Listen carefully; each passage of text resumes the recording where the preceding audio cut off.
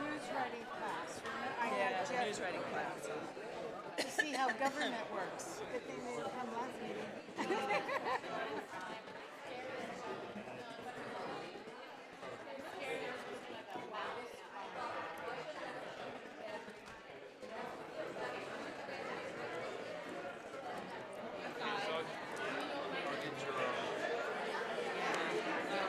We don't have anyone here. I told Josh to have his whole team here. Yeah, I told Josh we told him to have his team. Yeah, there's Stacy. Okay, so we got the team. Yeah. Okay, cool. Take note. There'll be a lot of notes tonight. Things to do. Oh yeah. Okay.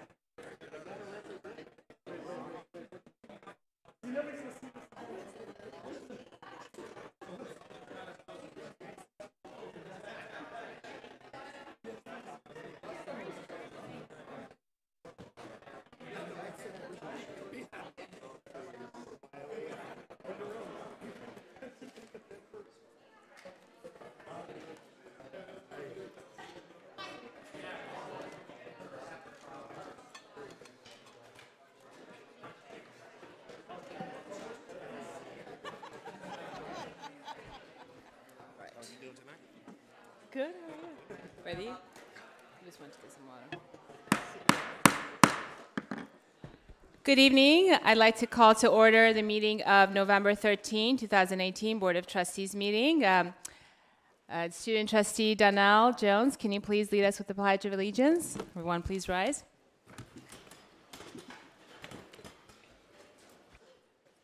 Ready? Begin. I pledge allegiance to the flag of the United States of America and to the republic for which it stands, one nation, under God, indivisible, with liberty and justice for all.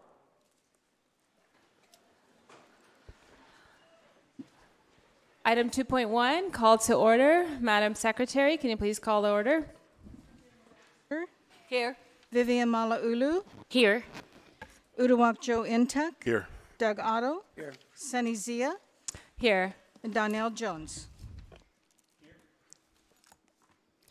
Item 2.4, report on closed session items. The Board of Trustees voted 5-0 to approve the Olson Urban Housing LLC's request to amend the purchase and sale agreement to extend the due diligence period for 90 days without current closing date changing, and it will be the last extension granted for the purchase of the Long Beach Community College District's Los Coyotes diagonal site. All right, we're going to move on to item 2.5, approval of the minutes. Do I have a motion? So move. Second. Moved by Trustee Baxter, seconded by Trustee Intuck. Madam Secretary, can you please call the roll? Virginia Baxter. Aye. Vivian Malauulu. Aye. Uduak Joe Intuck. Aye. Doug Otto. Aye. Sunny Zia. Aye. And Student Trustee Donnell Jones. Aye. Okay, great. Before I move on to item 2.6, Superintendent's Report, I wanted to recognize and then hand it off to Superintendent President Dr. Romoli to dovetail on that. I want to recognize one of our own. I think he's hiding back there. Officer Ty Doe, who's here tonight. I wanted to give a special recognition. If you can please stand. Ty just recently got elected in the November election to the Westminster City Council. Ty, congratulations.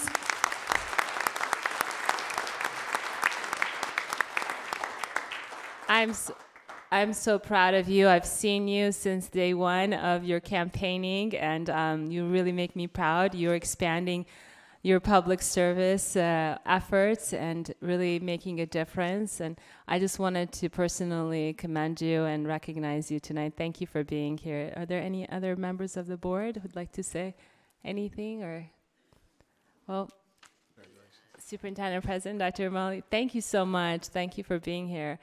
And now we're going to move to item 2.6, Superintendent President Dr. Romali's report. Thank you, President Zia.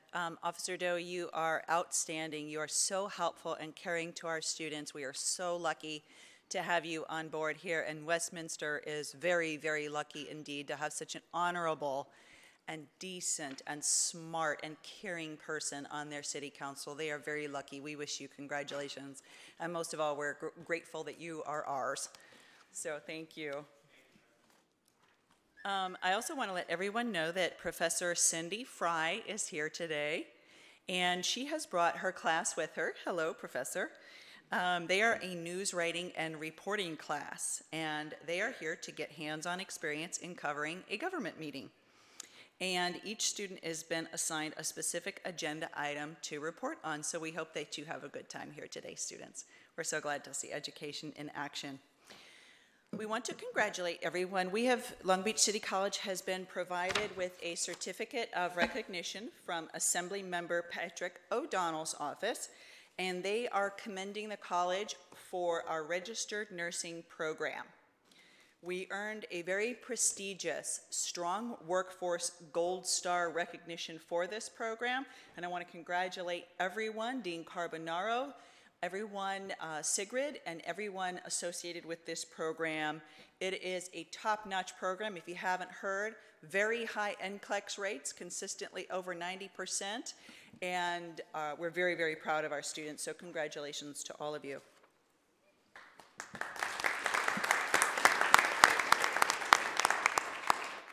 We held 2 town hall meetings sponsored by all of our constituent groups. We held one on November 5th at LAC and November 6th at PCC, where the topics allowed our constituencies to be able to come forward and speak on the topics of AB 705, which is Accelerated Math and English, the online college, AB 19, we're going to talk a little bit more about tonight with the California College Promise, the student-centered funding formula, and then the priorities coming through our planning process through academic affairs and student services. Now, another major announcement. We teased this a few months ago. You're going to love this, so hang on to your chairs. We teased that we had increased our graduation this year in double digits. And I was purposely very cagey because we did not get the final numbers until just literally within the last week. We can finally announce that our graduation increased this year 26%.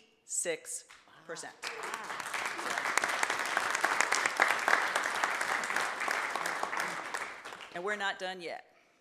Now, what's most important about this, first of all, this is the core of our job. Everything we do comes back to this. Getting students in, having a memorable, fantastic learning experience, and then getting them out and getting them placed into a job.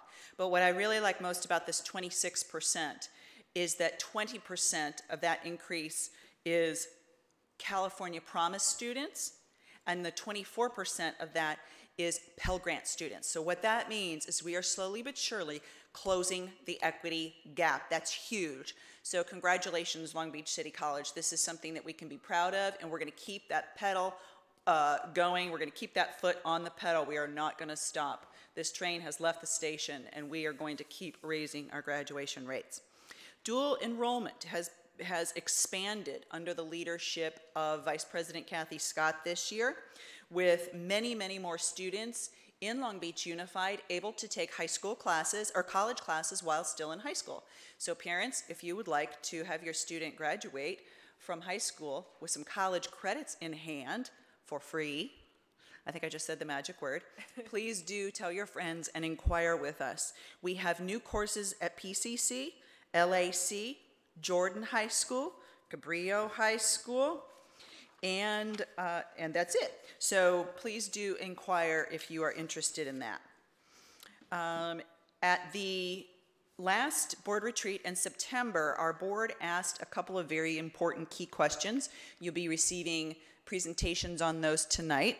The first was asked by Trustee Otto and Trustee Entuck, and that was to develop a scorecard that says, how are we doing against our goals? Are we meeting them? Are we not meeting them? And more specifically, how would that relate to the funding formula? If the funding formula were in place today, what would that look like, and what do we need to do to remain fiscally solvent once that funding formula plays out 3 years from now? So you're going to receive a wonderful presentation tonight from Dean Heather Van Volkenberg and her team. The second thing that was asked for is a budget report. You're going to receive a report tonight from Vice President Dunn that talks about all of the budget cuts that the college made. The college came together and made decisions about the types of cuts that it wanted to make, away from people and away from classroom, while still driving student success numbers, enrollment, and outcomes. And a very good question was asked at the retreat, so how are we doing on that? And are our plans working? So you're going to get a presentation from Vice President Dunn tonight that says the things that were suggested are working. So you're going to be I don't want to take away her major announcement in that as well. We also have several school districts outside of Long Beach Unified who are interested in sending their students here, and we have been meeting with those superintendents. So that's exciting. We also have winter and spring registration coming up November 15th. There's a resource fair for students in need that's going to be held at LAC at the Bistro starting at 11:30 to 1. Several agencies are going to be on campus to help LBCC students who are in need, including the LA Food Bank, the Jewish Family Center, Student Health Services, Link Housing, Workforce Development, Aging and Community Services. So please, students, do spread the word so that students who need resources can come out and get those services. And now we have saved the best for last, and we have a wonderful announcement that we are going to make tonight. As you know, for 10 years, the Long Beach City College Foundation has funded the Long Beach College Promise. And with former President Eloy Oakley, who is now the state chancellor, he was able to lobby for what is called Assembly Bill, or AB 19, to get the California Promise for all first-time students. So given the fact that Long Beach City College was first into this arena, our foundation met and thought about how they wanted to approach that, and they will be coming forward to tell us some exciting news that they will be funding the second year for Long Beach Unified School District. So that's really huge. And what I want to do tonight, I want to make sure to give them an opportunity to say any words if they want to say any words, and we're going to take a lovely picture with them and present them with a certificate of gratitude. Liz, do you want to say anything? You don't have to. If you want to, you can. Never give up the chance to talk. Good evening, everybody. I just wanted to thank you so much for letting us be here this evening to share this exciting news with you. I'm Elizabeth McCann. I'm the executive director of the foundation. And being able to partner with the college and provide this gift of education to our students is something that is truly near and dear to my heart. I am a very proud product of the Long Beach Unified School District. And so it just gives me so much joy that we in the LBCC Foundation are able to provide this to our students. Now partnering with the state, our students here at LBCC will have both the first year and second year of LBCC funded. So thank you, and thank you for recognizing us this evening. Thank you. We thank you so much. And if you all could, if we could come up, we would be very happy to do a photograph with you and present you with this certificate. Can I ask you a question? Thanks to them.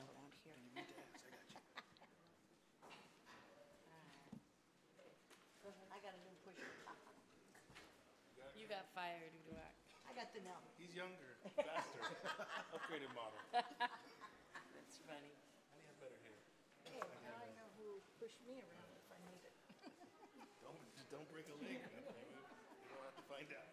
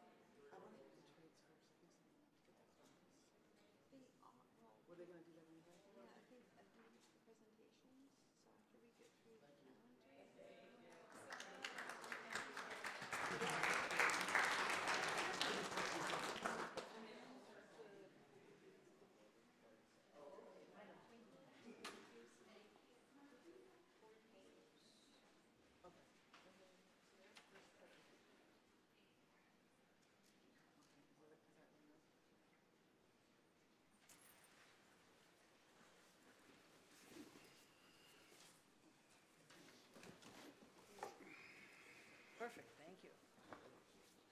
Madam President, that concludes my report. Thank you, Superintendent President Dr. Romali, and thank you again to our wonderful foundation. For those of you who don't know, our Long Beach City College Foundation is a separate entity.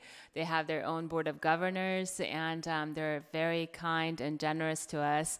They give quite a bit of scholarships to our students. So for those of you who don't know, please seek the scholarships that they have. It's very plentiful, and you'll hear in our board reports about how they're helping our homeless students. And as the Superintendent President, Dr. Romali, reported, we are having a resource fair this I believe that on the 15th. So you'll hear more about that. And thank you again. 2 years free college is not too shabby in this competitive environment. With that, I'd like to give the floor to our ASB president for his report on item 2.7. John Paulo, welcome. Thank you so much, Madam Chair. Good evening, everyone. I'm excited that we almost have a full house today. I wish we have this more often. For my report, I want to start with which we did for the Student Senate for California Community Colleges. 6 students from the ASB cabinet went to the General Assembly from October 26th to the 28th, and the associate student body were in support of the following resolutions. We voted yes to lactation stations, open on-campus library hours on the weekends, Mental Health Awareness Week, Brand Act training for advisors, health services to be provided to all students, extended drop deadlines for students affected by natural disasters, education, not incarceration resolution, and gender equity centers. So these are the things that we support because we believe that it's something that we really need to provide to encourage more student success on our campus. So whether I feel like it's not really much of a necessity, but hopefully it's something that we can apply here on our campus.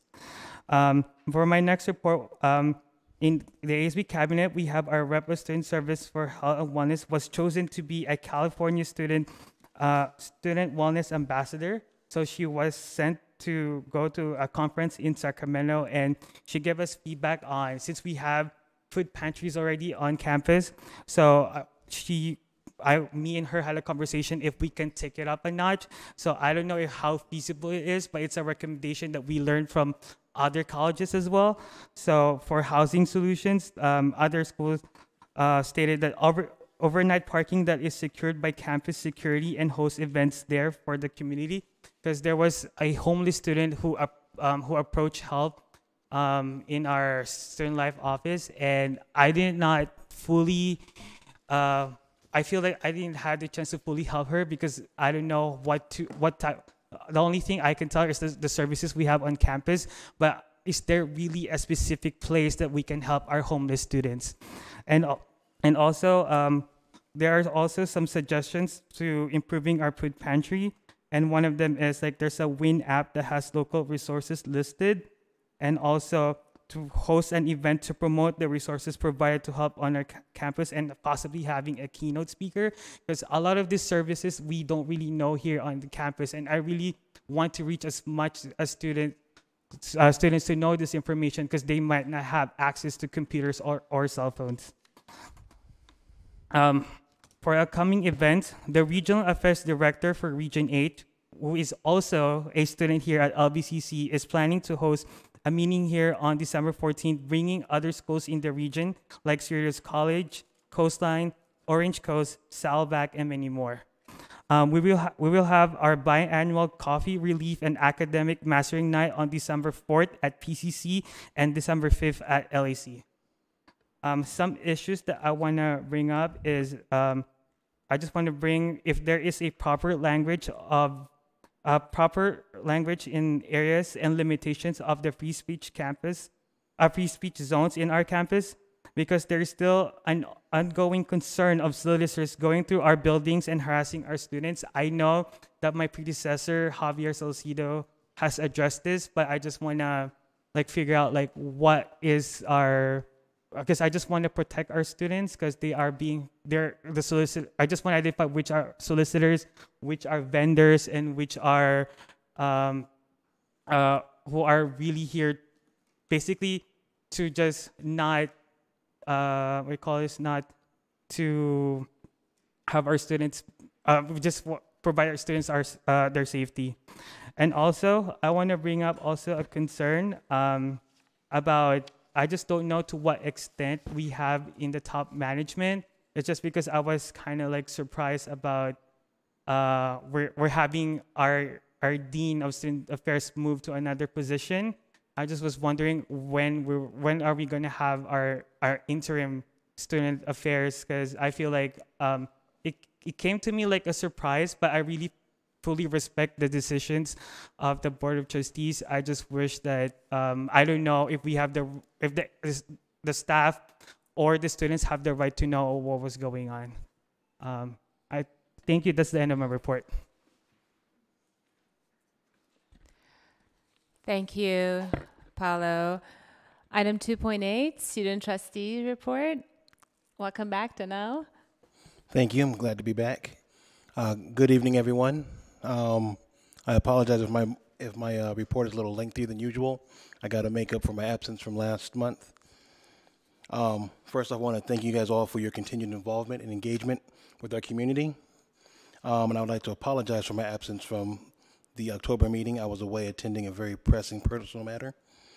But now I am back, and I have a lot of good news as well as some areas of concern to share with you today. First, as a follow-up from my September report, I would like to proudly announce that both the Honor Society of Educated Brothers and Aid to Men organizations were able to successfully charter on our campus. This is wonderful news for our community, as these organizations will provide our students with additional academic, financial, and developmental resources to help them persist and succeed. I am honored to have been a part of seeing these organizations take root, and I'm excited for the work they have planned.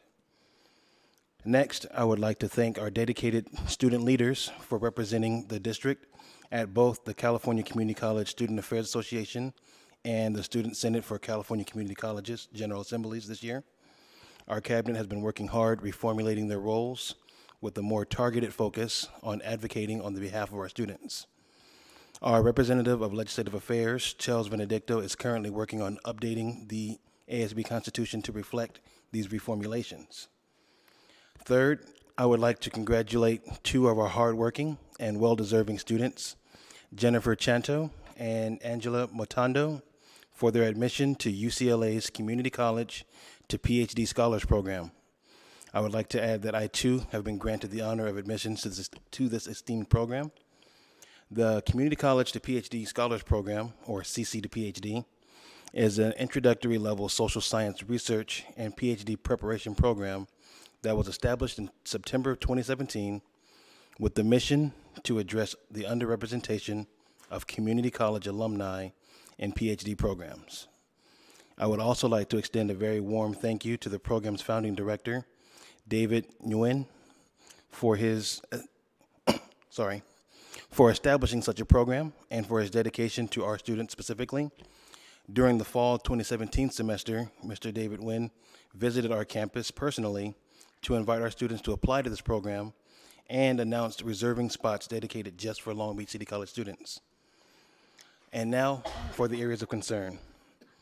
I know that since its announcement, the new funding formula has been on the minds of students, educators, and administrators alike. Likewise, other new legislation, such as Assembly Bill 705, which I know Dr. Romali mentioned in her report, and I know that we had a town hall, which unfortunately I was unable to attend, have been a cause of concern for many of the same individuals. The concern is that these two pieces of legislation coupled together could potentially have harmful implications for non-traditional age students, which we all know make up a hearty share of our community. I have been and will continue to hold meetings with executives, administrators, and counselors and faculty members to gather more information to address some of these concerns of our students. Another area of concern has been the push for the use of open educational resources. I know that I had a chance to meet with the former coordinator, Mr. Melvin Cobb, about a month ago regarding our current efforts in this area, and I was wondering if there's been any update regarding the establishment of a new coordinator.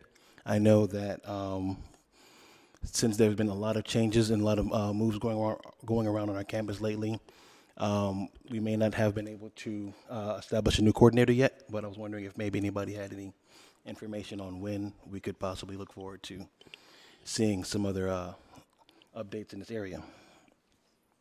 Additionally, as our ASB president has mentioned in his report, it has come to my attention that a number of homeless and food insecure students have reached out to our student leaders for information on resources.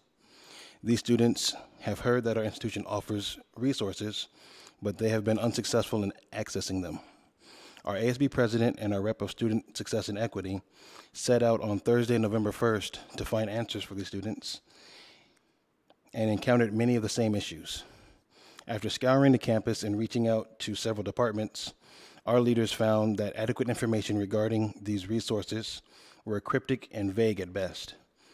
While I applaud our institution's dedication to providing these resources for our community members in need, the fact that those members are not readily able to locate or access these resources when they need them renders these efforts practically fruitless. I am aware that several different departments and individuals are working in a capacity to provide these resources to our students in need. However, I am not aware of any centralized or exhaustive list where these resources are available or instructions on how to access them. On the behalf of these students, I would like to request that a comprehensive list of these resources, available resources, be compiled and made readily available to our students as soon as possible.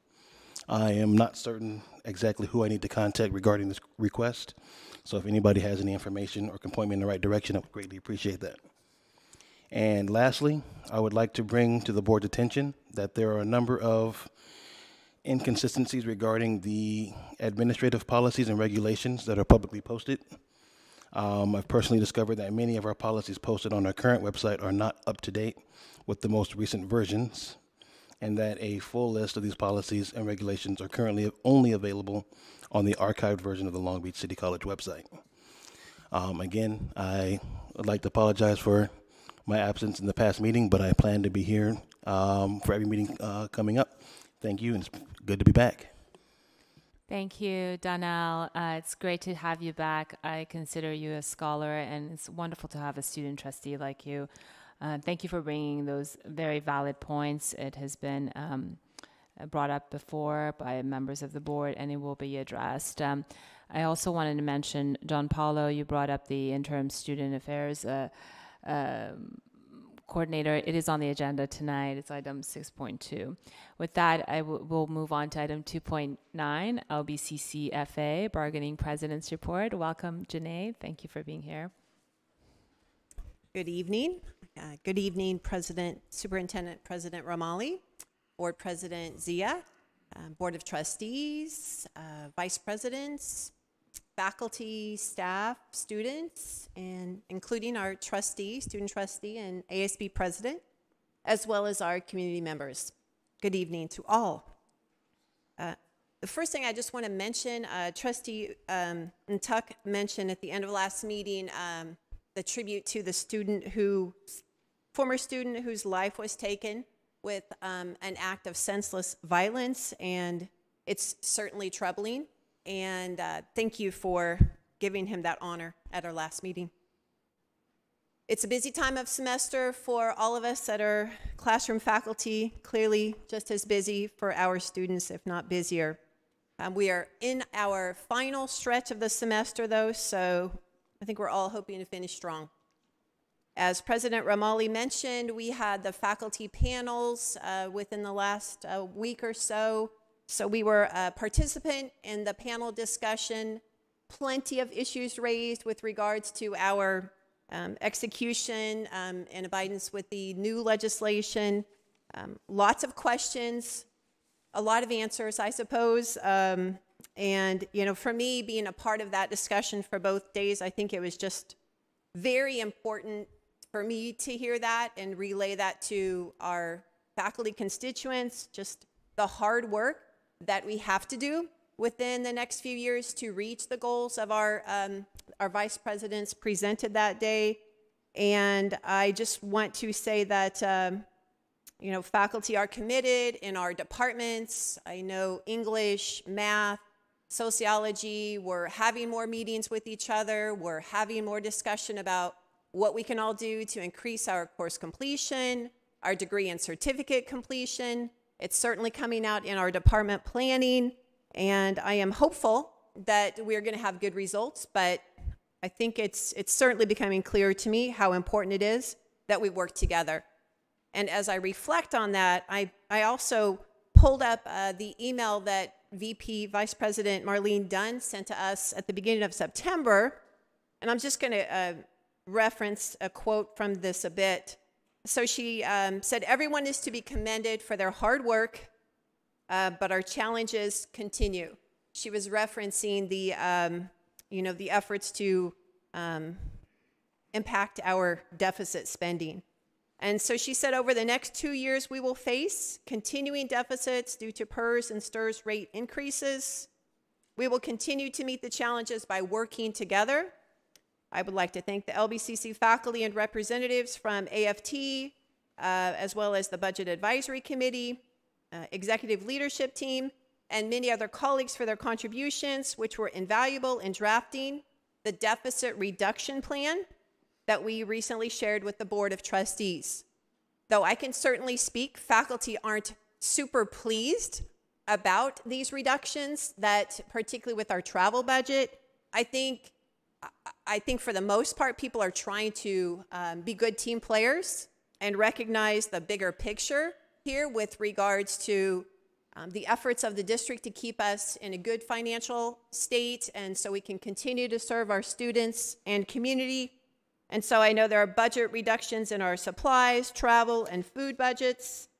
But she also ended, you know, we're returning LBCC to strong fiscal health is essential so that we may better serve our students and community. So I believe that we are doing our part, and let the board and the administration recognize that amongst our faculty. So let's see, the only other thing I want to mention is we have only one more rep council meeting of this semester, and we are planning to invite Superintendent President Romali to our final meeting. You'll get a formal invitation, but that should be on December 14th. So thank you so much. Thank you, Janae. Item 2.10, AFT Bargaining President is not able to join us tonight.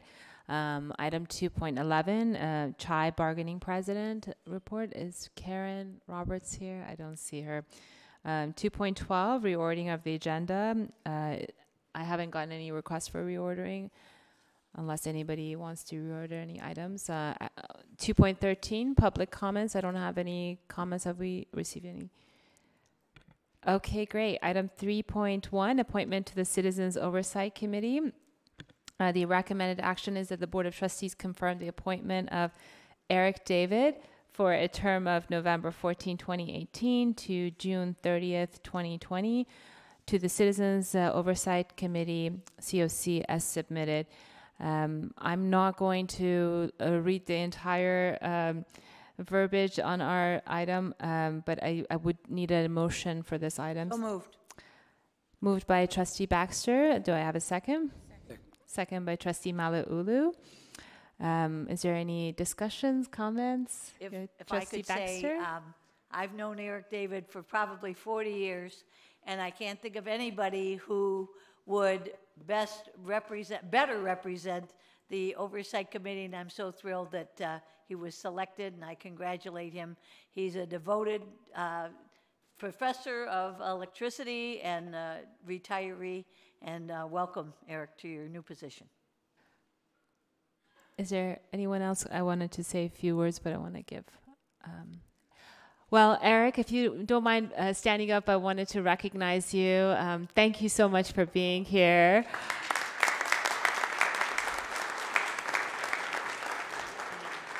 It was one of my great pleasures and honors that when the recommendations came before me to go ahead and agendize this. I honor you. You are an amazing person. You're so involved. You're so dedicated to this institution. And your ability to find the money and always look for the good it's just commendable. And I look to you and I love and honor your fervor for life and zest for life. I always look to you for that and many other abilities and great passion that you have.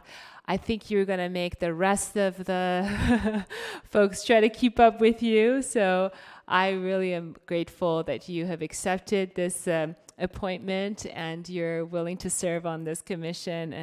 And with that, I'm going to call for the vote and then give an opportunity to you if you'd like to say a few words. Would you like to say a few words? No. So this is why we love you. All right, let's call for the vote. Virginia Baxter. Aye. Vivian Malauulu. Aye. Uduak Joe Intuck. Abstain. Doug Otto. Aye. And Sunny Zia. Aye. Student Trustee Donnell Jones. Aye. Congratulations. Oh, it's our pleasure, Eric. You're wonderful. You're almost like, you and Ginny. I think you're two. You are the definition of the greatness of this institution. Thank you very much for being here. Item 3.2, approval of board goals. The recommended action is that the Board of Trustees approve the board goals of 2018-2019 as submitted. The board goals were developed at a retreat held on September 21, 2018 by the Long Beach City College Board of Trustees and align with the 2016-2022 strategic plan. These goals will guide the focus work of the board in the 2018-2019. They were developed with the current economic condition of the state of California in mind, as well as the changes to the community college funding formula by the state and their impact on the services required for the success of Long Beach City College students. The board is committed to meeting the educational goals of all students. Do I have a motion? So moved. Moved by Trustee Baxter. Is there a second? Second. Seconded by Trustee Intuck. Is there any questions, comments, discussion? Trustee Otto? So I agree with these goals with one exception, and that is for goal number 4, which is improve board governance by creating a full functioning board unit and adhering to principles of effective trusteeship. Among the action items, action item 4.4 says review board policy 2014, which is the policy on Board of Trustees Code of Ethics and Standards of Practice, and it is recommended that the timeline that we do that at our next organizational meeting in July. I think we should review that goal right away.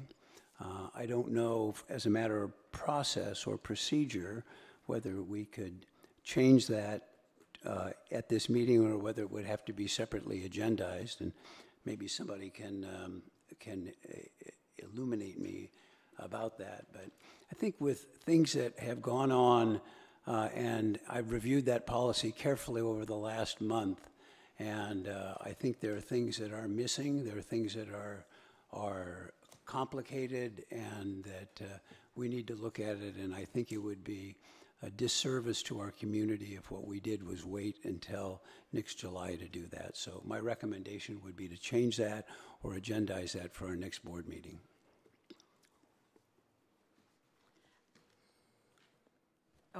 Trustee If I Baxter? could respond, Trustee Otto, our next board meeting is December 13th. I think that's not giving staff enough time, and I would suggest that we put it off till January. That'd be If fine. that's okay with you. That'd be fine. So just to make sure I understand, and as also staff, so you'd like to review the policy and you'd like to change it? Is that the request? Well, I think we'd have to review it and then decide whether we want to change it. Okay, so you, all right, I understand. Is there anyone else, any other discussions, comments? Trustee Ntuk? Sorry. Oh. Can I please rise to a point of privilege? I'm sorry. I'm just having a little technical difficulty. I could see the board goals on the screen in front of me, but I'm trying to call up the docs under board docs. I don't know if, okay, never mind. I have hard copy. Sorry. Thank you. Is it? Oh, okay. Yeah. Everybody is? Okay, never mind. Me too. Okay, never mind. It's a board doc problem. Okay, thank you. Yeah, it's like I thought it was a user problem, but it's not. Thank you. Trustee Ntuk? Yeah, thank you so much for bringing this forward. I think it's great to finally get this item settled. I appreciate that my comments and changes were included. And on strategic goal number 2, I wanted to amend the title. It says Accelerate College Readiness. I wanted to add 2 words at the end, to accelerate college readiness and equity. This is an area that talks about student equity, diverse workforce, vendors, but I think the title would be more appropriate if it said strategic goal number 2, accelerate college readiness and equity. If there's no objection to adding those 2 words. Are you making a friendly amendment to the goals, Trustee Ntuk? That's correct. I don't think we need a second for a friendly amendment, do we? I just need to be clear on your, you are revising the title? It's improve and accelerate readiness and equity for all student groups as a suggestion. That's not the student group section. I'm in favor of that. If you need a second. Which item?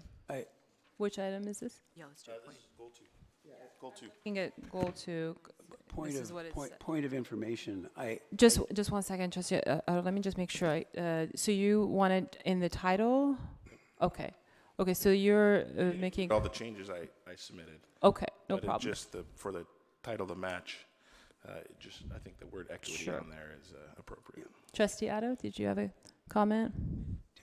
My question is whether we can do that, because it's my understanding that strategic goal number 2 is part of the strategic plan of the college, and that's adopted not only by us but by the college planning process. And while I'm completely in accord with what you're suggesting, but I think we shouldn't change the name of the goal. We should change it in the actions below as a way of achieving the goal, because I don't know that we're able to change the title of a strategic plan that was adopted by, I mean, I could be wrong. Yeah, I think you're right. It was a plan that was adopted by all of the constituents groups. So I think the way I don't think we can change it here, but I think we can address Trustee Ntuk's extremely valid point by weaving it into the action. Does that satisfy you, Trustee Ntuk? Well, it's already woven into already in the actions. I'm happy with the board goals, actions, and the outcomes the way it's described, but Well, this doesn't change everything backwards for the other plans. It's just for these. These are the board goals, right? Yeah, I think Trustee Intuck brings up a valid point. This is coming before us for approval. I would be in favor of adding it into the title, and it sounds like Trustee Baxter, I don't know if you're still of that mindset. I would support it, but let's hear from other board members, and then we can vote on the item. Madam Chair. Vice President Malauulu? Yes, I'm also in support of that minor amendment, and I think that I don't think that it would be too difficult to have the strategic goals of the college also be amended to reflect equity. I know that the committee worked really hard, and they did come to the board several times and asked for input, and equity is such a large component of our goals in general. Plus, it's also part of our accreditation goals as well. So I don't think it would be, a deal breaker, make or break situation for us to just add that language. I think it would actually improve what we're trying to do to add the words equity. Yeah, what I can do is I can take it, I think it's an extremely good point. I can take it back through the shared governance process, and then perhaps I bring it forward for just this amendment to the strategic plan and at perhaps the January meeting. It's a minor but important update, I think. Sure, I would be in favor of that if it's the desire of the board. So we're going to amend these goals to be to state equity in the second portion, the second goal, strategic goal, and then you're going to go back and update the strategic goal and the process, and then bring it back to us. But the board goals will be approved tonight if the board approves it. So with that, I'll go ahead and call for the vote. Clarification, Board President. To add equity and also to hold over 4.4 under the... There is no correction to 4.4. I think the request was to bring it back and bring the policy back to review in Going to review, bring it back. Yeah, we're going to bring it back at a later time. So let's go ahead and in January. I will strive for that. If not, it'll be at a later time. But I think that's a very good point you're raising, Trustee Otto, and it'll come back to the board at a future time. So let's go ahead and call for the vote. Well, I want to be clear about what's going on here. I recommended that 4.4 under actions, which reads review board policy 2014, policy on Board of Trustees Code of Ethics, standards of practice. And then under the outcomes and timeline, it says annually at the organizational meeting. And what I'm suggesting is that it shouldn't be at the annual meeting. It should be at the earliest possible opportunity. I was told that we couldn't do it in December. That probably wouldn't be enough time. But that January, we probably could do it, and unless there's something wrong with that, that would be my suggested amendment. Are you making a substitute motion to change that language? Well, we've was called it a for the substitute motion to add language to? It was a friendly amendment. Well, so, if I may, I would second it if he makes a motion. I would second that. Okay, so moved. I think we could do both at the same time. I think we could do both. Are you? Yeah. Madam Chair? Yes. Vice President If I could attach a second friendly amendment to Trustee Otto's first friendly amendment, if that's even possible.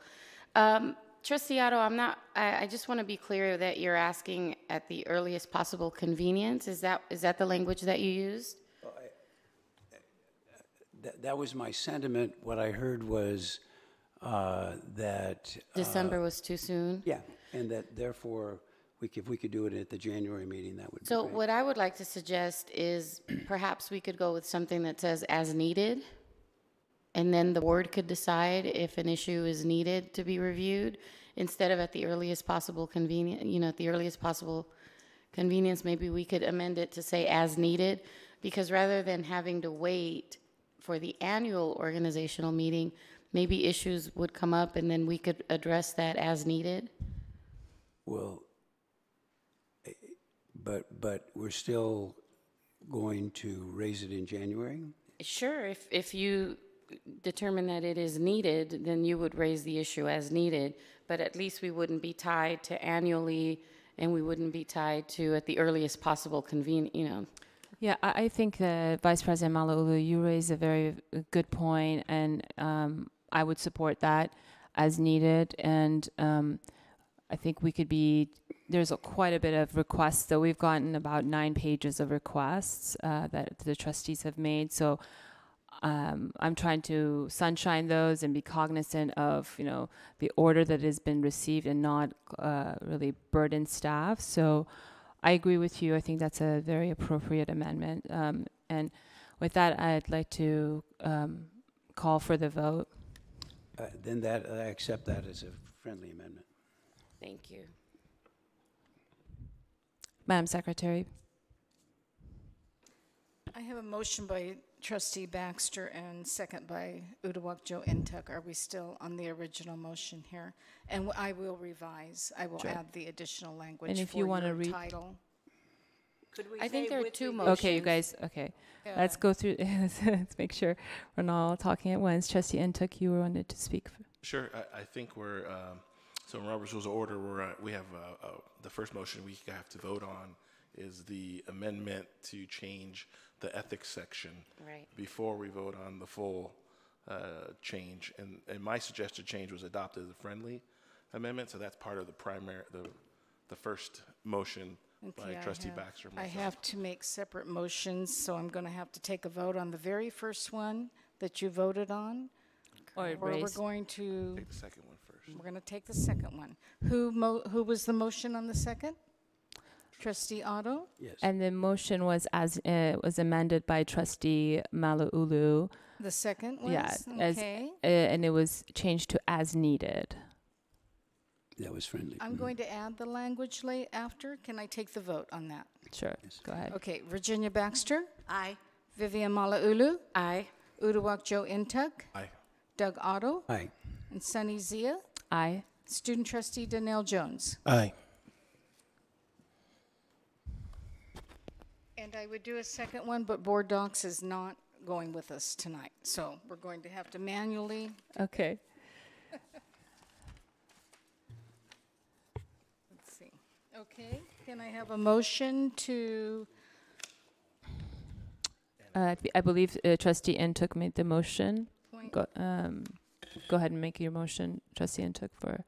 Wait, we're just going back to the The first original. motion. Yeah. So it's the first motion, just adding on goal to Yes. the words and equity. yes, To the strategic goal 2. Trustee Intuk? Yeah. Okay, That's it. and I- second? I believe it was seconded by Actually, Trustee it was- Baxter. Okay. And I'll take a manual vote. Virginia Baxter, Aye. Vivian Malauulu, Aye. Uduak Joe Intuk, Aye. Doug Otto, Aye. Sunny Zia, Aye. and Student Trustee Danelle Jones. Aye. Thank you. All right, let's move on to item 3.3, resolution governing board commitment to ACCJC governance standards. This is an action that the Board of Trustees adopt resolution 111318A governing board commitment to ACCJC governance standards, standard 4.C, leadership and governance. This resolution states the commitment that the LBCCD Board of Trustees accepts and adheres to the accreditation standards. This has been in your board docket and our packet. Do I have a motion? So moved. Moved by Trustee Intuk, Second. seconded by Trustee Baxter. Is there any questions, comments, discussion? Hearing none. Oh, I'm sorry. Go ahead. Just on this language, is this copy and paste from the accreditation standard? Yeah. No deviation? And I guess this is the first time we're seeing this. This was from the board retreat. Okay, well, first time we're seeing it today on the agenda. I wanted to make 2 changes that are on the first page, it wouldn't affect the signature page. On 1, 2, 6, 7, 8, 9.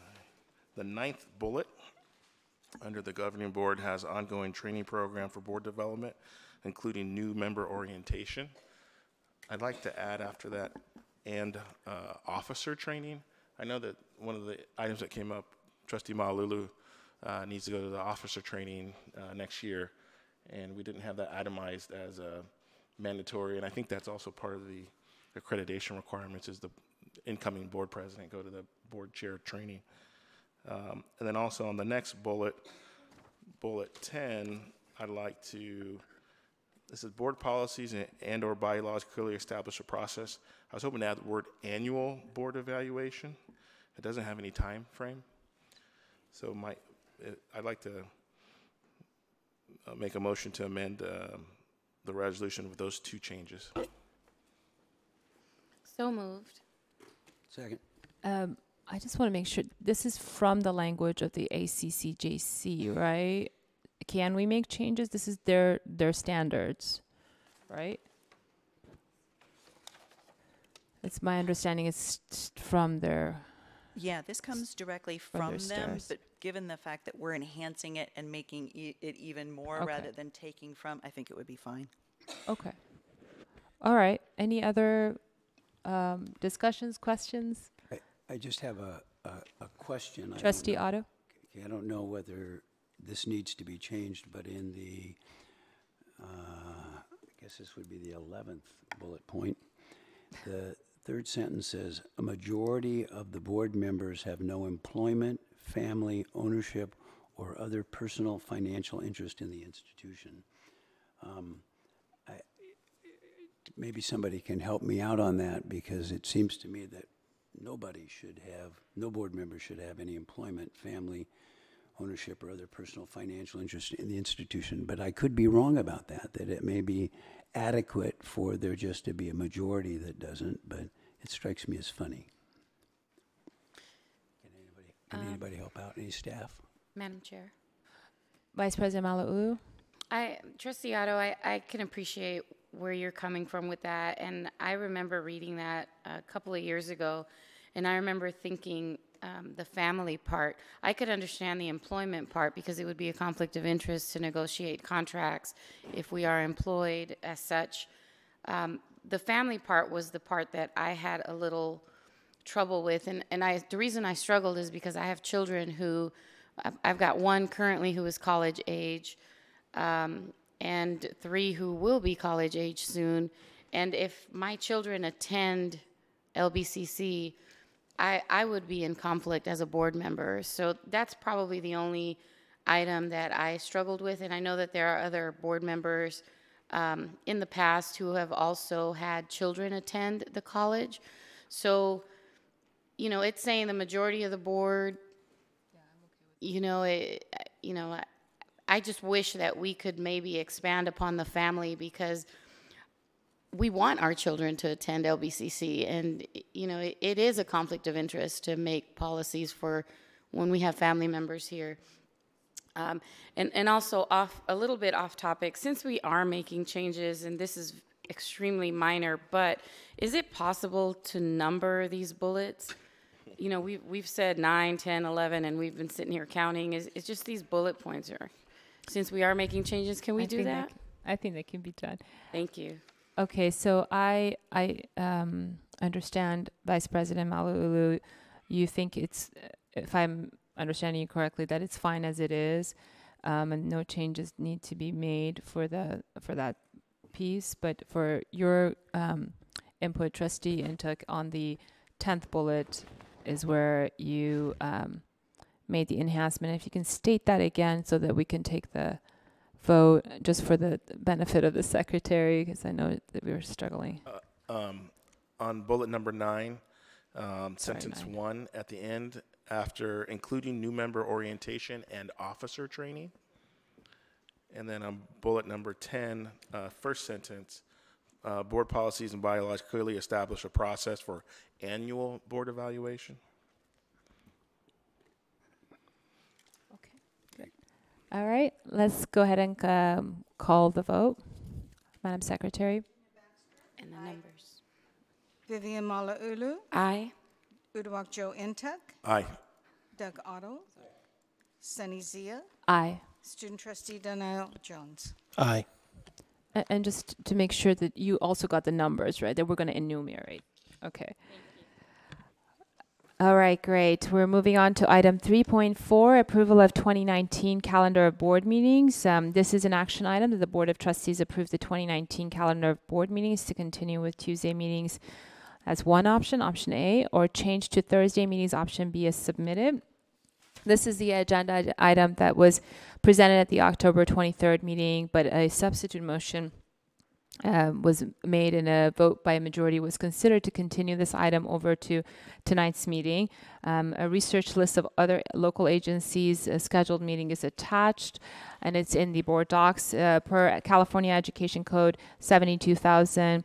D, the governing board of any community college district shall hold a regular board regularly monthly meetings and shall by rule and regulation fix the time and place for its regular meetings.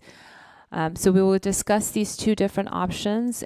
We have current policy 2028 on regular meetings of the board, and it is also proposed that the first option is second and or fourth Tuesdays.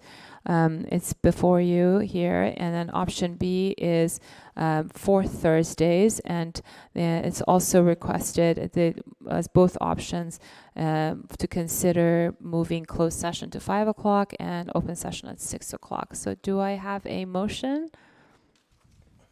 So moved. Trustee Baxter, is there a second? Moved what? What are you voting on? The item. Option A or option B? Well, to discuss. Okay. We need to have a second to be even able to discuss the options. So do we have a second? Second. Second by Trustee Otto. Okay, let's go ahead and yes, we can't have a discussion without the first, second. Okay, let's go ahead and discuss. Does anybody have any comments, questions? Who wants to go first? Trustee Zia, I'll go first. Okay, Trustee Baxter. I would prefer two things.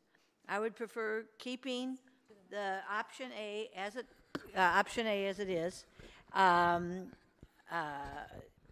I'm willing to go with option B if the November 21st date could be changed to November 14th, because November 21st is actually. That would be, is that Thanksgiving? It would be in my mind, too close to Thanksgiving. However, I want to state, I looked at this lovely schedule that we were presented with the meeting times, and this proposal has the closed session starting at 5 and the open session at 6, and yet every other organization here, their meetings start at 5 o'clock, which means their closed session is at 4. Which is what we have now. So I am personally opposed to starting the closed session at 5 and the open session at 6. But because I'm just such a nice person, I can be convinced to go the different way. So that's just giving you my opinion.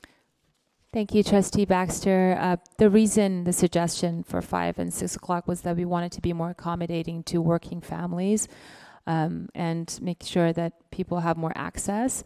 But it's certainly the will and desire of the board in which way it wants to go. Trustee Otto, did you have any comments? Yeah, well, I prefer option A, and the reason for that is it seems to work very well now. I think at the last meeting I made the comment, if it's not broke, don't fix it. And our meeting on Tuesday nights, I think, works well. I haven't heard a cogent reason why we should change to Thursdays, at least in my mind, cogent. I think we should continue to start our open sessions at 5 o'clock.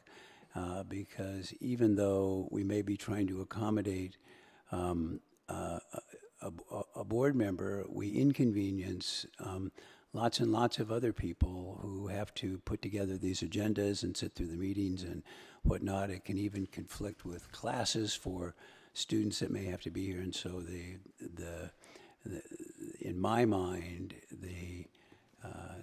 there's much better support for doing as we do now, which is starting closed sessions at 4 and starting the regular meeting at 5. It has the additional benefit of if the meeting runs particularly long, what happens is that you get tired towards the end of the meeting and your decisions might not be as good. So that's why I support as we do it now. Thank you, Trustee Otto. Vice President Malauulu? Okay, so as it is, I'm definitely against option B with the Thursdays for reasons stated at last month's meeting, which I'll just briefly repeat. It makes for a very long week. Thursday, a lot of athletics begin, a lot of travel starts, especially in the summer when we're closed on Fridays. I just think Thursday is a very problematic day. Myra, could you display, it doesn't have a page number, but it's the summary by agency on the screen. Let's see.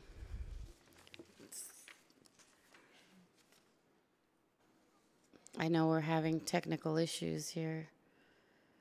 It's the one that has the chart of the week there. No, it's not board goals. No, that's not it. You can close that one out. We're done with that one. 3.4. So it would be Other the attachment down below. There you Other go. agencies. There you go. So if you look at this sheet, you see the Thursday, Friday, no meeting all across the board there. I mean, there's a reason for that. It's just the same reason why there's no meetings on Mondays too.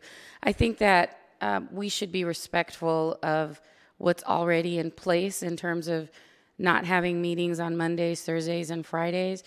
But if you look at Wednesday, and again, I'm okay if it stays on Tuesdays. I'm okay. There are just so many other meetings, and I know we've talked about tonight, the Long Beach City Council, one of the items on the agenda does involve LBCC, and it would be nice to have some of our district presence at that meeting to be able to speak in favor or against it. So there's a little bit of a conflict with that. I propose actually going with the second and fourth Wednesday. So we have educational bodies. We've got Long Beach Unified on the first and third Wednesday. There are no other meetings that day. The second and fourth Wednesday would be a clean alternative without conflicting, without putting any additional stress on the week, Thursday, Monday, Friday.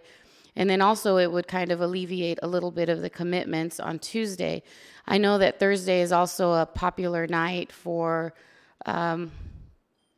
political, social gatherings and fundraisers and a lot of the things that sometimes we do have to be present at. So even though it's not actually, a proposal, I would like to, if I may, even move that we table this and consider Wednesdays, second and fourth Wednesday, and just alternate with Long Beach Unified. Otherwise, I would go with option A. Trustee Ntuk, did you have any comments? Oh, I'm sorry. I apologize. Sorry. And as far as the time, I'm okay with the time staying as is. I don't need it to go any later than what it already does. Sometimes we leave here after 10, and I just shudder at the thought of having to leave here after 11. So I think the timing is fine, just the day of the week. Thank you. Sorry. I agree with Vice President Malauulu. I like Wednesdays as an alternative. When we talked about last month, I thought we were going to get an option of a Wednesdays. I don't know what those dates end up looking like, but looking at the sheet, those are the two empty dates because I know that it was a challenge that Trustee Baxter had wanted to go to some Lakewood City Council meetings that are the same night, also Signal Hill and Long Beach. It seems like a good compromise to go to Wednesday versus Tuesday. It's not too late in the week. And I'm also agreeable to a different start time.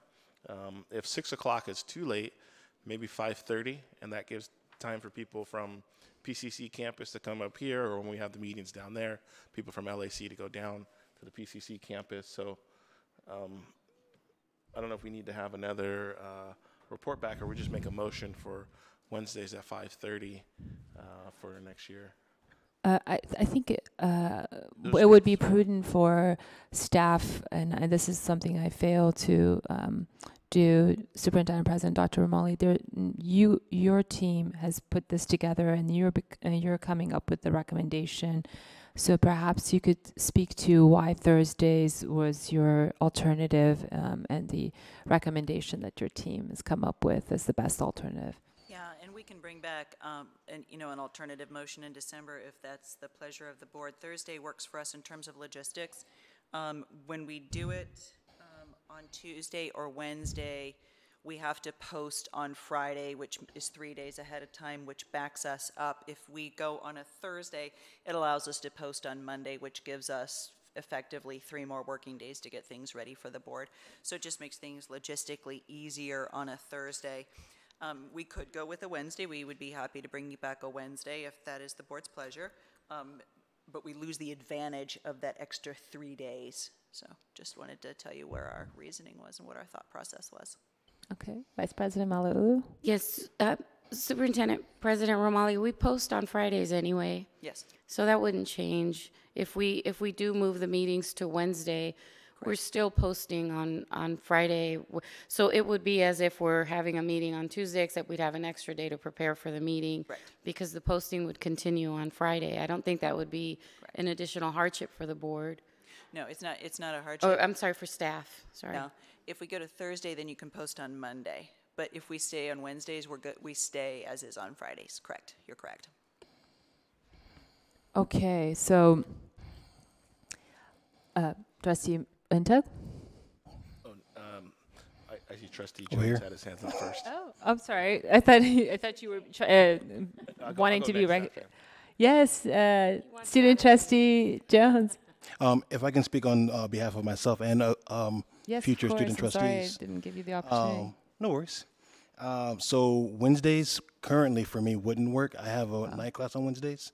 Then also for considering future trustees as well. I know most students typically have, or fewer students have classes on Fridays.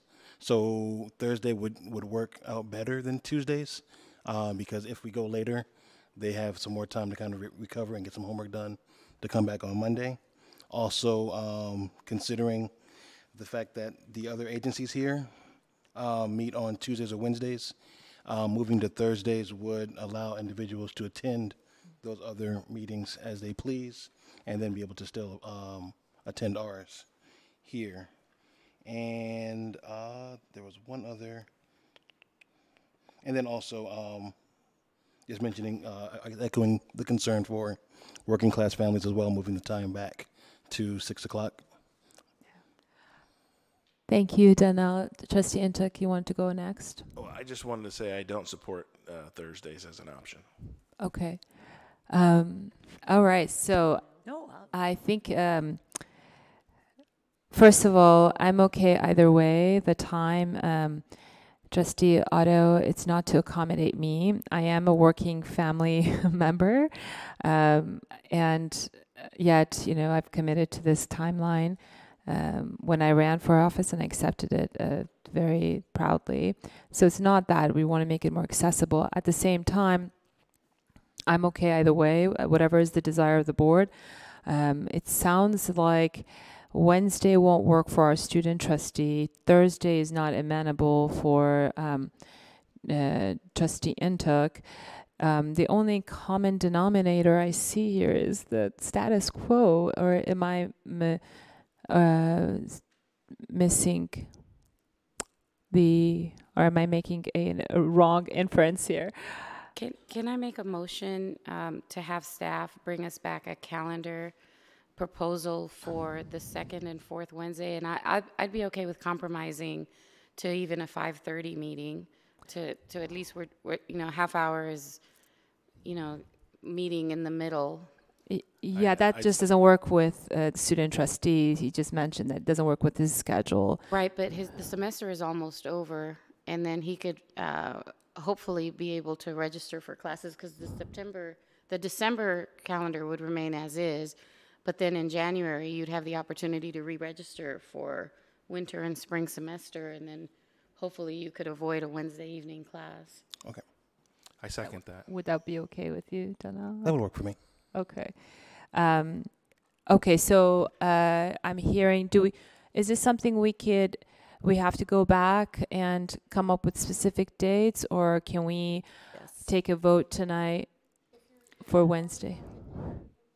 Vote on the day of the week. The day of the week. That's what I was thinking. Okay. Work out the dates because So we want we- to make sure we're not conflicting with religious holidays. Right. Okay. So generally speaking, second and fourth Wednesday of the month is the suggestion, the motion, and the second at 5:30. Okay.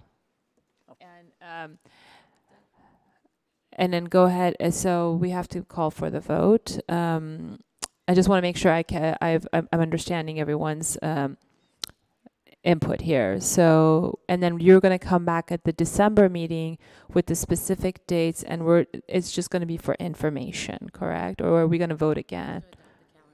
Adopt We just information. we just need to make sure that we're not conflicting with So is Yeah. this correct, second and or fourth Wednesdays? Yes, so it's second and or, because there's sometimes we meet twice. It's one time, really, for the most part, from what I can tell. The time The time is 5:30, start time. for open session or For closed? closed session, 4:30 is that right? Okay, so Jesse Intuck? I saw in the description of this agenda item that we potentially would also have to change the policies that are listed out in the opening. Do we want to add that to the motion to, when it comes back in December, that we would? So those will automatically They're come auto- back. We will bring them They would back. automatically come back, yeah. Okay. Okay. Can we now call for the vote? Yes. Go ahead. Virginia Baxter, Aye. Vivian Malauulu, Aye. Uduak Joe Intuck, Aye. Doug Otto, Aye. Sunny Zia, Aye. Student Trustee Donnell Jones. Aye. Thank you, Donnell, for accommodating everyone's schedule. And I just want to thank the board for finally coming to a consensus. This is not a small feat. It's quite a bit to accomplish to change the board day. With that, I am pleased to move on finally to item 4.1, an item that we've been waiting for, re-envisioning the trades. And we have a presentation tonight. It's an informational item. Dean Jean Carbonaro, Career and Technical Education, and Professor Scott Frazier, Department Head Trades, will present the report. Dr. Scott, did you want to introduce them? Well, firstly, President Zia, thank you very much for allowing this presentation. We're very excited about it. Jean Carbonaro and Scott Frazier have done a huge amount of work, as have their faculty, many of whom are here tonight.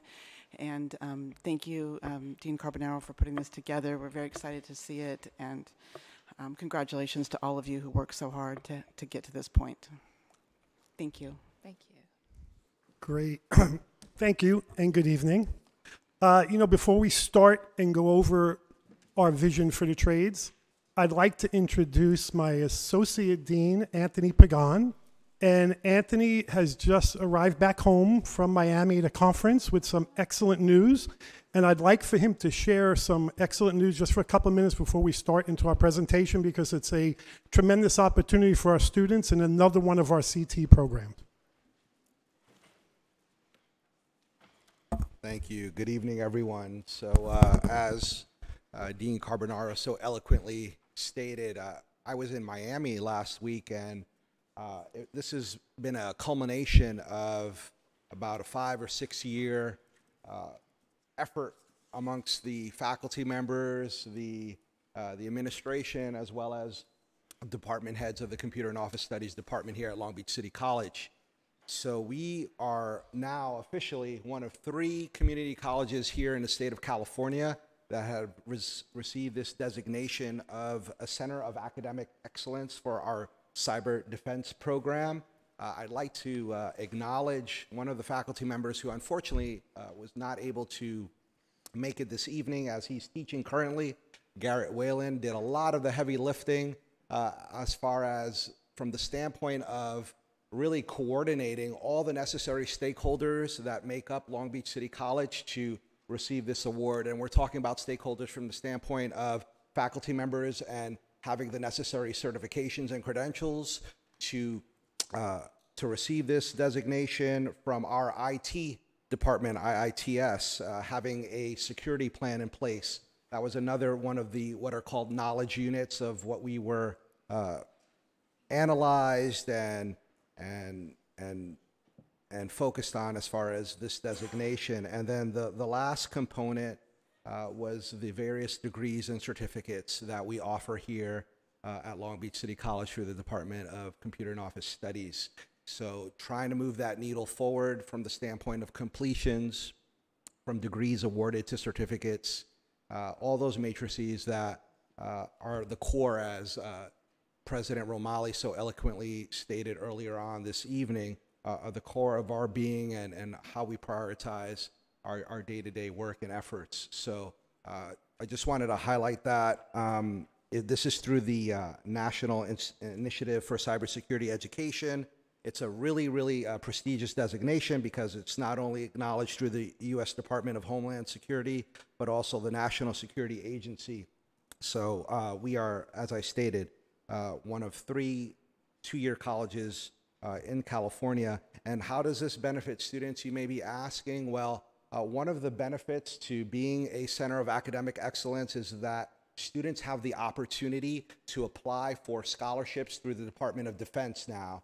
So after their stay here at Long Beach City College, and if they decide to pursue additional education, it really provides them the opportunity to get the funding necessary to finance that education. And then from a matriculation standpoint, throughout the nation, we have students who are enrolled in cybersecurity programs throughout the nation.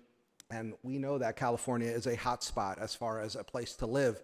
And so it makes the matriculation process that much easier for a student to come from one state to another and enroll in our great institution and hopefully get those degrees and certificates. So we are designated through 2023, so it's a 5-year designation, and we will be up for renewal in 2023, and it's a great honor. So I just wanted to share this amazing news. So all the wonderful student reporters in the audience, please make sure you celebrate this amazing achievement that we've accomplished here at Long Beach City College. That's all I have to say. Thank you so much for your time. It's been a pleasure. Thank you.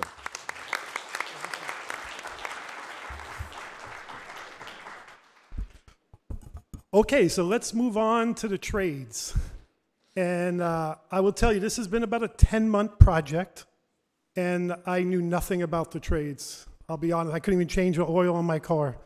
So I had a lot of learning to do. My background was computers, and I just got started, and I just met a bunch of people at a more personal level than I knew them as colleagues for many years.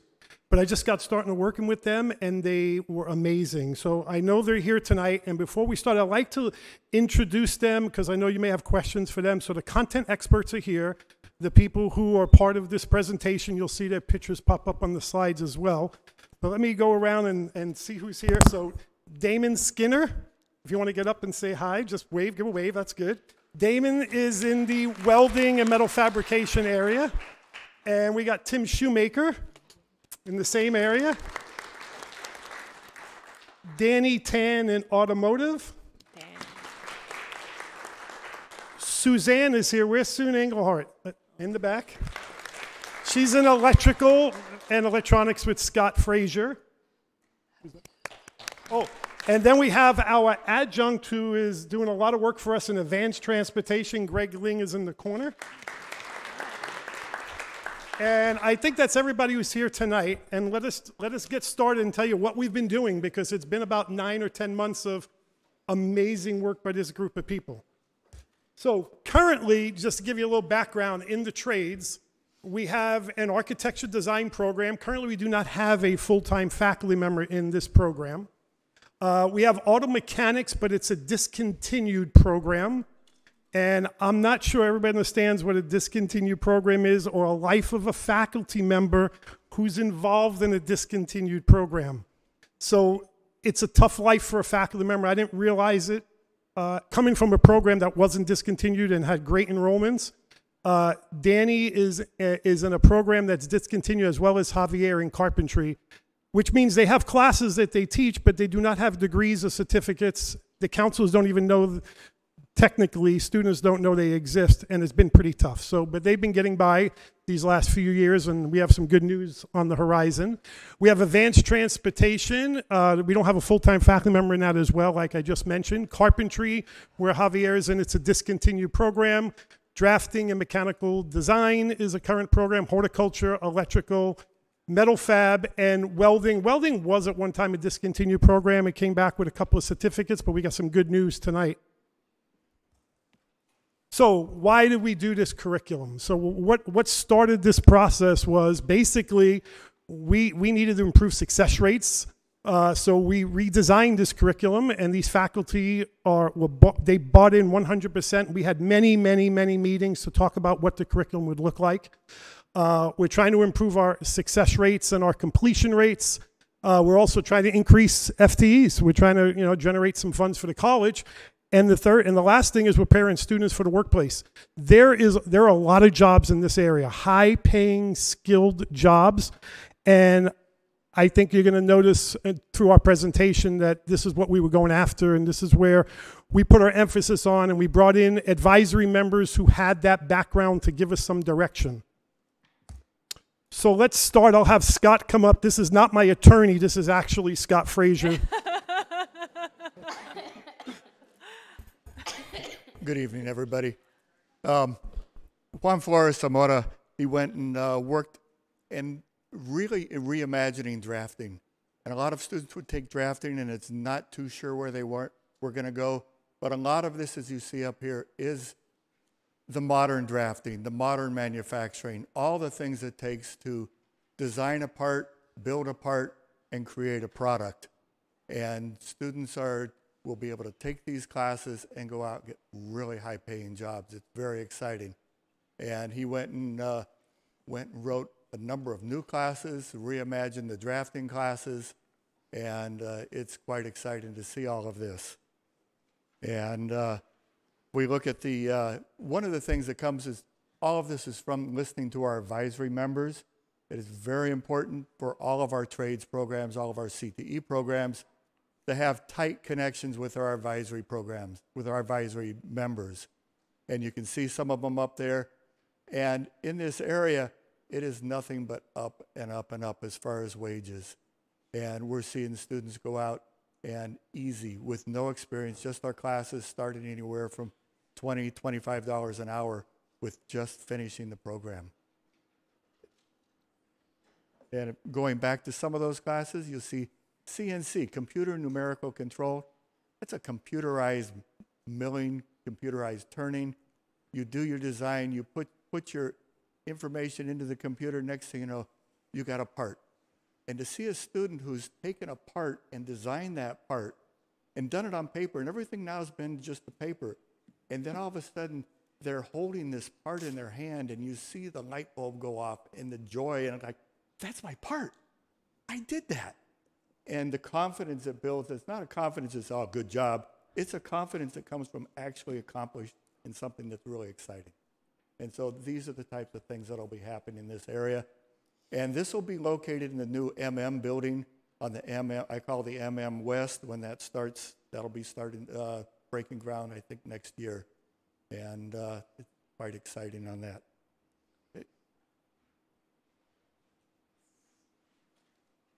All right, so our advanced transportation technology program, Greg Ling comes with tremendous industry experience, and this is an area, as you all know, is rapidly changing.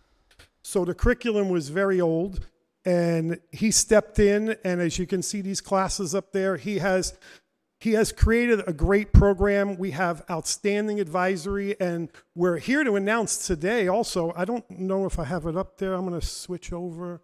It's not, yes, I added it really late. Southern California Edison contacted us, and they are now going to be one of our partners. They're looking to give us money, which is always a good thing. So they called and want to be part of our clean air technology. They're very interested in electric heavy-duty vehicles. And Greg wrote up a great little proposal, and he submitted it to them, and they're all in. So the good thing is that's another solid partner. We have another partner coming on board, which I can't talk too much about tonight, but we're very excited about this. So the Advanced Transportation Program is going to be truly a tremendous success for this college, because we've made, and Dr. O'Malley, we've made some promises to the port, we've made some promises to the city of Long Beach and Metro and the rest of them, that we're going to be a leader in this area, and we're in Long Beach, so we're in the perfect position to be a leader in this area. Let me go back and just show you a couple of things about the courses. One of the things we try to do with a lot of these classes is to tie them to an industry certification.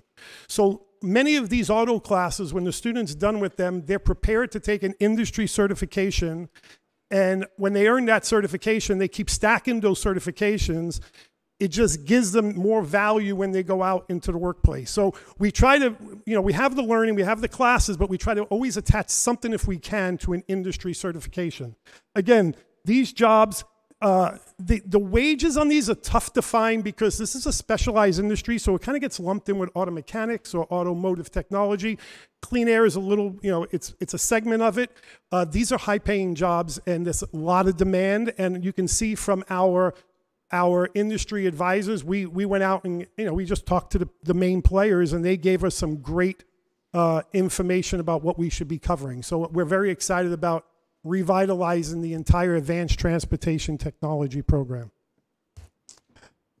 So auto mechanics, we're changing the name. We're going to modernize it. We're going to call it automotive technology. Again, what's really cool about this program, you can see it's 30 units. We try to keep all of these degrees in a manageable amount of units so the students can see a light at the end of the tunnel. 45, 50 unit certificates and degrees are just really tough for students. Full-time jobs, family commitments. But if you look at 30 units, we have 10 classes. They're all 3 units. The great thing about this one as well, every one of those classes that you see up there lead to an industry certification. And when the student is done with that entire program, they become a master mechanic. So this is a tremendous opportunity to go in at a very high level. And we get tremendous support from our advisory. And the great thing is we have great facilities down there. We have a brand new building coming in. Our other buildings are fantastic. We have a lot of money in Strong Workforce, and we have money in Perkins. So, we're going to have the top equipment. We're going to have the building space. And I feel that this program, along with Advanced Transportation, is going to bring in lots of students. So I think this is going to be a win-win for us. Again, you can see our advisory committee, local companies, Toyota of Long Beach, Harbor Chevrolet, Honda Motor Company, Long Beach BMW. We just said, let's get the main players in the city of Long Beach on board and see what they got to say. And they came in, gave us great advice. They helped us develop the curriculum. And I think everybody up there, and I think I have some in the back as well, you should have another page. I don't want to go too much, and this is a lot to digest, but what you can see about this page is how much work these faculty members have done. Creating one class is a challenge. Creating 6 or 7 classes and rewriting 50 classes that these ladies and gentlemen have done, and then on top of it, creating programs and certificates and stackables. And this was a lot of work. No sabbaticals. This was all during their work time. These people were committed. They've done tremendous amount of work, and there's lots of paperwork, and there's lots of things to do. And this has all happened in less than a year, which is really tremendous. So that's our automotive technology. I'm going to cover one more, then I'm going to have Scott finish up. Construction technology used to be carpentry. And the great thing about this program is when I started working with Javier, he came up with some great ideas, and you don't see it up there. You see it, but you see the classes. But our advisory members talked about what's important, and you notice they wanted us to add a computer class on there. They think the construction people should have some kind of some basic computer knowledge. Although I think most of them will get it if they get their AS degree. But if they decide to get a certificate, at least they're going to get the computer knowledge. But what Javier had was he figured this a three-track process here.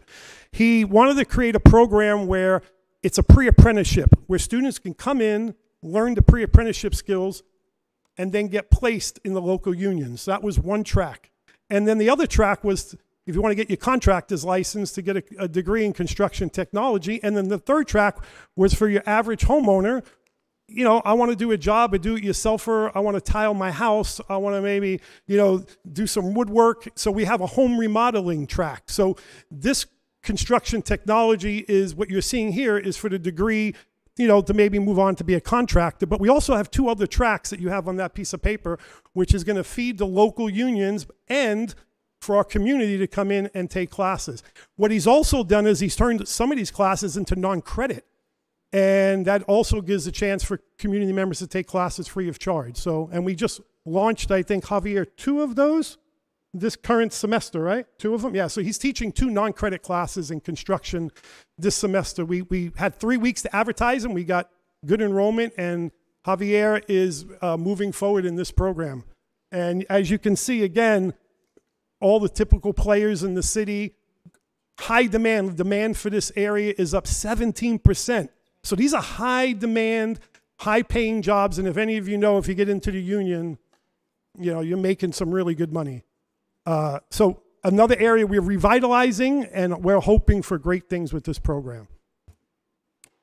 And you can see Scott's picture up there, so we'll let him talk about that.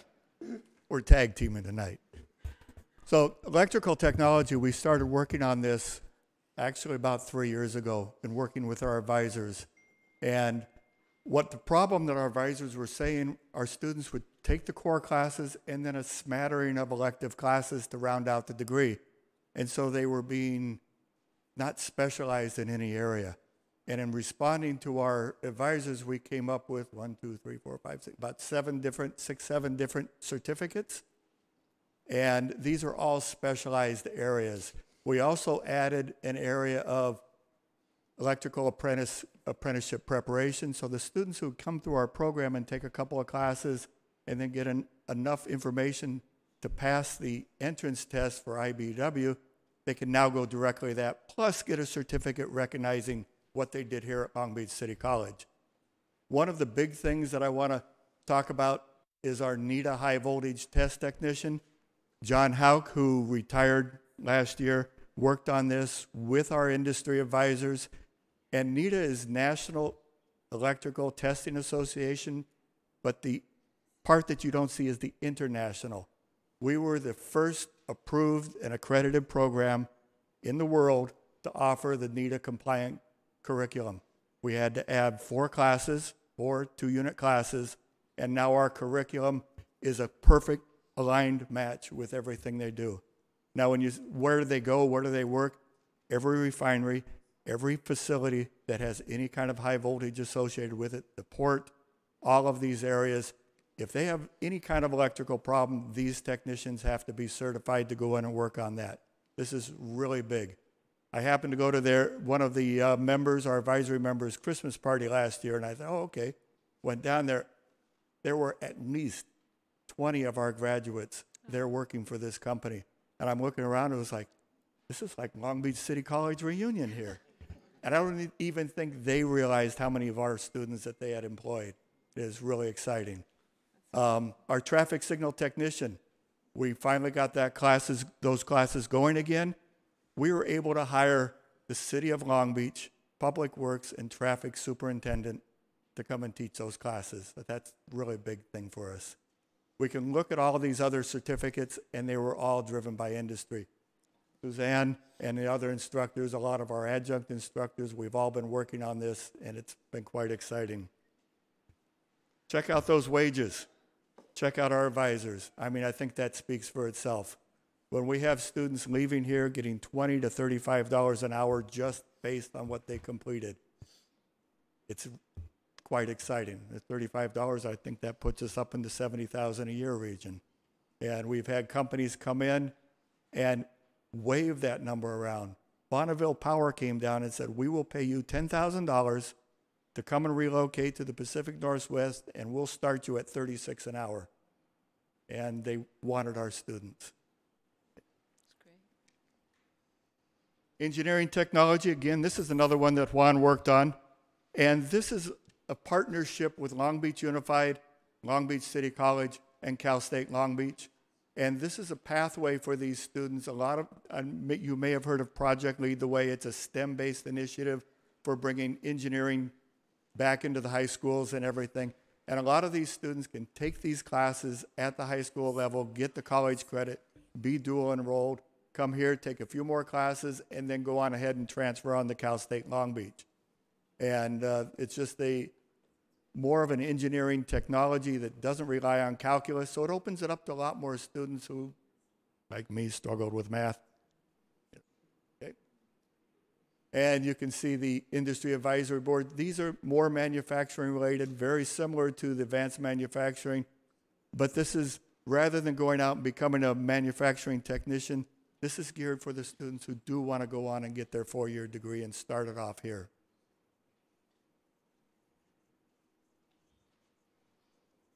And welding's back. It's so exciting. The welding program, we've got Tim and Damon, and Julie is not here tonight. Jury duty, okay.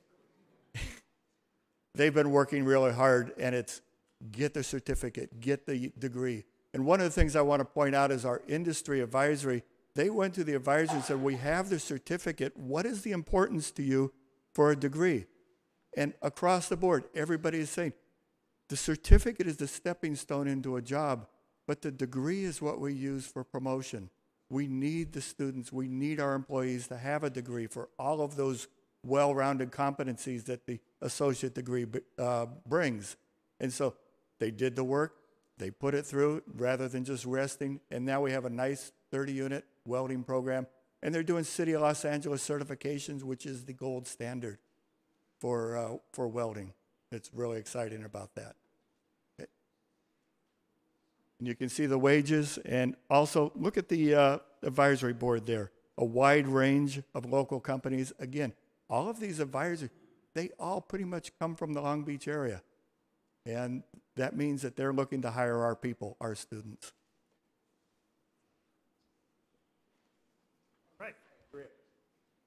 So I do have other areas I'm in charge of, although the trades have taken up, not taken up, but it's been great work. But we've been working for 8 or 9 months.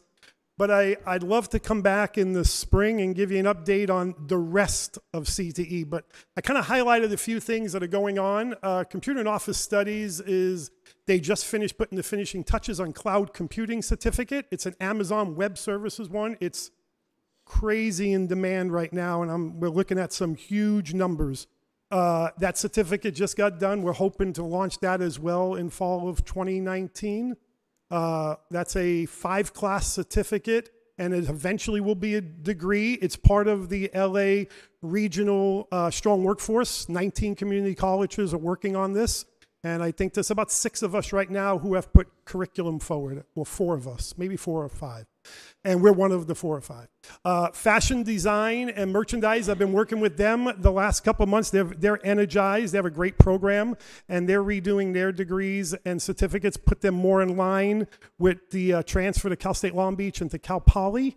And they were working on it this weekend. They were texting me, asking me questions. So they're engaged in it, and I want to share what they've done in the spring.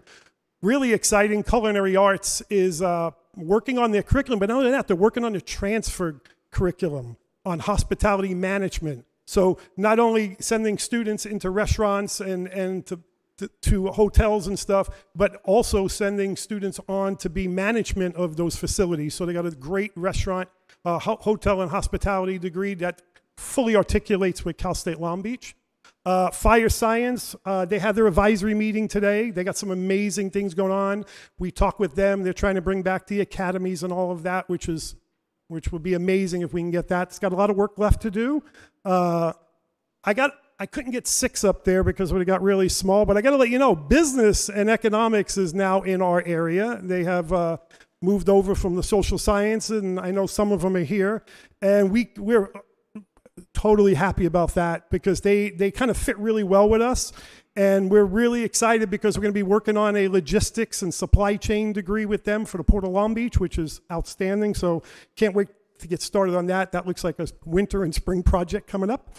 And just to let you know, besides all this curriculum that all of these people have been doing and all the other people in CT, We've also been creating a lot of non-credit curriculum, and you're going to start seeing that all roll out. So, for instance, COS created 16 courses, and I think it's like 8 certificates.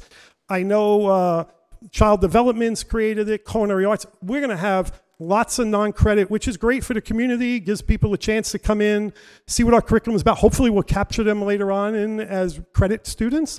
But we're very excited, not only the trades, but other areas. So we're doing a lot of work. And the great thing is, it's easy because when you talk to the faculty, if we all have the same thing, what's best for students? If you start off with what's best for students and you make that, you round your whole conversation about that, they build the curriculum, what's best for students. This certificate, is this what's best for students?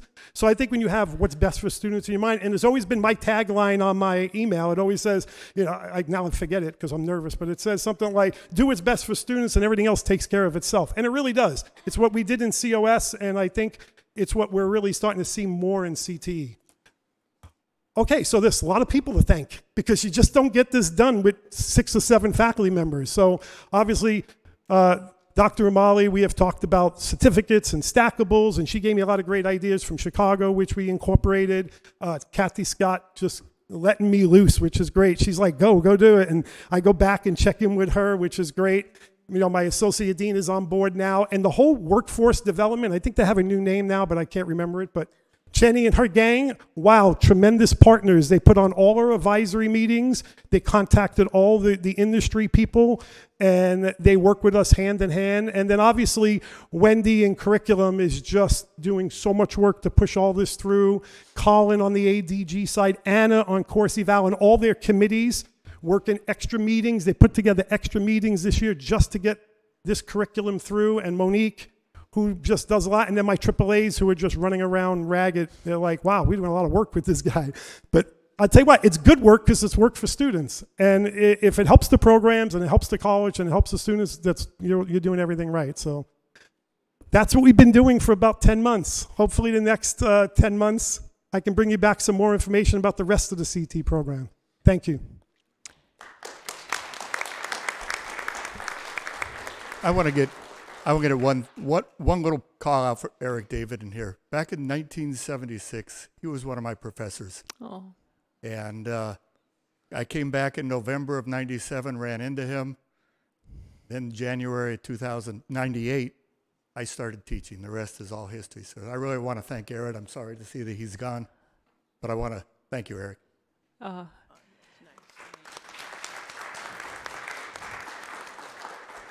Thank you, gentlemen. I am, first of all, wow. I have to say that I'm personally, to say that I don't have a sweet spot for this career technical education would be untruthful. This has been one of the reasons why I got involved with the college, and I'm so happy and grateful that you guys have made such great progress, strides, and you know, some of my favorite faculties in vocational and career technical education. I see Tim Shoemaker, I see Damon, Suzanne Engelhardt, and Julie Schneider, and Scott, you know, you've been so tremendous. So just a shout out to Suzanne. Suzanne was our first faculty that sat on our homeless task force with the community. So I'll never forget that, Suzanne. Thank you for doing that. You went above and beyond. And Dean Carbonaro, I have to tell you, Trustee Baxter had told me about you and kind of gave me a forewarning of how amazing and passionate you are. You must be from the East Coast. I can't tell. It must be. We need that. We need that pace around here, and it's fantastic to see that. I personally wanted to thank you. I'm going to open it up to other board members to speak, and then I have a few questions, but I just wanted to lead off with that. Trustee Intuk? Yeah, I just want to say thank you, Dean Carbonaro. This is great to say the trades are back. You know, this has been something that the community, I've literally talked to thousands of people in Long Beach who want these programs restored and the opportunities that, the notion that, yes, we're here for folks who want to go to university, but we're also here for folks who want to go to the workforce right away. And it puts us, I think, in a strategic advantage to compete with these private for-profit colleges that load students up with debt and don't necessarily turn out to be a job placement rate. You got a high student loan default rate. We want students to know that you come to Long Beach City College, we can place you in a job quickly without the student debt, and that we have a more competitive offering. I don't know if you've ever Googled Long Beach City College, but the first ad that pops up is UTI underneath. They are coming for our students, so we have to be competitive with these programs. So I'm really excited. It was a great presentation, from cybersecurity to renaming programs. I know President Zia and I are kind of STEM engineering vocational geeks, that we love this stuff. It gets us excited. But I just want to thank you for that. I do know that I've heard from some energy industry people who are also interested in these programs and could be a future partner that love to, in the future, sit down or share some contacts or put some people in contact with you. I'm really happy to hear about Edison getting involved. I think that clean tech piece is growing. I actually was recently in India this summer on air quality, and it's the diesel trucks, and be able to get those emissions down, and looking at smart grid opportunities, I think is the jobs of the future that we talk about. I even have been seeing the ads for a scooter mechanic for all the little bird scooters that are going around. It's sign up on your app. Can you be a mechanic? Can you fix it? Those are opportunities that are coming today for people to get some income. So just want to thank you so much, and look forward to your future presentation.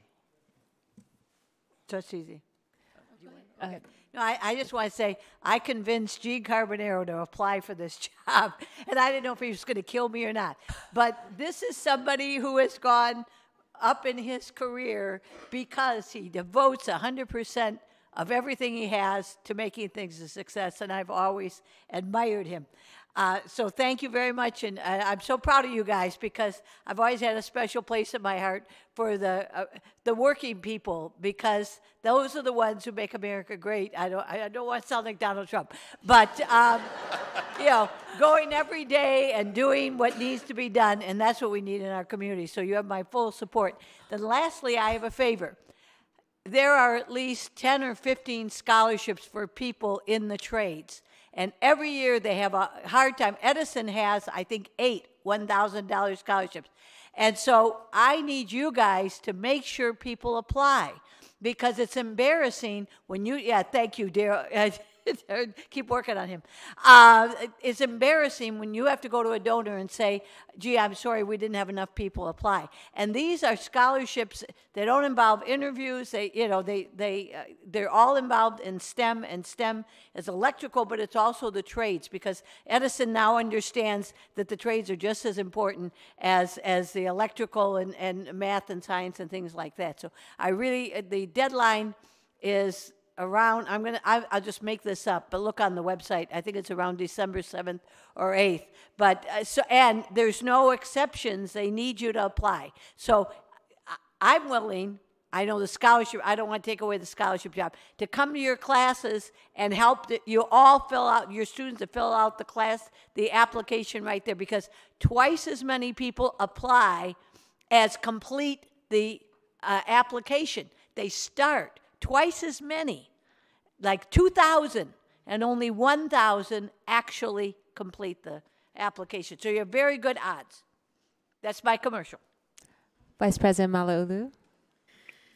I would. I know we have a lot of presentations tonight, and your enthusiasm, Gene, is contagious, and the more excited you get, the more that New England accent starts coming out. So as your presentation progressed, it was kind of like we're all at the edge of our seat, like, there's more.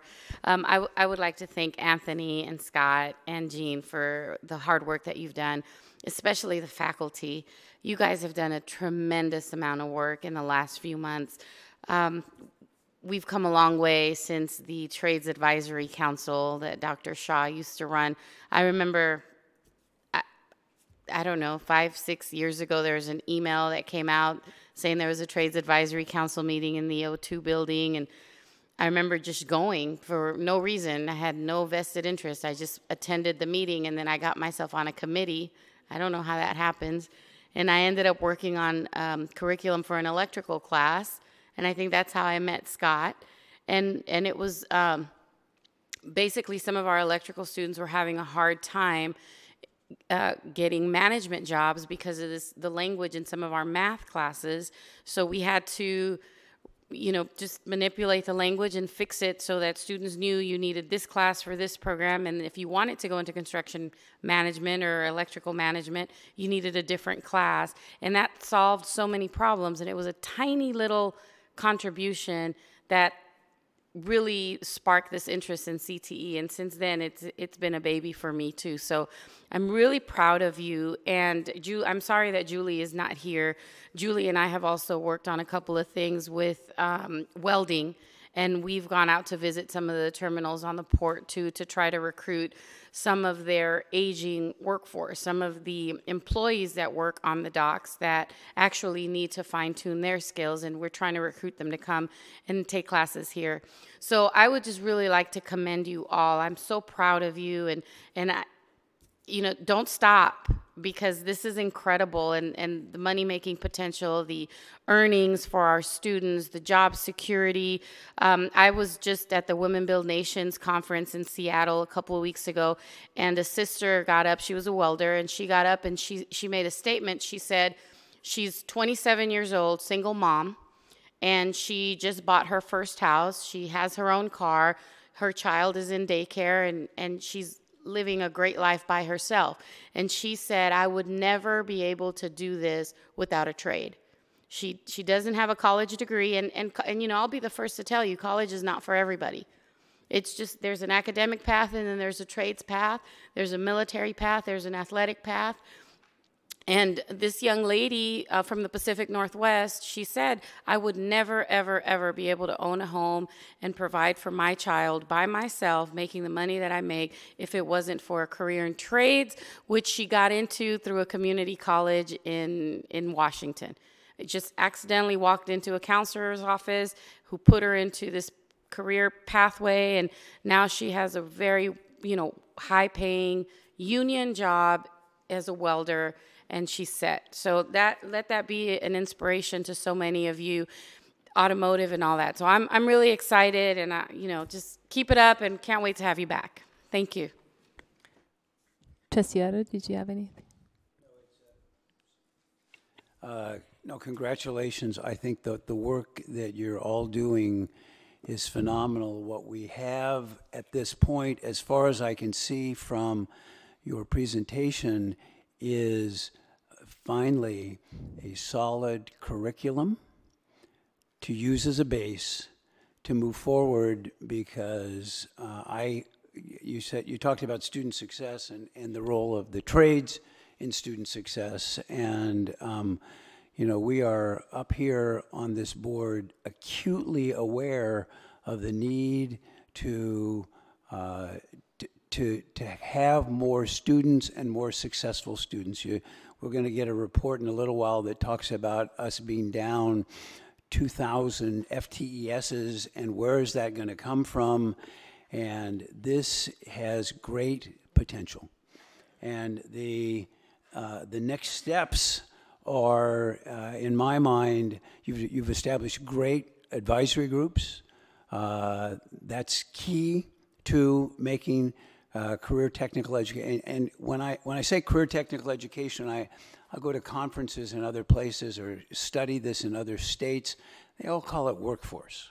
It's workforce. It's the same thing as career technical education, but you go to get this kind of training. And if we can establish these good programs, what it seems to me has always been the linchpin to make them successful is that these advisory groups come onto campus. They're not just advisory groups, but the word gets out that they're actively involved, they're recruiting our students, then students want to come here, and then the enrollments go up, and we fund these programs. And then I think you get to what it is that are the creative ways to do this, which are, I'm sure you guys are thinking about. It doesn't all have to be semester-based. In fact, you're going to get a lot more people if it's not semester-based. It's an old way of looking at things, and some things lead themselves to doing it in other ways. You might even, and I think we've talked about this some, do summer boot camps. Yep. And get people coming in, because we've got that to give them a lift, and it's a great way to get started in these kinds of fields. We can do prior learning assessment, which is something that's technically a little difficult, but if we can do that, then people will want to come in here and do that. We can tackle adult education. That we get the kids coming out of high school and all that, but we have a commitment to adult education. We're not going to be successful unless our average student is 29 years old. We're not going to be successful unless we get those people in, and it needs to become a part of a goal. But those are all the kinds of things that are ahead of us, and this is like laying a great foundation for where it is that we can go. And you're all to be commended. The enthusiasm is palpable. It's just, it's very, very exciting, and I can't wait till these people in these advisory groups are coming here looking at students and saying, I'd hire that one, and then the word gets out, and all of a sudden our FTESs go back up.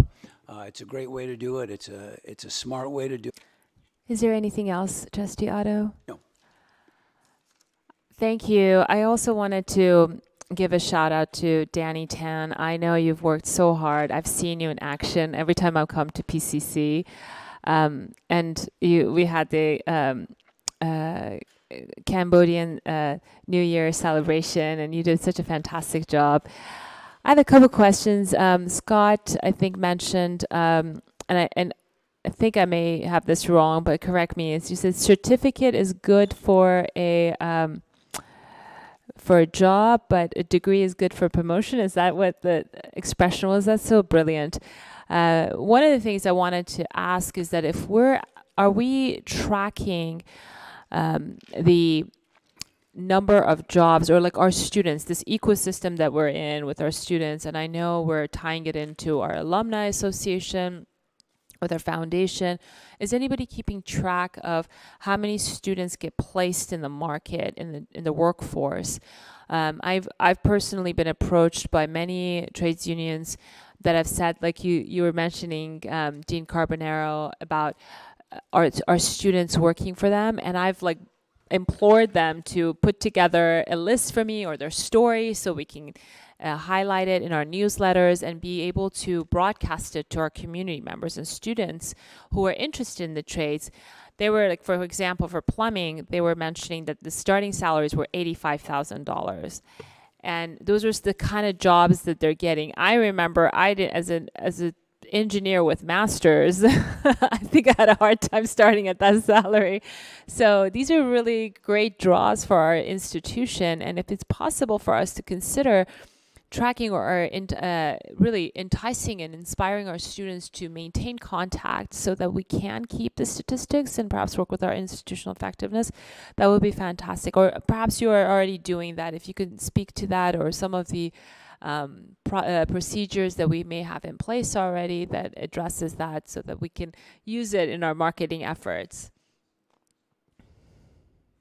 You know, what usually happens is a lot of departments track a lot of their own students. Like Scott says, he knows his students where they're going. Mike Biggs, who's in fire science, just sent me a success story. So a lot of times they'll send me success stories, but I know Dr. Scott and I were talking with Heather, and we're trying with Melissa, with internships, we're trying to track all that data now. And I think that's our goal, is to figure out, they're here, they get jobs, where are they going? And it's one of the hardest things to do, because they leave us a lot of times and we don't know where they got a job or what they're doing. But I think it's one of our goals is to start tracking these a little bit better. We all do it in our own little silos, but it doesn't seem like we have a plan yet. But I know we're getting there, and I know there's been talk about that. Yeah, if we can centralize that effort in such a way that our students can share those perspectives and where they land, because I think it would be the best marketing tool for us. We do great work. The other question I had for you is that perhaps when you come back for your presentation, you may consider making the distinction between your area and workforce development, non-credit courses, credit courses, some of the, the differences that exist, because I get this question a lot, for example, with the pre-apprenticeship program, the free pre-apprenticeship program that we have, and the nexus with your area. I like the fact that we're far more unified, but it would be prudent for us to look at and perhaps educating ourselves to see what those differences are. So when we're out in the community, we can talk to them based on what the needs are and could guide them, direct them in the right direction to your department or perhaps in workforce development and small business development center. Those are some of the things that I personally would be interested in seeing. Would that be something that you can look at in the future presentation? Yes, we'll definitely do that. Okay, great. Awesome. Thank you so much. Thank you. And just one last note, perpetual optimism is a force multiplier. So thanks for exemplifying that tonight. That's according to General Colin Powell. So I just wanted to know that you exemplify that tonight. Thank you. All right, we're going to move on. Madam President. Oh, I'm so sorry. Donnell, forgive me. Go ahead. Before you guys take off, I wanted to say thank you very much for all the hard work that you've done for our students. One of the very first things that I did when I got in, when I was elected as a student trustee, I had a meeting with Superintendent President Romali, and I hope she doesn't mind me sharing this. One of the first questions I asked her was if it was possible for us to partner with local unions to, feed a pipeline of students into those unions, to those jobs. And when I said that, she smiled and said she's got, Gene Carbonaro taking a look at that right now. I had no idea when she said that what was brewing at the time, and this is beyond my wildest dreams. At least for such a short time. Thank you so much for the efforts for yourself. Also, Frazier, Engelhardt, Flores, Zamora, Ling, Shoemaker, Skinner, Schneider, and anybody else I may have forgotten to mention there. Thank you guys so much for your dedication to our students. All right, thank you. I know the millennials don't clap anymore. What do? They wave, or they they do this. So I see a lot of this in the crowd. Okay, we're gonna move on to item 4.3, and I believe we have. Madam Chair. I'm sorry, 4.2. Forgive me. Chair. Sure. Integrate. I'm just gonna read the item. This is the Integrated Energy Management Plan, and it's for information only. Yes, Vice President Malauulu? I would like to make a motion, if it pleases the board, only because it's after 7 p.m. and we haven't even gotten to the consent agenda. I'd just like to know if it's possible, if either, because I know how hard staff has worked on the energy management and also the scorecard and the other items, if any of these items could be tabled so that we could give them proper time. But if it's a hardship, I know that you're here. Obviously, I will withdraw my motion. But if there's any way, that way we'd be able to spend an adequate amount of time on these items. Whatever is the pleasure of the board. Is there a second for that? Yes, the only one I feel we need to address is Trustee Uduak's presentation, only because they asked people to come in the newspaper. So I would hate to have somebody in the Which audience. item are we? That's, Because I think 4.2 and 4.3 were Trustee Intuk's request. I think and 4.3 is. Are you 4.3? I'm at 4.2. Oh, I know that. So are you ladies suggesting we table item 4.2 and 4.3 and 4.4, or just 4.2 and 4.3? No, 4.2 and 4.4. You're okay. I see. So there's a motion and a second to table to continue item 4.2 and 4.3. Okay, let's go ahead and 2 and 4. I'm sorry, I keep screwing this up, messing this up. 4.2 and 4.4. Trustee Ntuk, are you okay with that? Did you? Well, I was just going to say, I felt pretty bad for the staff who waited I know. this time expecting to go, and then we push it back. So I didn't. You're not for that. How about you, Trustee Otto? I'll support whatever the rest of the board supports, although I must say that I spent a lot of time with the Integrated Energy Master Plan, and I'm just so blown away about how we're leading not only the state of California, but maybe the nation in this approach to things. So if we're going to put it over, that's fine, but I wanted you to know that up front, that it has nothing to do with that. I'm dying to hear the details. Yeah, there's no problem. I come to all these meetings, so I don't mind coming back and presenting. Madam Chair, I'll amend my motion to just table the scorecard, Okay. and then that way we can, hear the energy report, if Okay. it pleases the board. Is that okay with everyone? It's okay with me. Is that But okay how with about you, Heather? Trustee Otto? Because that was your request the scorecard was your item. If you're okay with it, we can table it. I just want to make sure we're not stepping over your consideration. Okay, let's go ahead and kick off our presentation. Thanks for your patience, Terrence. No Sorry problem. we're running a little late tonight. Yeah, not a problem at all. Thank you for letting us present. And Marlene's going to start it out. And we'll make it pretty quick, too. It is my intense pleasure to share with you the Integrated Energy Master Plan tonight. We do have Terrence here, Terrence DeGray with Cordoba. He is our bond management team program director. We also have from the DLR group who partnered with us in constructing this plan. We have Prem, and forgive me if I mispronounce your last name, Prem. I say Prem a lot. I rarely say Sunharam. With DLR. Brendan Hayes, our interim deputy director, could not be with us this evening. But like I said, we're very excited. The first thing I want to point out is the fact that this is an integrated energy master plan. And you have before you the full plan, and it's not for nothing that it looks a lot like our 2041 facilities master plan, because it is a supplement to that plan. Everything in this plan is integrated with all of the bond programs we are undergoing right now, to the extent that we have some $25 million in bond funds set aside specifically to enhance projects associated with this Energy Master Plan. In addition, every project we have right now, whether it's new construction or renovation, is aligned with the master plan. As Trustee Otto mentioned, this plan is getting not just state but national and international attention. It is the first of its kind within the state of California. Immediately after our presentation to you of this plan, the Chancellor's Office has asked us to share with them our materials, and we'll be modeling our plan as the model plan to share with every other California community college district. We've presented this plan in a number of national forums. Washington, D.C., we were at the APA conference. I had the pleasure of attending that one. We were in Chicago for the Green Build International Conference. We were in Denver. We were in Nashville.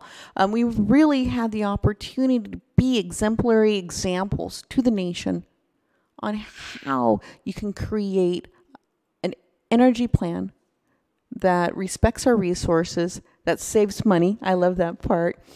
And that is just part and parcel of everything else we do. And with that, I'm going to hand it over to Terrence, and he's going to get to the nuts and bolts of it. All right, thank you. So in front of you, you have a copy of this Energy Master Plan. There's about 2 pages worth of definitions in that plan. I just wanted to hit a couple of the key ones though. Site and source energy. Source energy is the energy that comes from an outside agency like Southern California Edison for our electricity. Long Beach Water for our natural gas. The site energy is what we consume here at the district or generate as we do at the parking structure. And then zero net energy is essentially offsetting the energy that we consume here at the district with energy that we would produce. And that's a key part of this energy master plan. So a little bit about Long Beach City College. I won't go through all these details because you guys, I'm sure, are real familiar with these. We're a 2-campus district. We have about 1.6 million gross square footage of facilities between the 2 campuses. And that amount of square footage takes energy, about $2.6 million a year annually for those energy expenditures, and those come out of the general fund. So driving factors with this energy master plan, we talked with a lot of community colleges throughout the state of California, looked at their energy master plans because we didn't want to recreate the wheel. And we already had energy guidelines here at Long Beach City College that we use in our district design guidelines. We design buildings below Title 24 requirements. We have a central plant, we have building management systems, we have a lot of these energy and sustainability functions and features at Long Beach City College, but we wanted to take it to the next level, and like Marlene was mentioning with the 2041 Facilities Master Plan, tie those energy and water conservation projects and best use of district funds. So Executive Order B18-12 and B30-15 were 2 of our main drivers with this energy master plan. B18-12 primarily focuses on building energy usage. And in California, buildings are the second biggest contributor to greenhouse gases. So with that B18-12, 2 of the main key components of that are 50% reduction in energy use for existing facilities by the year 2025. So that 1.6 million gross square footage that I mentioned earlier, so reducing the energy of those facilities in half by 2025. And in addition to that, buildings designed after 2025 have to be completely Z&E. So this plan starts to help set up the district to align for those. We're underneath Division of State Architects, so when we submit projects to DSA, structural, fire life safety, access items, you can't just go add a bunch of solar panels on top of a building. It starts to trigger other items too. So that's why we looked at this district-wide approach for zero net energy. Basically, this is just a wheel chart showing you the goals of our energy master plan, and then there's also future focuses as well. And some of those items might tie into some of the things that Scott and Gene talked about previously. So scope and schedule, what we did here is we spent about a year putting this document together, and we started in the fall of 2016 after Measure LB was passed by the voters, and started packaging from all the community colleges and looking at these driving factors and developing a scope for our energy master plan. We ended up selecting DLR Group in the spring of 2017, and then started preparing our benchmark and data analysis. And these various executive orders have different baselines that you pull from: 1990, 2003, and 2010.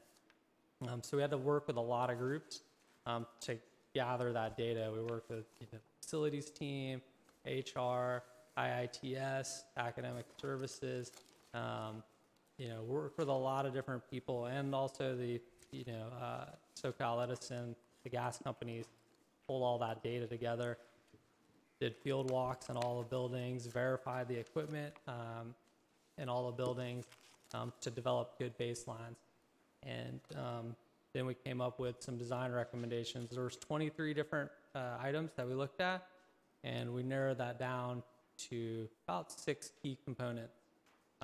So EEM, so energy efficiency measures 1A and 1B, that takes into account all the work that the district's done since the first Measure E in 2002.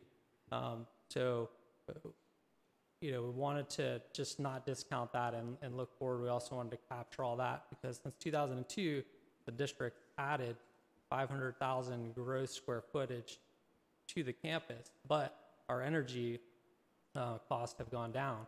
So that's a pretty big deal. And then 1B is the district design standards, like we mentioned earlier, just continuing to maintain those good building practices. incorporate those into the design contract.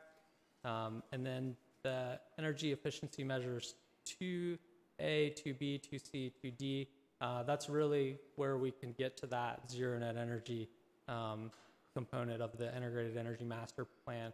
So it's, increasing energy efficiency in existing buildings.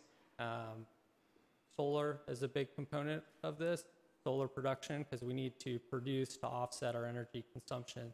The two of the areas that we've identified in this plan are south of the stadium and Lot M, and that would be like a 4 megawatt system. And then Pacific Coast Campus, there's about a 2 megawatt system. We're already producing at LAC on the parking structure. It's about a 450 kilowatt system, and then the PCC parking structure is going to have energy production as well. And then 2C, 2D thermal solutions, and then also electric vehicle charging stations. That increases our energy consumption, but it also helps offset greenhouse gas emissions. And then 3A, 3B are battery storage solutions. And then also the microgrid solutions to manage those energy needs. And then 4A is, looking at that delta as code changes happen over the next couple of years, and evaluating that and where the solar production needs to be at in battery storage solutions. And then 5 through 10 are basically not putting this document on the shelf, making sure that we continue to evaluate that. So this document right here just shows you in a timeline format. The stars are the goals of the various executive orders, and the shaded blue areas, if the EEMs are implemented, where we would be at in the goal to getting to carbon neutrality. And these next couple images, this is LAC. This is energy use intensity. So basically, the red is bad, high energy use areas, buildings, and the green is good. And you can see that building V on the right side after the EEMs are implemented would be, it's hard to reduce all the natural gas for that building because it's a culinary arts building.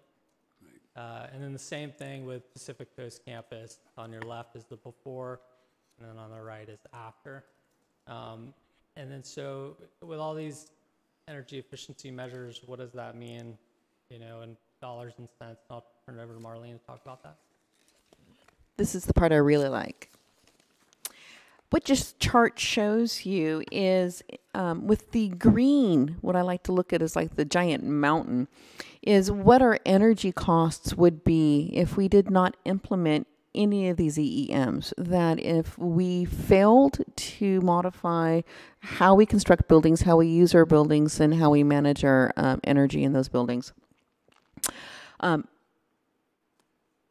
What we see with the orange is what those energy costs would be with implementation of the plan. And that's despite the growth of our total gross square footage as we continue with implementing our overall facilities management plan. And so you can see that we're going from about $2.5 million down to somewhere far south of $500,000, and that's truly incredible.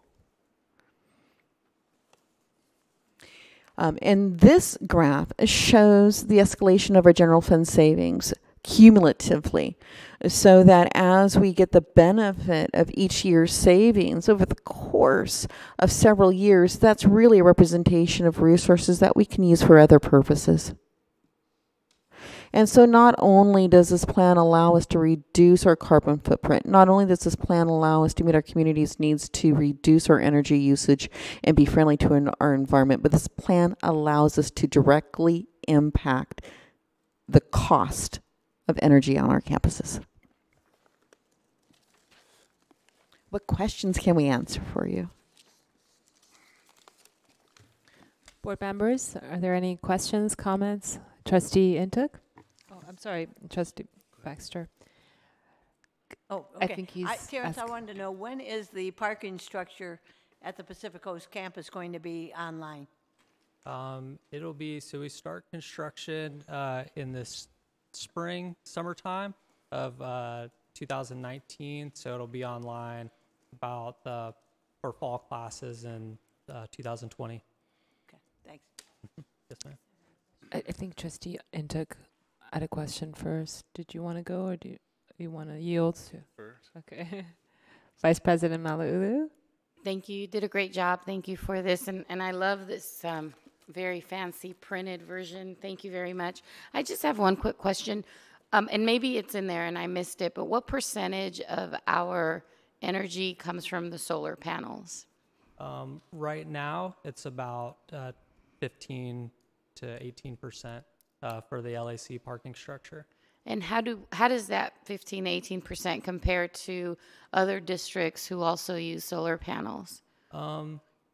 It depends because it's kind of all over the place, you know. And when we were reaching out with the chancellor's office, so they've actually, like Marlene mentioned, created a steering committee for these efforts, and they've used the Long Beach kind of guidelines and approach to work for all the community college districts.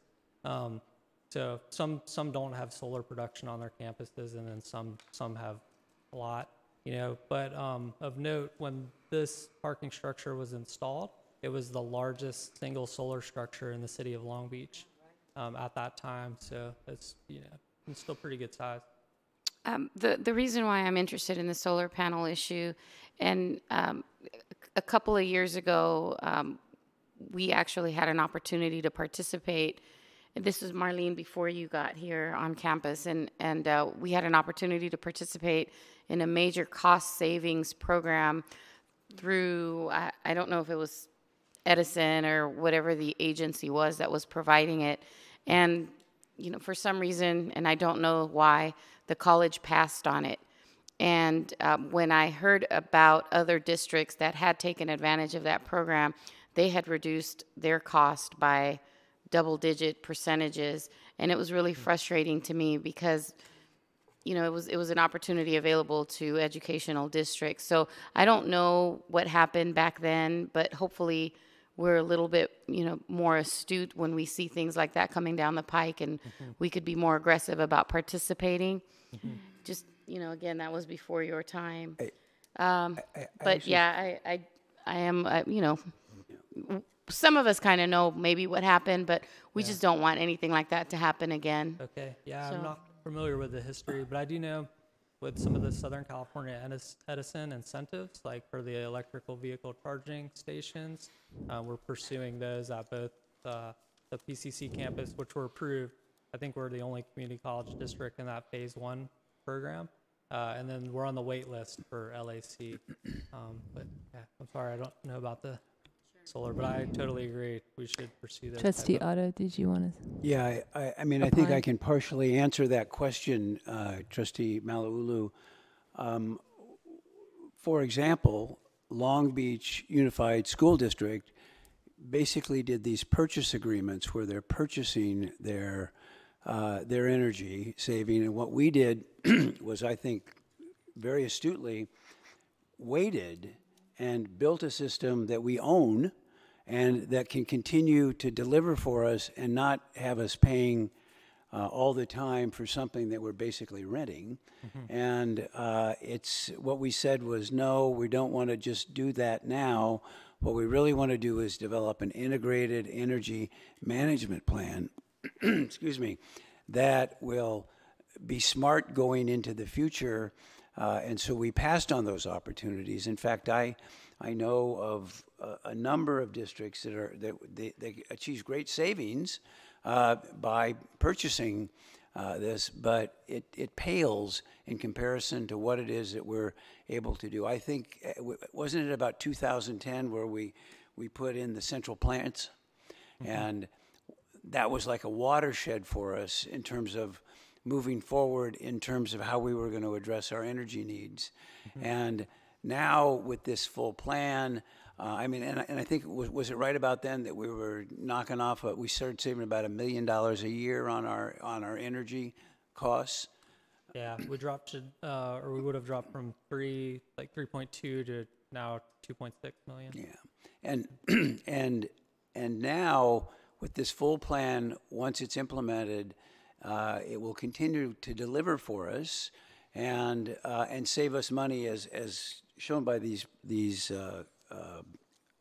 charts and graphs. So I think we made the right decision. My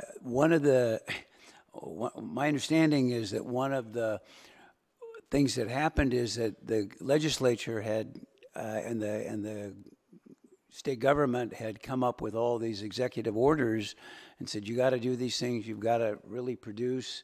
And when we asked them whether anybody was doing that, they said, well, no, and nobody's implementing it. And so we kind of pioneered how to respond to that, and now other people are jumping on and following our model. And so I think it's terrific. We're saving a lot of money. It's making a lot of sense, and we were just prescient enough to wait and do it the right way instead of just grabbing the first gold ring that went by. Trustee Intuk, you've been very patient. Go ahead. Hey, thank you. Terrence? Yes, Yeah, sir. thank you. You're a Long Beach City College employee or a contractor? I'm a consultant for the district. I feel like a Long Beach City College employee though, because I've been here for 6 years. So Great. I know, I really appreciate the presentation. I think this is great, and it's great to hear that it'll be showcased around the state. They show, what we're doing at Long Beach City College to lead the way. And I talking to Dr. Molly about this ahead of time, just some ideas. I would love to see a Chief Sustainability Officer designation. I don't know in the long term if we're continuing to have a contractor or who at the college is going to be the responsible party for environmental sustainability going forward. I do see the synergy and the connection with facilities, but I'm unsure if there's other places, and that's a best practice that uses at other institutions. Long Beach State has a sustainability officer that coordinates all of their efforts on campus. I'm excited to see, hey, we're going to get $2 million in the future. It's tough when you put that out publicly to make sure we deliver on that. So in the 2020 budget, we're looking for an extra $2 million out of the utility bills that we don't have to pay, which is great because we have increasing retirement costs and other needs on campus that the funds could go towards. Is there an annual report that comes to the board on our status or our metrics on sustainability or energy?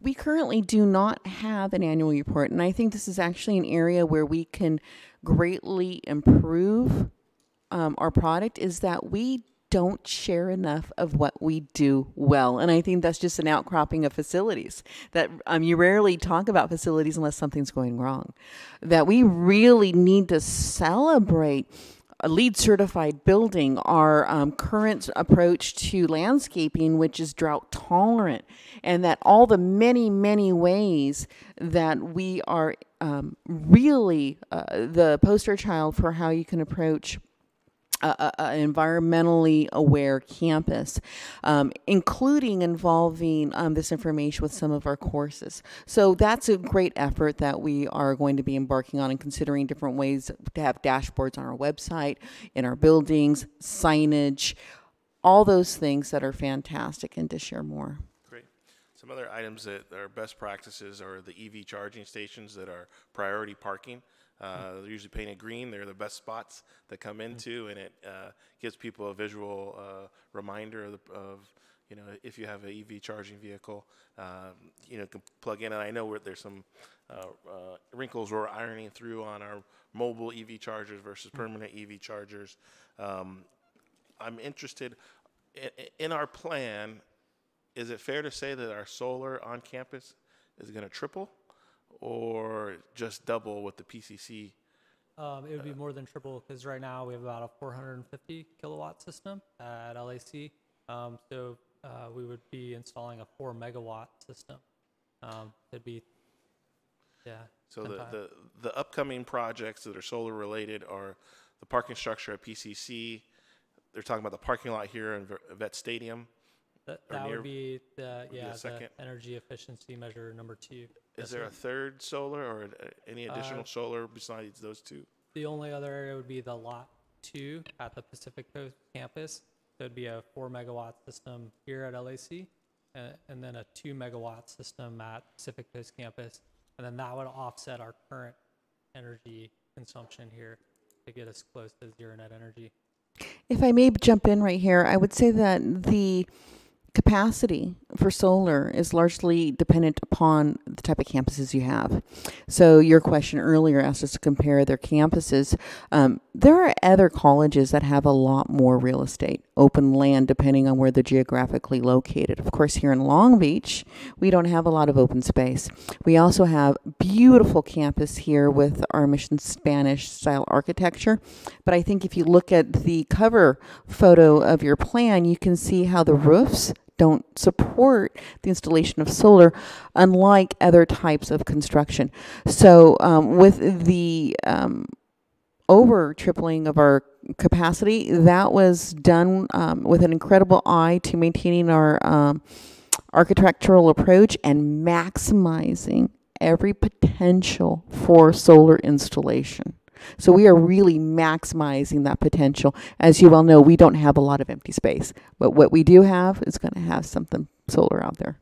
Great. Two last items. I really appreciate Vice President Dunn's work on this, and I hope, or would like to see this integrated into our marketing materials. I know with millennials, environment pulls high. It's something that you want to come to a clean campus that's doing its fair share to make sure that we're addressing climate change and being environmentally responsible. And I think it'll help with some of our outreach and recruitment to let students know that we're doing the most we can to protect the environment, and we're doing some of the best practices. And it was great to hear earlier, I don't know if Dr. Molly shared about the American Association of Sustainability in Higher Education that we're now joining as a member that has an annual climate report and some requirements to be a member, and it kind of puts us on par with other sustainable universities or higher education institutions.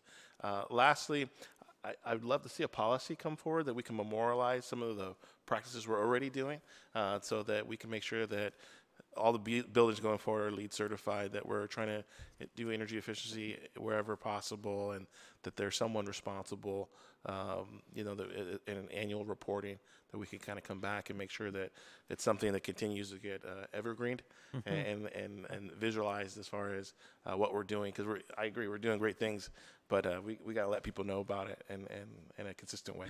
So thank you so much. You're welcome. Can I say one? Trustee Otto. Thanks.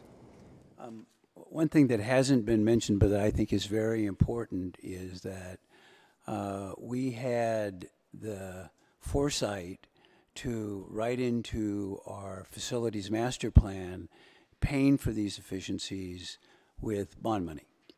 And what happened, I think, was that instead of forcing us into a market where we were only going to be able to pay for these things with general fund monies or coming from other places, we really were able to capitalize on that as a way of moving forward, and I thought that was very smart on our part to do that.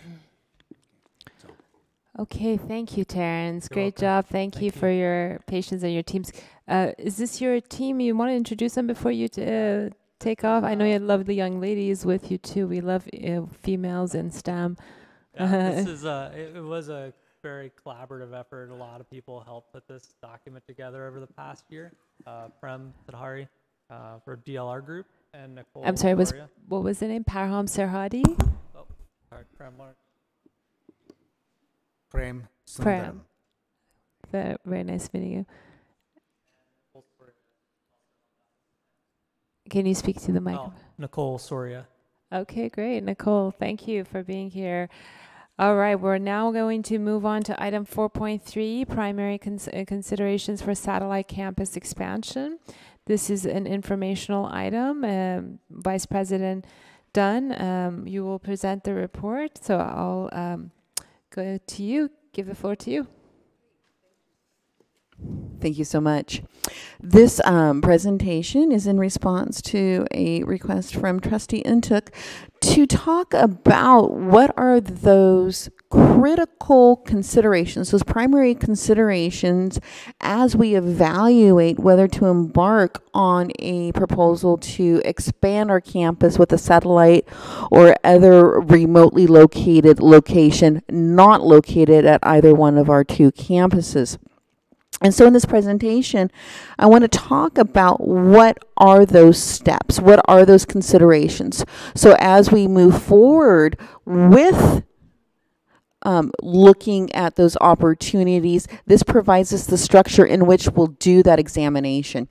So I'm going to talk a little bit about how we identify the need, a little bit about what are our current facility plans and the impact on those plans, as well as our eligibility for state facility dollars. Of course, return on investment analysis. I wouldn't be a good CBO if I didn't mention that.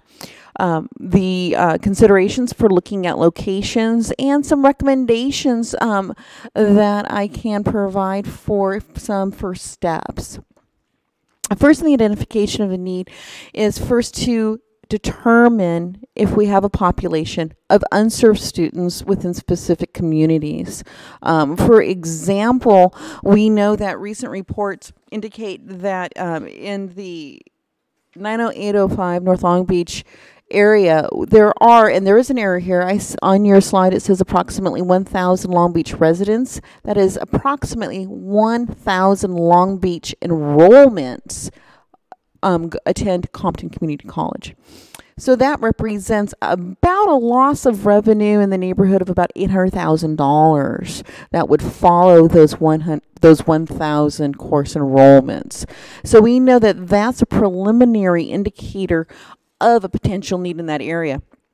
We also would look at other things to identify that need, such as we did release a 2017 labor market report, and it identified that same area as having a tremendous amount of potential. That same area has the most adults over 25 years old with some college or less. So 44,000 adults 25 years old or more that still have capacity to return to school.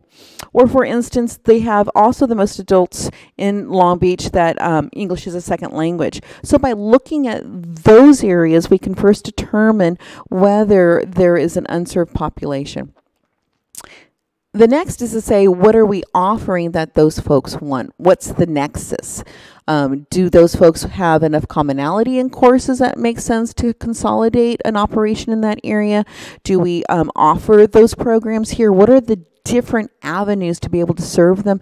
And then looking at those multi-year projections, especially if we're working at workforce, what's the potential for those specific ones? So first, starting with this identification of need. We also then need to look at our current facilities plan. As you just heard, we have a very robust plan going through 2041 that fully expends the bond funds from all of our bond measures. We also have a 5-year plan that is annually updated with the California Chancellor's Office. This is a critical plan because it gives the Chancellor's Office our current space inventory. We literally identify the number of classrooms, the number of offices, and how many students and staff and faculty can be accommodated in both our currently existing buildings as well as those changes we anticipate over the next 5 years. So for example, the 5-year plan that we just finalized would include all of the space we have now, but would project what happens when we open Building P this summer and those classrooms come back online. It would also project what happens when we lose Buildings M and N for their eventual destruction and eventually be replaced with Building M. So all of that's contained within there. And that the Chancellor's Office uses this to determine our eligibility for state funding. And so as we talk about the State Facilities Fund, I think it's always fun to share how many years it takes some planning to get funding. So all of these considerations are a multi-year planning consideration. that we first have to approve what's called an initial project proposal to the California Chancellor's Office in 1 year. We can then, after that, submit a final project proposal, which has a lot of detail, and hope we get approved for funding. What's interesting is that typically you only have one project per campus that can be approved. It's amazing that we recently had 2 projects approved in 1 year, especially when you consider that the state bond was approved several years ago, and it took the Chancellor's Office a couple of years to figure out how they're going to start releasing money because Governor Brown really didn't support the state bond fund. And so really we're dependent upon the state in the end to appropriate the money for us. But as the Chancellor's Office reviews those applications, they do use the information we provided to them in that 5-year plan to determine our eligibility. They have a formula. The formula consists primarily of 2 pieces. One is what they call the cap loads, meaning what's our capacity for students and what's our projection for students. And do we have a need to improve those? The second is the percentage of our district match. The closer we get to matching 50% of the money, the better off we are. Luckily, with our bond program, we're able to say 50%. So really, for our district, we're limited by our capacity. Yes, the capacity does consider when we are replacing one building with fewer classes, which can sometimes happen if we're trying to accommodate more computer labs or current ADA requirements or space requirements. So it does consider what you're getting rid of and what you're adding. And if you have a project in your 5-year plan that has been initially approved for funding, but then in the subsequent year you have different cap loads that can affect your eligibility before you actually receive the funds. So once you're approved to receive the funds, that puts you in the safe zone. But until then, you're not in the safety zone, and changes can impact that. So what monies have we received recently? We did receive this year awards of $17.1 million for Building MM. That's the Trades 1. There will be a Trades 2 down the road.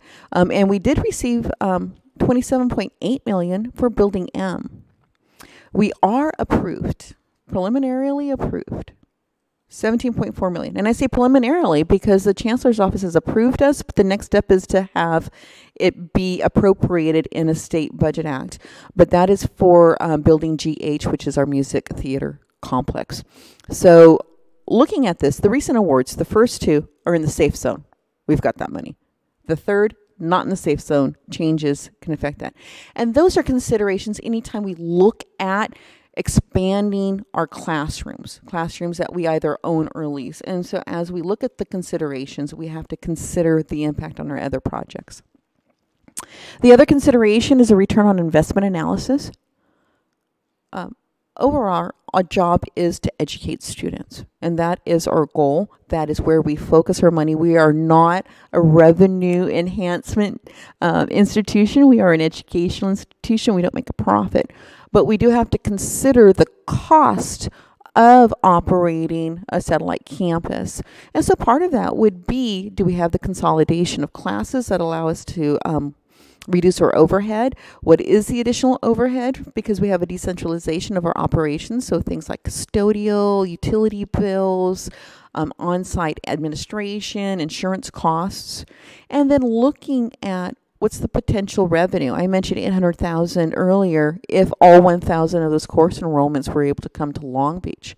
And then to make that informed decision on what would be the cost overall to our budget to operate that, understanding what the value of serving in another community would mean.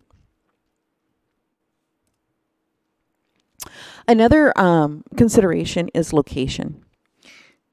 Location is critical, and there are many factors that are outside of our control with location, because we cannot control what the zoning is on specific buildings.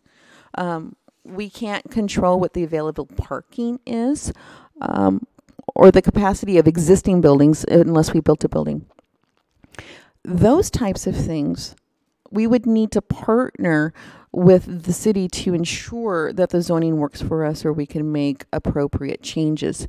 We do have an opportunity with the city of Long Beach. They've received a grant to do a feasibility study in the community of North Long Beach. And speaking with the city, they are more than happy to include our potential needs. So should there be an opportunity that they can consider what we need and make it a little bit easier if we decided to move down the road in that way. And to take advantage of any opportunities we have like that to expand our potential opportunities. Another consideration with locations is the environmental impact. We are required by statute to do an environmental impact report required by CEQA. And for our operations, the number one environmental impact we have is traffic. It is not a hazard generator. We don't create pollutants, but we do increase traffic. And so just as an FYI, whenever we do an environmental impact report, it is parking. That is our greatest impact. And then thirdly, the cost. Different options, whether we're leasing buildings, whether we're purchasing and constructing. What does that cost look like? Whether that cost is an initial purchase or an ongoing operational expense, that's another consideration as we look at locations. So as we consider a satellite campus or a remote location, choose your descriptor, I would say that we should perform a needs analysis. We should do that hard work to evaluate how many students we have in a specific area that are attending other institutions, how many of those are part-time or full-time, have common course offerings, are likely to change their enrollment if there was another course offering, create a projection for potential enrollment and classroom needs, and see how that aligns with our facilities plan and our 5 years facility plan. And if we decide to move forward, what's the best timing for that? So we preserve our state funding, but that it really aligns. We should definitely, I believe, request to be included in any ongoing feasibility studies, potentially when there's absolutely no cost to us to do that. It would serve our needs specifically to understand the needs of that community and to have the city be prepared to include us to eliminate a barrier should we decide to move in that way. And as I mentioned, look at our long-term plans and see how we can best provide that service while not endangering our other facilities plan. So as you can see, it's a very involved process. It is a process that takes some long-term planning, but we must start that planning now if you want to be able to meet those needs in this community or other communities. What questions can I answer for you? Trustees, questions, comments? I don't have a Vice President Malauulu? I don't have a question. I just would like to say thank you for that information. And it's interesting that parking is probably the biggest factor. I am definitely in favor of this study, and I look forward to hearing back what the findings are and to see how feasible it is to be able to expand the district into other parts of the city through satellite campuses. Thank you. Trustee Enter? Oh, no, but go. Sorry. Hey, thank you so much, Vice President Dunn, and thank you for bringing this item up. Requested it back in September. North Long Beach has had the most population growth in the city in the last two censuses. We have the youngest population in the city as far as people are part of the population that needs a community college.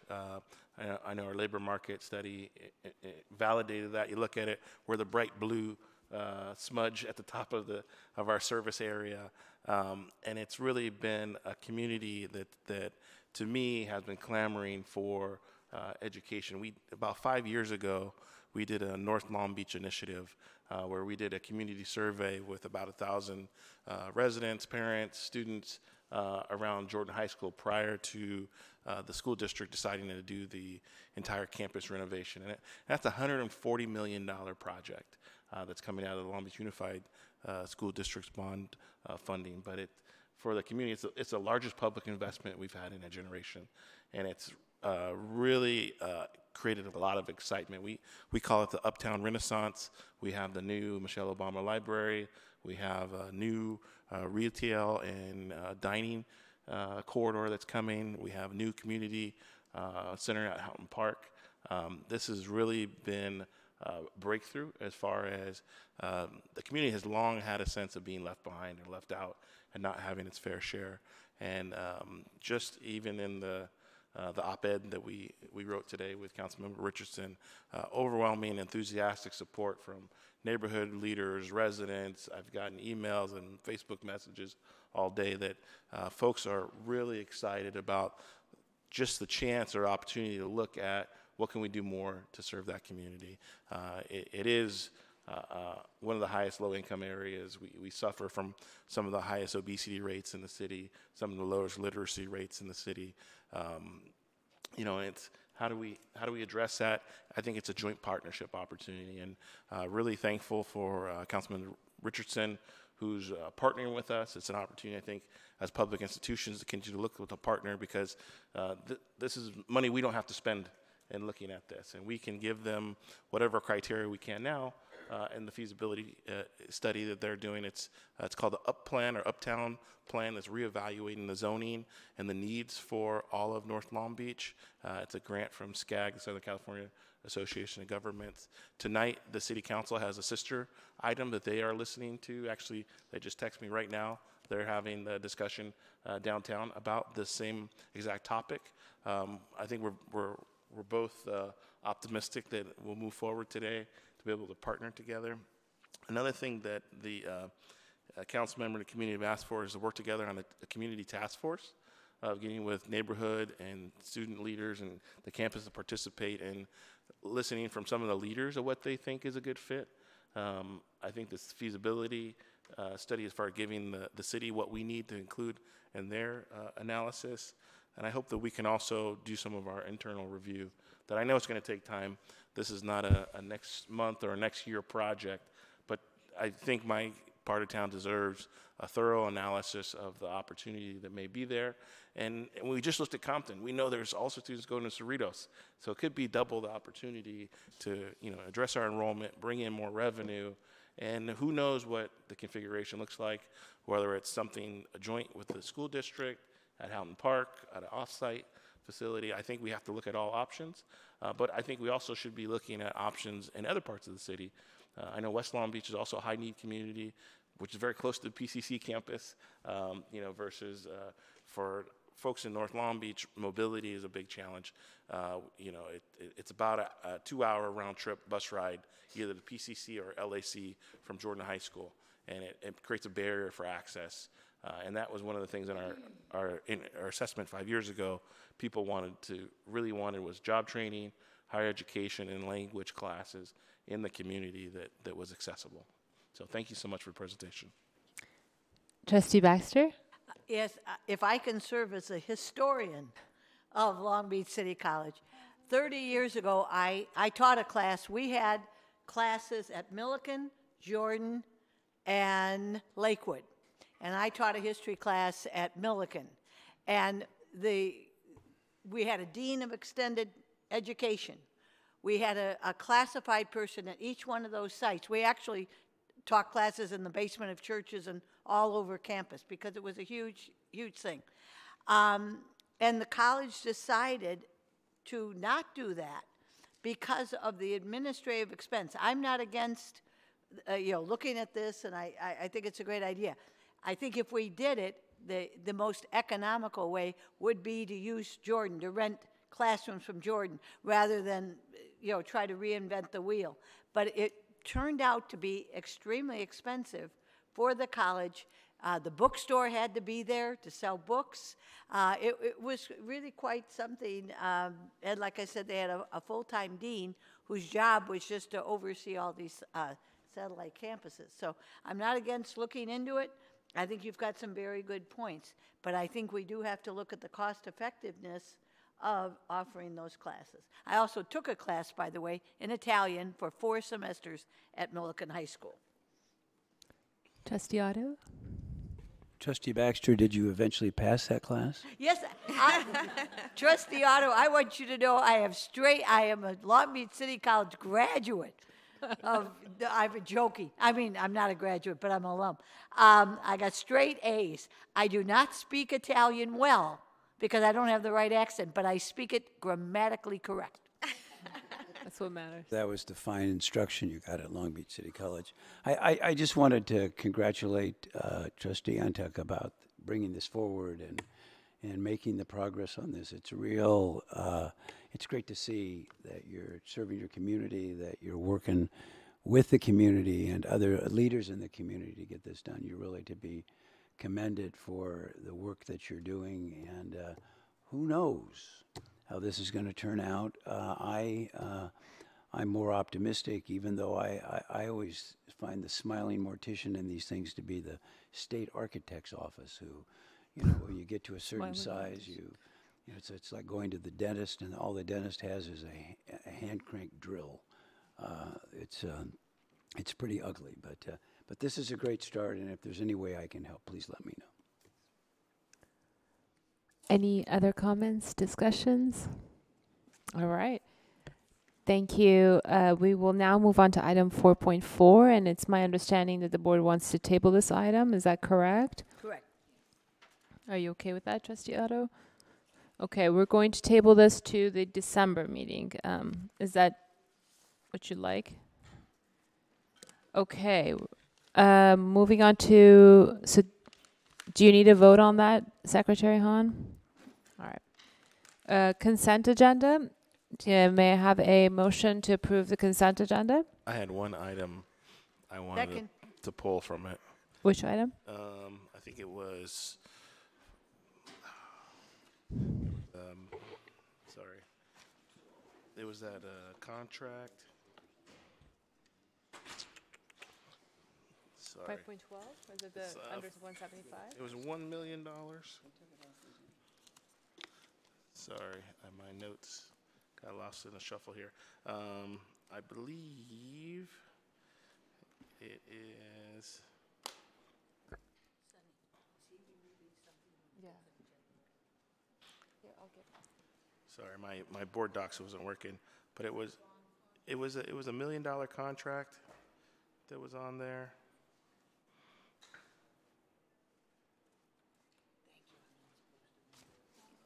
It was not the contract with other agencies. It was.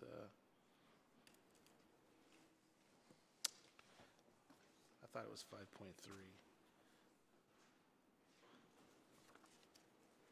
It's not that one.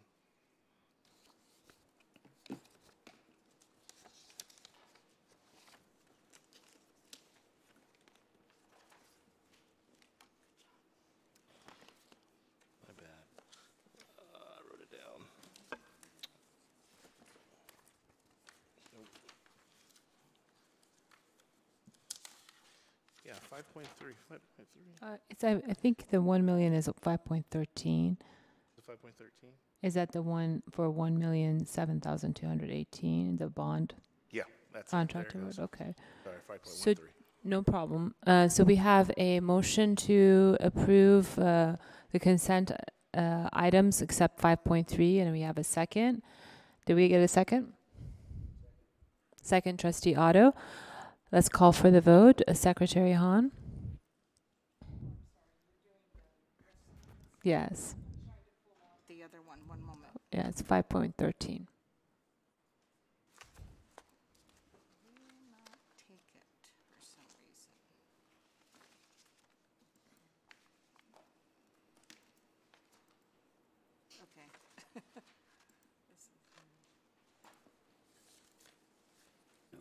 The motion was correct? Yes. I think it was Trustee Baxter and Trustee Otto for the motion in the second. Trustee Virginia, Intuk. Virginia Baxter. Aye. Vivian Malauulu. Uduak Joe Intuk. Aye. Doug Otto. Aye. Sunny Zia. Aye. And Student Trustee Danielle Jones. Excuse me. Aye.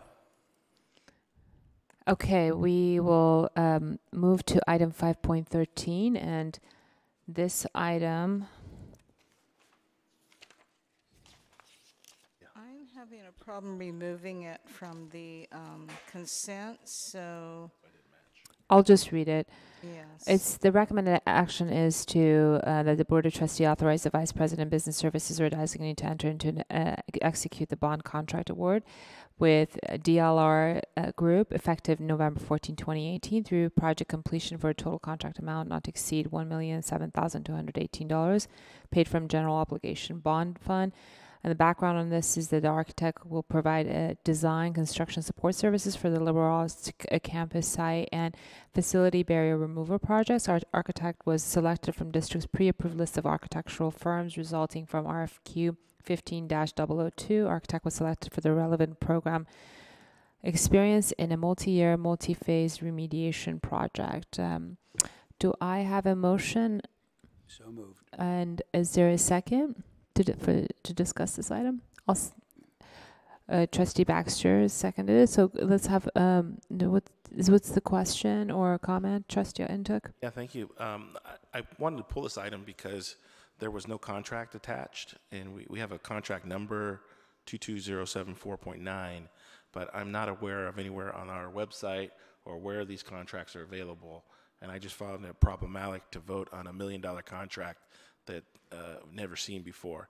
I know this is bond and facility related, but it's, and maybe this is standard practice, you vote on contracts you don't see, but I find it somewhat problematic, and would see if we could request a copy of the contract to review just to make sure that we're agreeable to the terms. If I can address the contract, that with these contracts, there's often a great deal of back and forth and specific clauses throughout the contract. Construction contracts, as you know, are incredibly complex. And so what happens after you give your approval to enter into the contract, that's when we start these really in-depth negotiations with the contractor. They are to the extent where they are unlikely to engage in that level of negotiation until they have assurance that we want to eventually contract with them. Most of the clauses that we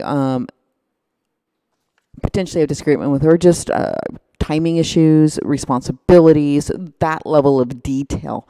And so what we've done with our pre-approved list are identified agencies that are willing and open to have the protections that we need to put for our district within the contract and who have shown a reliable record of serving us. But it is standard practice for us to get approval from the board to enter into the contract and thereby start the finalization of the contract with those many different clauses. So if I had presented you with the contract today, it would not be the same as the one we would eventually sign, because it does require that back and forth for those specific details. So this is to enter into negotiations essentially with them. Correct. And we have form template contracts that we use in order to start the negotiations. Is that right?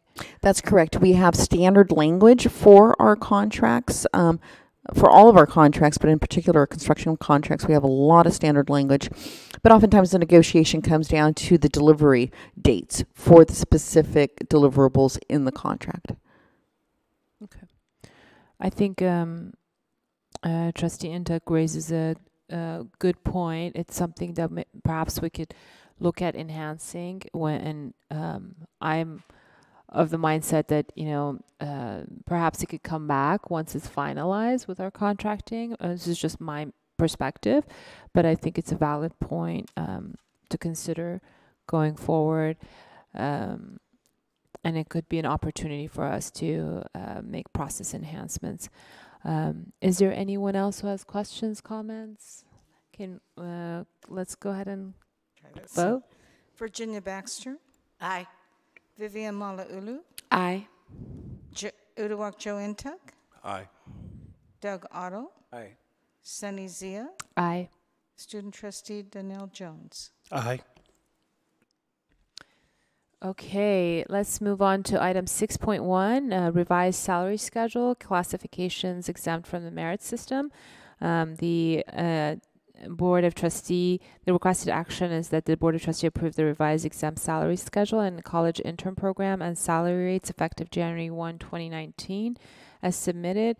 Effective January 1, 2019, the minimum wage in California will increase to $12 per hour. Therefore, the exempt salary schedule reflects the necessary changes to be in compliance with the new wage law beginning January 1, 2019. And for the college intern program and salary rates, on October 22nd, 1996, the Board of Trustees established a college intern program to permit graduate students who are not LBCC students to obtain work experience related to their degree program. As this program has proven to be beneficial to students through the experience they gain, it is recommended to also include undergraduate students. Interns are not employed to perform work usually performed by regular staff. And this schedule is also included in your item. Is there a motion and a second? So moved. Is there a second? Second. Any questions, comments, discussion? So this has been wage increase. The next time we'll have to do this is next year on the next schedule. Is it once a year or every 6 months the fee schedule increase? Or is yes, minimum wage is scheduled to go up again in a year. You are correct. So we will be back to increase the rates. Okay. Hearing, is there any other questions? All right. Hearing none, let's go ahead and vote. Virginia Baxter. Aye. Vivian Malauulu. Aye. Uduak Joe Intuck. Aye. Doug Otto. Sunny Zia. Aye. Student trust, I'm sorry, advisor, personnel. Okay, item 6.2, employment contract. We've been waiting for this item. And John Paulo, this is the item that I was talking about with contract with Alicia Kirkwood, interim dean, student affairs. I believe, Alicia, you've been patiently waiting in the crowd. So thank you for being here. The recommended action is that the Board of Trustees approve the employee contract for Alicia Kirkwood, interim dean of student affairs, as submitted. The employment contract provides for a term of employment from December 12, 2018 through December 11, 2019. The contract provides for an annual compensation of $135,687 per year, along with health and benefits and life insurance. Before I call for the motion in a second, Superintendent President Dr. Romali, did you want to say a few words? Yes, thank you. Dr. Kirkwood, if you wouldn't mind standing up, thank you so much for your patience this evening. We thank you. We are so excited to be voting on your contract tonight, and I wanted everyone to have a chance to say hello to you. We want to welcome you aboard. I'm not sure that the president of Rio Hondo will speak to me again after I steal you and Dr. Munoz from here. We're very, very lucky to have you, and it's such a pleasure to meet you, and we know you're going to do great things. Congratulations. Is there a motion and a second? Second. Trustee Baxter and seconded by Trustee Intuck. Questions, comments? Trustee Otto, did you have something to say? I wondered, with what we've been doing with Rio Hondo, I wonder whether they're going to shut down or something. They might. They might. Which would be fine, because then we can have the students come to LBCC. We should enter into an agreement with them first. That could be our next satellite campus. Call for the vote. Virginia Baxter. Aye. Vivian Malauulu. Aye. Uduak Joe Intuck. Aye. Doug Otto. Aye. Sunny Zia. Aye. All right, we will now move on to item 7.1, course additions to General Education Plan A.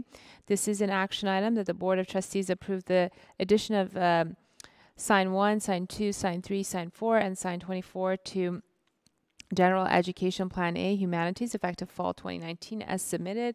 This course will count towards a local degree. These courses have been approved by the Committee on Curriculum and Instructions and will offer additional options to meet general education requirements for Plan A. I will go ahead and turn it to Vice President Scott and Jorge Ochoa, I believe. The two of you I have marked that will speak on this item. Is that right? No, that just means if you have any questions to refer. Okay. Oh, okay. Is that what that is? Okay. All right. Is there a motion and a second for this item? Moved. Moved by Trustee Vice President Malauulu, seconded by Trustee Intuck. Is there any questions, comments? Hearing none, let's go ahead and vote.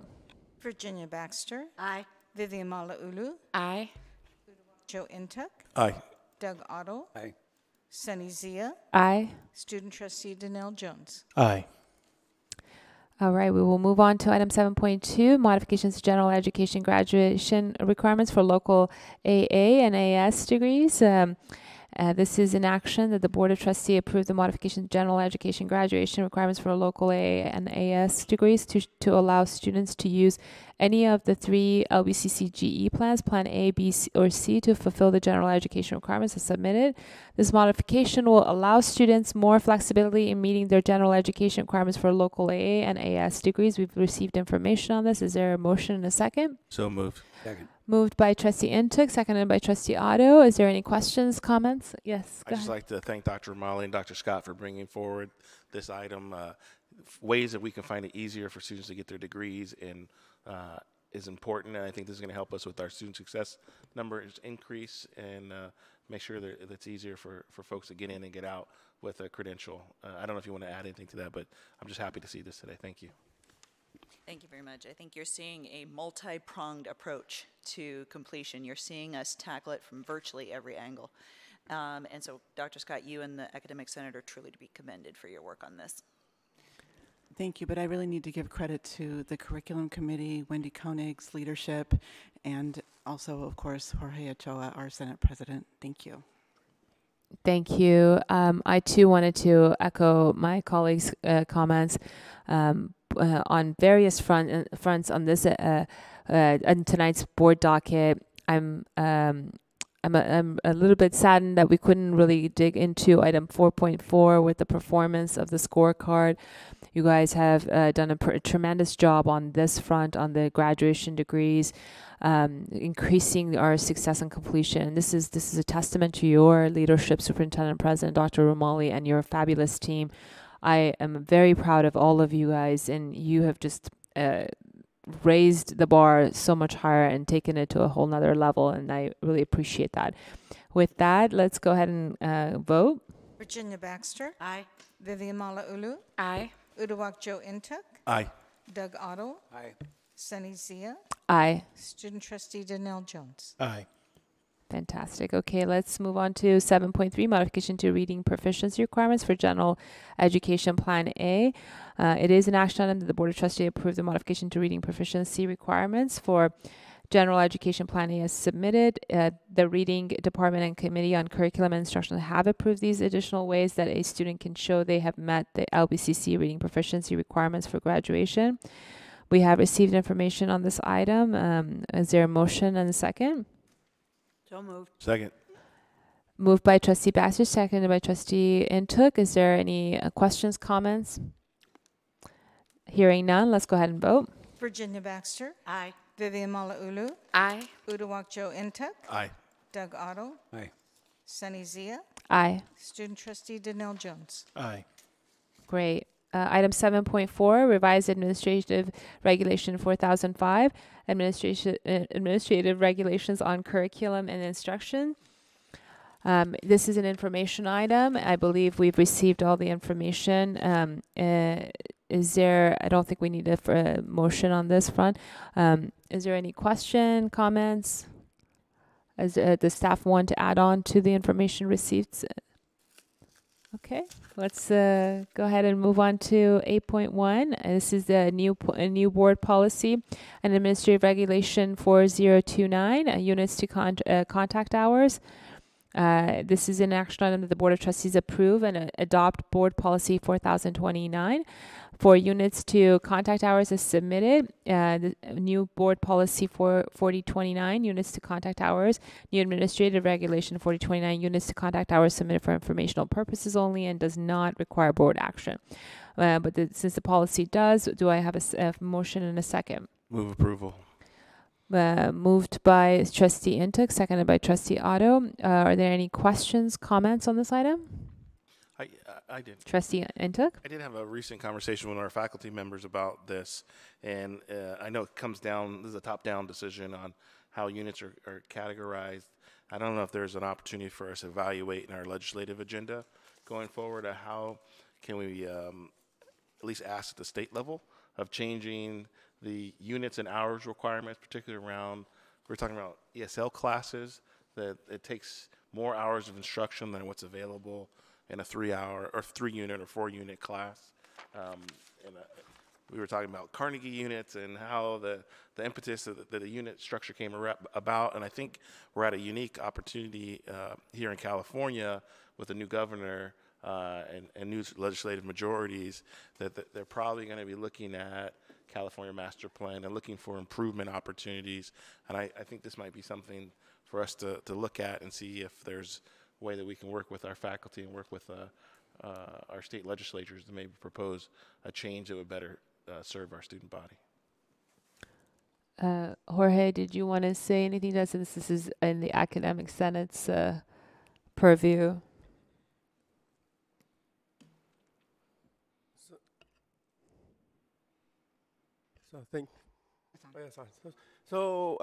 We can look into it. I know there's been talks about ESL and reformatting them and even making some of them into non-credit. But we can look into what you're requesting, and we can provide you with an answer. Kathy, did you want to add on to that? Vice President Scott? There are a number of issues to take into consideration when looking at unit value. Students need to take a variety of courses, and when courses have a lot of units, it can impact them in a number of ways, including their financial aid. So I think we need to look at it very carefully. This units to contact hours policy was written to ensure that students get the correct number of units for the certain number of hours that they're in class, and that we cannot have them be in class for hours for which they do not receive units. So the ESL thing, I think, is a different issue, but we can certainly look at it, and we want to do what's best for students. ESL is also one of the areas for AB 705 where students have to complete within a 3-year period. So I'm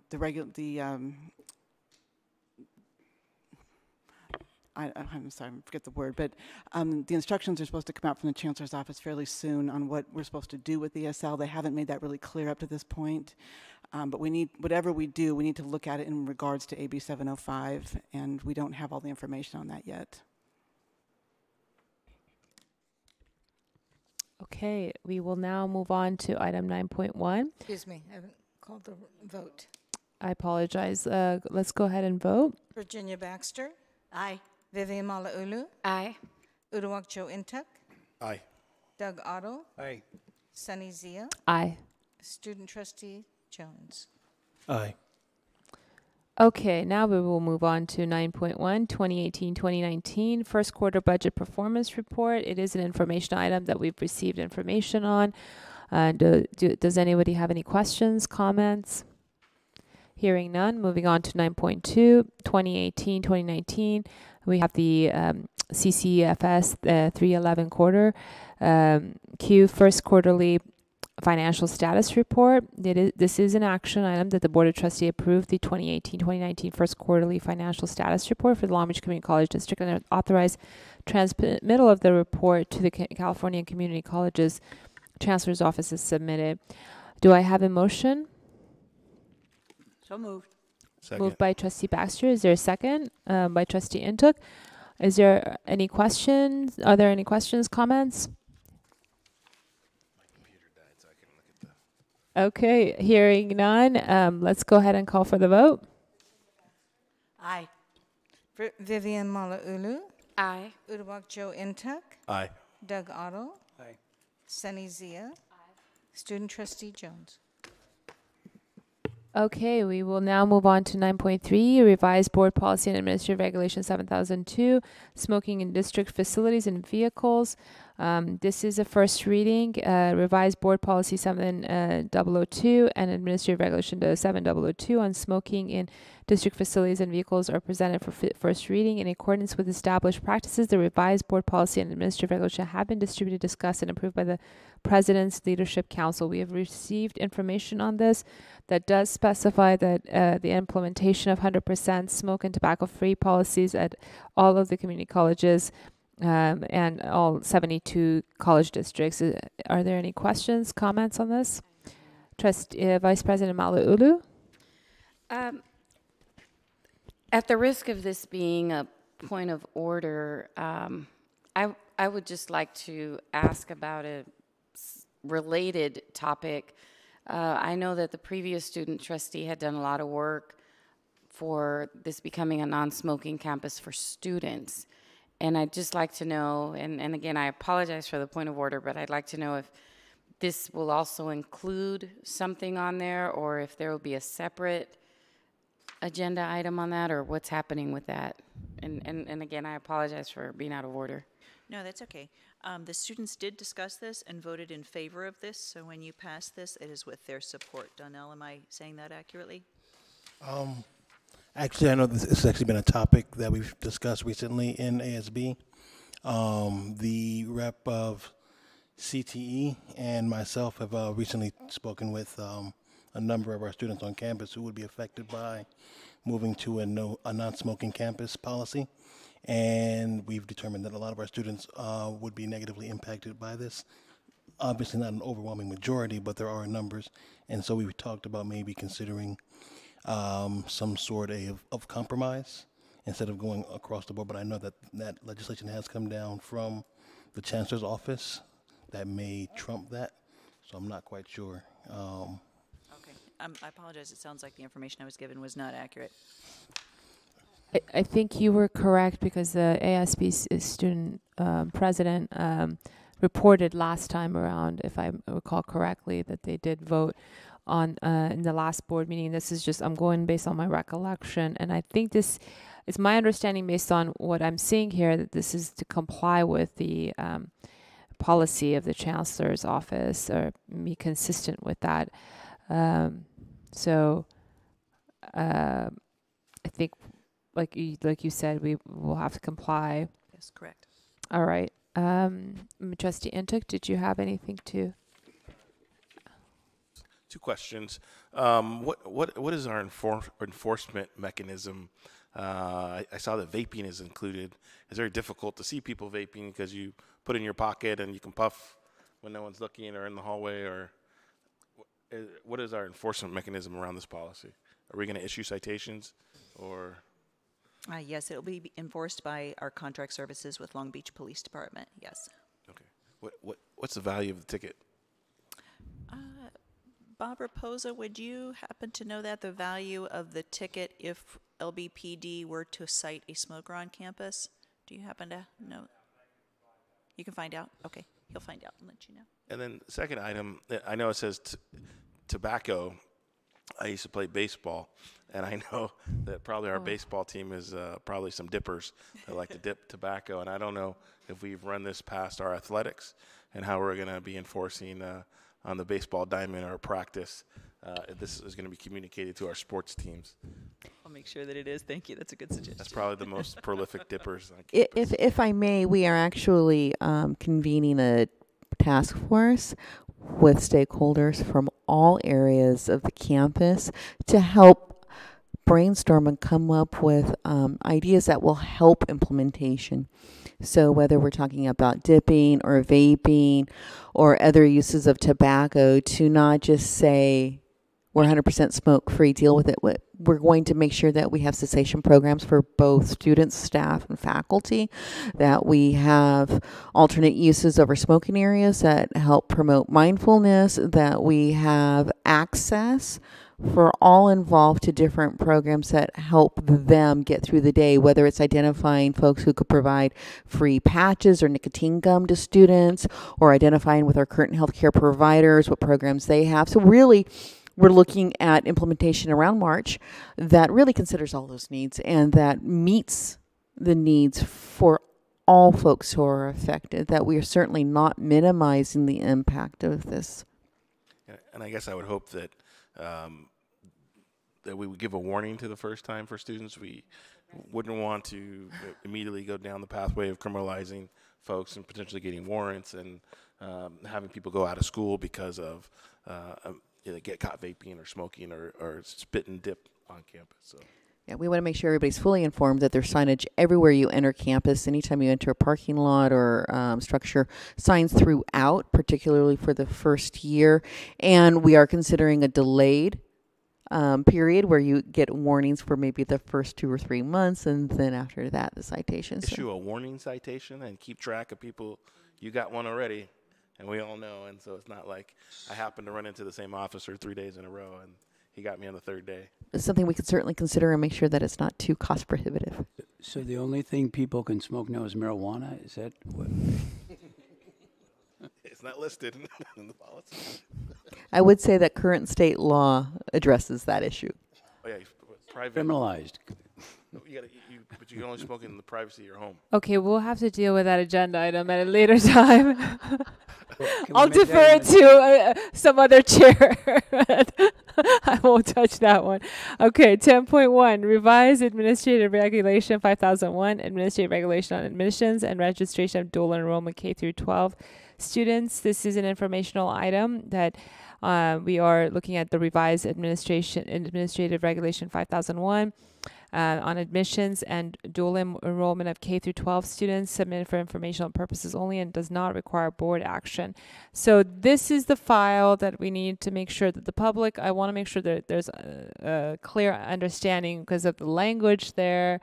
It may not be as crystal clear as far as the minimum age for the dual enrollment. Can someone speak to that and provide clarity for the benefit of the public? Because the way that this is written, it seems like, I don't know, maybe I had a hard time understanding the age distinction there. So perhaps someone can clarify that.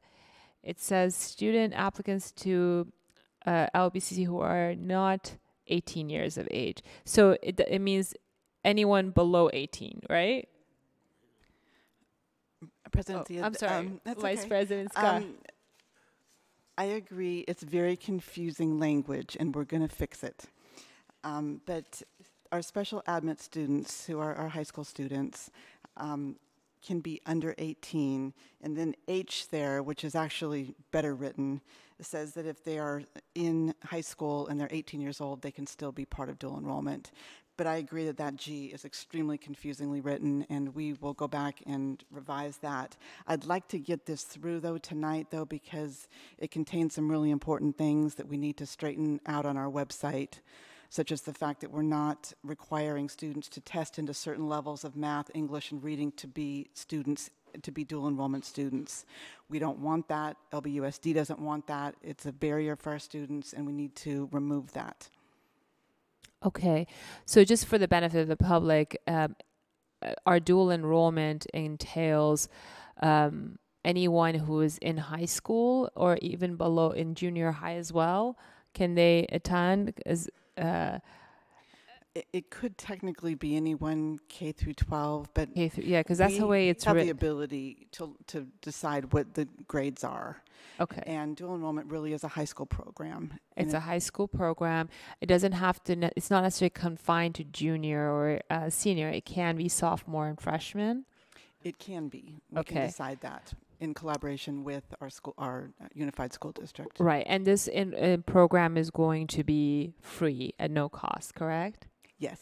Okay, this is what I want to just bring out, sunshine, because sometimes we vote or pass some of these items that we may need to put emphasis on for the general knowledge of the public. This is a fantastic opportunity for folks who want to, have their students, have their young ones get college courses, and this is at no cost to them. I think this is a fabulous program that we're doing. I want to commend staff. I want to commend your team, Superintendent President Dr. Romali and Dr. Scott and the entire leadership team. I think this is going to be fantastic for our students. That's all I have. Does anybody else have anything? Because we're not taking a vote, but I want to make sure. Just a question. Sure. Yeah, thanks for bringing this forward.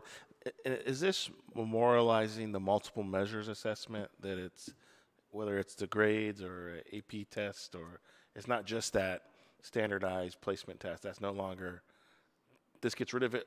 Correct. Campus-wide or just for dual enrollment? No, it's campus-wide. It's placement by multiple measures. It's not the use of an assessment test, which we are not using anymore. We had a pilot in the past of this, or we only did it for a small group? The dual I remember enrollment talking about program? multiple measure, Eli Oakley in the past, talking about the multiple measures approach as getting students into transferable math and English sooner.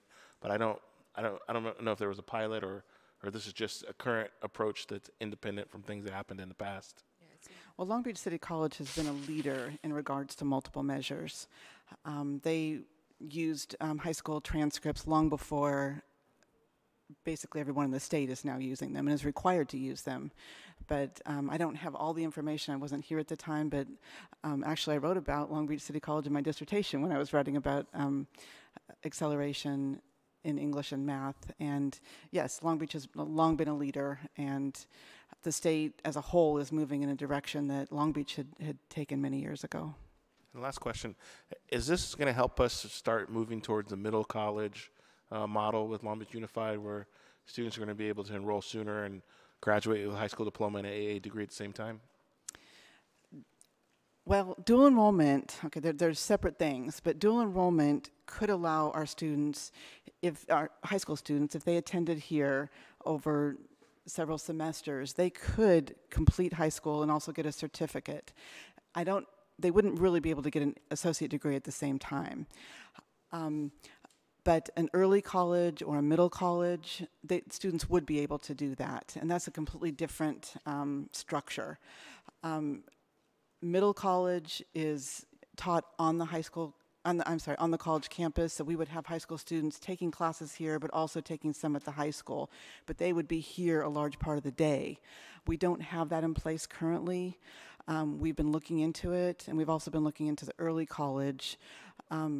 Long Beach Unified has asked us to come and look at one of their new high schools, Browning, which Michelle Grimes-Hillman, who's sitting back there, and I will be doing in the next week or so, to look at the possibility of us going in there and offering classes at Browning to their students during the day.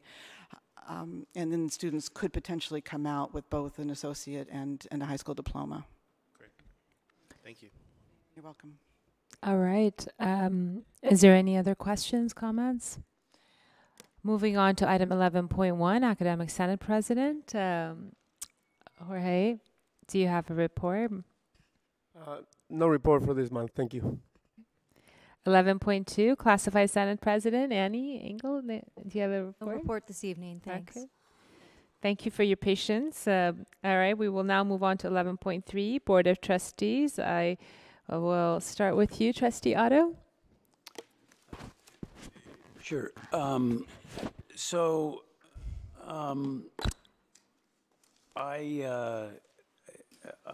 cover some of this in the travel report section of the agenda, but I wanted to say that one of the things that I did that had some relationship to Long Beach City College in the recent past was I have a client named Weber Metals in northern Long Beach that we helped entitle a 60,000-ton forge, and they started using it a couple weeks ago. There are jobs that are available at this facility, and I think some of our students may qualify for some of those. I have been back in town for such a short period of time that I haven't had a chance to hook up with the places where we might be able to list these jobs. As some of you know, around that time, my wife and I traveled to Israel, which was a great experience, and I've been able to share with a couple faculty members that I know and with and a few students that I know what that experience was like, and it was terrific. And I think people appreciate it. I've studied religion formally. I have a master's degree in religion, and as a recovering educator, I taught adjunctly for 16 years at a law school in Los Angeles. It was nice to be able to use those experiences, which were very moving. I attended the Homeless Students Fundraiser in my district a couple of weeks ago, and I am looking forward to a trip in early December to Catalina Island, which is also in my district, to meet with folks over there about programs that we might be able to start. This has been in the works for a very long period of time, and I'm excited about finally being able to do that. So that's my report. Oh, no, and there's one other thing that I wanted to bring up, and that's this. We started live streaming last meeting, and we've talked a lot about how important it is to get information out to the public about what we do here at Long Beach City College. So when I returned from my travels, I put on the Long Beach City College board meeting because I wanted to watch it to see. And much to my surprise, about the last 20 to 25 minutes of the meeting wasn't there. It just cut off in the middle of somebody speaking. And I thought, oh, it's a glitch, who knows? But then a week later, I watched it again, and the same thing happened at exactly the same time, and I did it a third time, and it was the same thing. So for all intents and purposes, for the month that we ran the October 23rd board meeting, it wasn't complete. Now, I can understand how there could be a glitch, but I don't think we're being diligent if that can go on for a month and nobody notices it or does anything about it. So I think we need to be vigilant to make sure that what we're presenting to the public about what it is that we do is complete and communicates everything that we do here as a board. So I just hope that we can make sure that something like that doesn't happen again. That's my report. Thank you, Trustee Otto. Trustee Baxter? Yes, thank you. First of all, I want to thank the NAACP for honoring me with the Lifetime Achievement Award. I didn't realize I was that old that I'm, getting a Lifetime Achievement, but I want to thank my colleagues for attending and also praise the NAACP for what they do in our community as far as bringing groups together and being very, very supportive. I also want to talk about our fundraiser, which was on November 4th, and at which Trustee Otto was there, and how proud I am of the faculty and staff and adjunct faculty who attended the event and were so supportive, and I truly appreciate that because I believe we have the most caring employees at I'll say the state of California for hyperbole. But anyway, they were very, very supportive of our efforts, and Trustee Zia and I thank them for coming, and I want to thank them publicly all over. They represent all areas of campus. Then this Thursday, we're going to have a luncheon for students who have housing insecurity, food insecurity, and it's from 11:30 to 1 in the bistro, and we want to get the word out to those students. And I also want to thank Trustee Zia for connecting us with Supervisor Janice Hahn's office, and there's going to be a resource fair at the same time near the bistro, and I would encourage all students to come because you never know what you can learn from this resource fair. And the luncheon is sponsored by Link Housing, which is a partner on our task force. And I should also thank the committee who put on the fundraiser and who's putting on the luncheon on Thursday for all their work. And they are primarily classified and certificated members of our staff who work very, very hard to help our students. And 3 of our students spoke at the event, and they were very heartwarming. It was heartwarming to see what we've done for them. Then the last thing I wanted to bring up is that one of our retired colleagues has died, and his name is Dr. Bill Smitherin. And Bill Smitherin was a counselor and a department head of counseling here for a number of years, and he's had some health problems and now is in a better place. But Trustee or President Zia, if we could close the meeting in his memory, I would appreciate it. I don't have the details yet of a service, but I will get that information out. So thank you very much. Thank you, Trustee Baxter. Vice President Malauulu? Yes, this month I had the pleasure of attending the Ronald McDonald Few Good Men Gala, and one of the keynote speakers was our very own Brad Criffield, and he was amazing. He did an outstanding job sharing his story about his daughter and how the Ronald McDonald House blessed him and his family. It was a great night. Also, last week I attended the Lakewood Medal of Valor event, and it was such a privilege to be sitting with Councilmember Jeff Wood.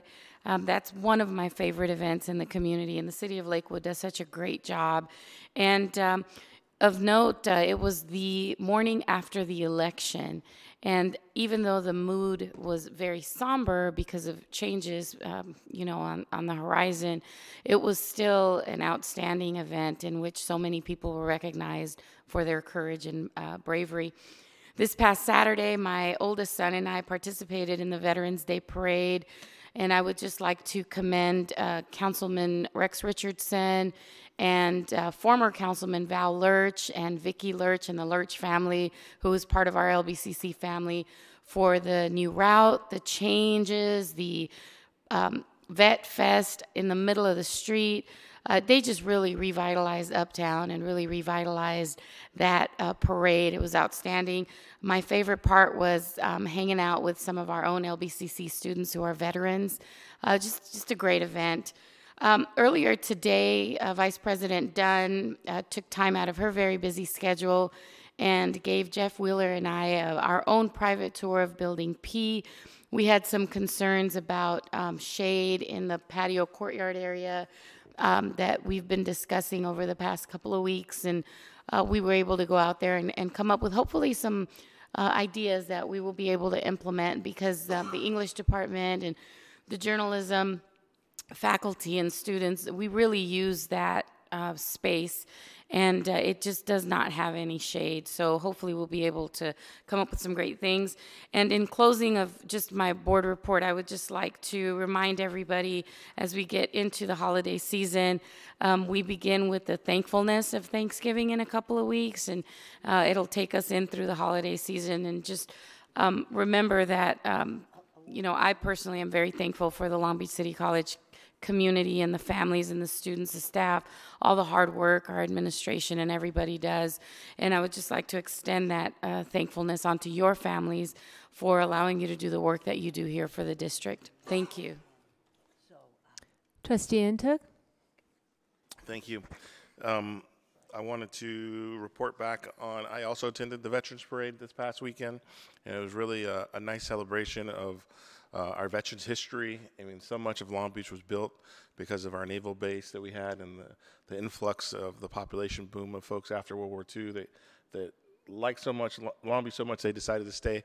That was how my family came to Long Beach, was through the naval base, and it was great to march in the parade, and much of the development that was built in Long Beach was with the GI Bill across East Long Beach and North Long Beach, that those homes got built in the 1940s, and my family still owns one of those homes up in North Long Beach. So it was really nice to be able to share the day with, we had our student veterans there, the club, and riding in our Viking float behind the van, and with Trustee Malauulu and Otto to celebrate. And I didn't see our table, but maybe we did have a table there. There's a couple thousand people. It's a great opportunity to outreach to folks, but I hope next year we can have a resource table that was there. There's a couple thousand people were there. That would be a great outreach opportunity. I wanted to congratulate Trustee Baxter on her award with the NAACP Long Beach chapter back on November 2nd. I wasn't able to make it. I was under the weather, but really happy and proud of you that you got recognized, and for all your hard work, even though you still have a lifetime of work to go. I did also recently was a guest speaker for the Puente program, and also students at engineering students at Long Beach State. And I always appreciate the opportunity to speak to students and share a little bit about what is the Board of Trustees. I know when I was here as a student, I had no idea it existed or what it did. So try to share a little bit with the next generation. Most of my day earlier today was spent at the convention center. They the city of Long Beach rolled out the Latino Economic Summit. Dr. Scott and Vice President Gene Durant. I was thinking House of Cards. They have a Durant character in there. Durant were also there, and it was a really a great review and data summary of the contributions that the Latino community makes to Long Beach. And a stat that stood out was that each year, Long Beach Latinos generate $33 billion in economic activity. And that contributes as an indirect benefit of 80,000 additional jobs are created. And that's just, the economic output, the jobs, the entrepreneurs. It was really a community event today to kind of look and say, it's Latinos are not takers, they're makers. They contribute to the bottom line. They're doing, it showed on the labor force participation that supermajority people were overperforming larger number of Latinos in the labor force than there is in the population as a percentage. And it just really was a great summary of the process. One of the things they did ask is if they can do a Long Beach City College presentation. It might be an interesting campus learning activity for students and faculty to have a presentation given here on campus. Dr. Juan Benitez at Long Beach State was the lead on that, but it was a great presentation and summary and collaborative on-campus, off-campus effort. Also, I recently went to Washington, D.C. for a conference, the Congressional Black Caucus annual conference, and there was a session on the future of work. And it was quite interesting that 30% of black jobs in the service sector are going to be automated in the next 5 years. And you're going to have this huge segment of the population who's going to need retraining. And we talk about jobs of the future, you're going to have people who have an existing skill set, but now those skills don't apply. And so how can they retool and retrain? And I think it's going to be a huge challenge for us as whether it's driverless cars or automated services or the drones start dropping off packages instead of trucks. That one of the questions I asked the panelists is, how do we stay ahead? Because as a public institution, it takes us some time to get to where we should be. But by the time we get to where we should be, the goal line's gonna move because there's gonna be some new technology. We got to figure out how to leapfrog ahead, and it's going to be, I think, really important for us to continue to look at the future of work and how that shifts in the coming, not even decades, but in the coming few years, because it's coming quick. And it was just really an eye-opening presentation. Lastly, I just want to thank Secretary Han for putting the YouTube links in our board docs. So now for folks who want to find the meeting video, you just go right to the agenda, and it's right there on the front page, and you can watch the video. So folks online who are tuning in late today and wanted to watch the whole meeting, you can go on to board docs now and catch it. So thank you for helping increase transparency and putting that link on the software. Trustee Bastard, you wanted to add something? Yes, thank you. I'm so sorry. I forgot to mention something, and because it's timely, I need to bring it up tonight. We are reinstituting, Long Beach City College, are reinstituting the study abroad program. And this is fantastic. When I was a young person, I studied abroad in Germany, ich spreche Deutsch, and Italian. And so they are bringing it back. And how would you love to spend the month of July in Paris? And if you would like to do that, there's an informational meeting Monday, November 26th from 3 to 4, and again from 6 to 7. And Charlotte Jackson, who is a French and Spanish teacher, is heading this up, plus Rigo Ibarra, who also teaches Spanish and Italian. And so those who are interested, the informational meetings are in the M building, room 204. And so you can not only study French and learn French, you can live in the heart of the city, visit Normandy and Champagne country, and there are scholarships for people who want to take advantage of this program. And thank you, President Zia, for indulging me, and I encourage anybody who's interested in study abroad to do it. It's a great experience. Thank you, Trustee Baxter, and my pleasure. Everybody knows the way to my heart is through you. So it's a little secret. So I don't, out of respect to everyone's time, I'm just going to forego my report. I think there have been enough said on the seminal information that I wanted to share. Just one minor enhancement to the time for our resource fair. And this is for students that are facing housing instability and hunger.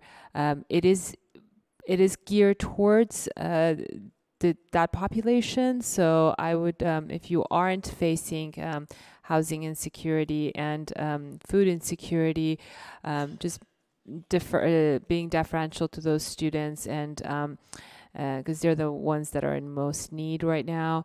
The rest of the folks will have to pay $15 for their meal.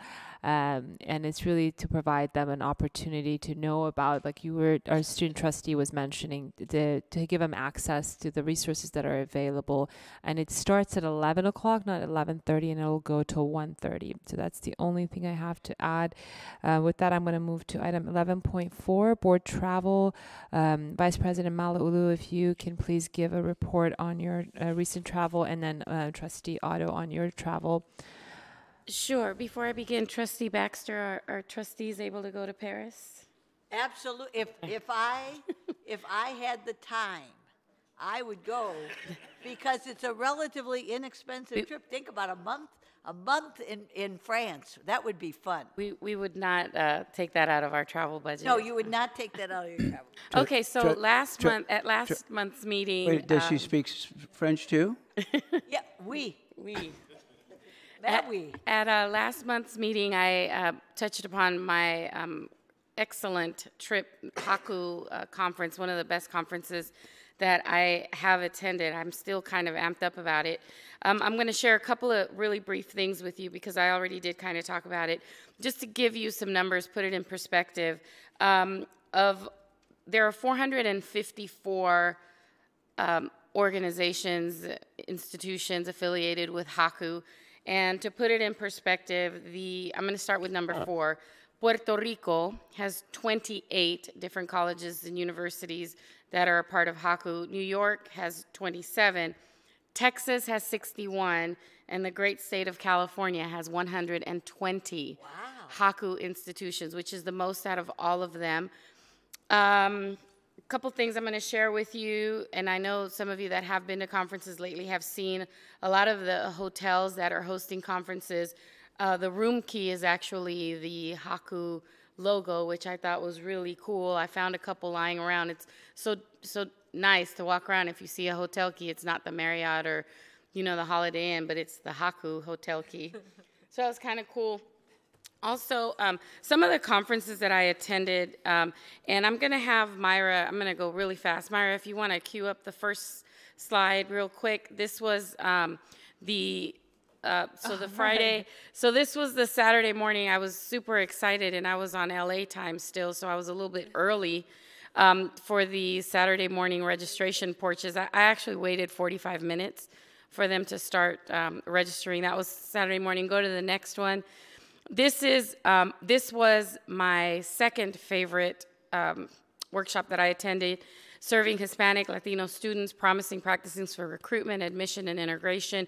Some of the topics that they talked about, I mentioned last month, actually going to Latino-owned businesses and having them become the instructors on campus, actually recruiting elected officials who are Latino and having them come out and give talks, going to high schools, recruiting Mecha Club, Mesa Club, Latino organizations in the community, churches, really just doing very grassroots, very aggressive effort of bringing forth Latino students to the campus, whether it's a community college or not. Another thing that I found interesting is California has 6 board members on the Haku National Board. 5 of them are universities. Only one of them is a community college, and that's Sacramento City College. So Sacramento City College is the only community college that sits on the Haku National Board. Everybody else is a university.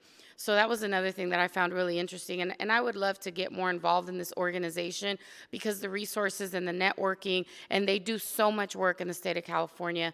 The next slide, this was my first favorite workshop. I think I went to 9 different workshops. This was my favorite. Left Out, How a Lack of Diversity and Inclusion Hurts Our Students. And you saw the slides that I showed last week. Just in the interest of time, I don't want to re-show them. But basically, 1 Latino faculty member equates to 232 Latino students enrolled, as opposed to 1 Caucasian faculty member equates to 28 Caucasian students enrolled. So it's a very dramatic number, and it hurts in terms of enrollment, in terms of graduation rates.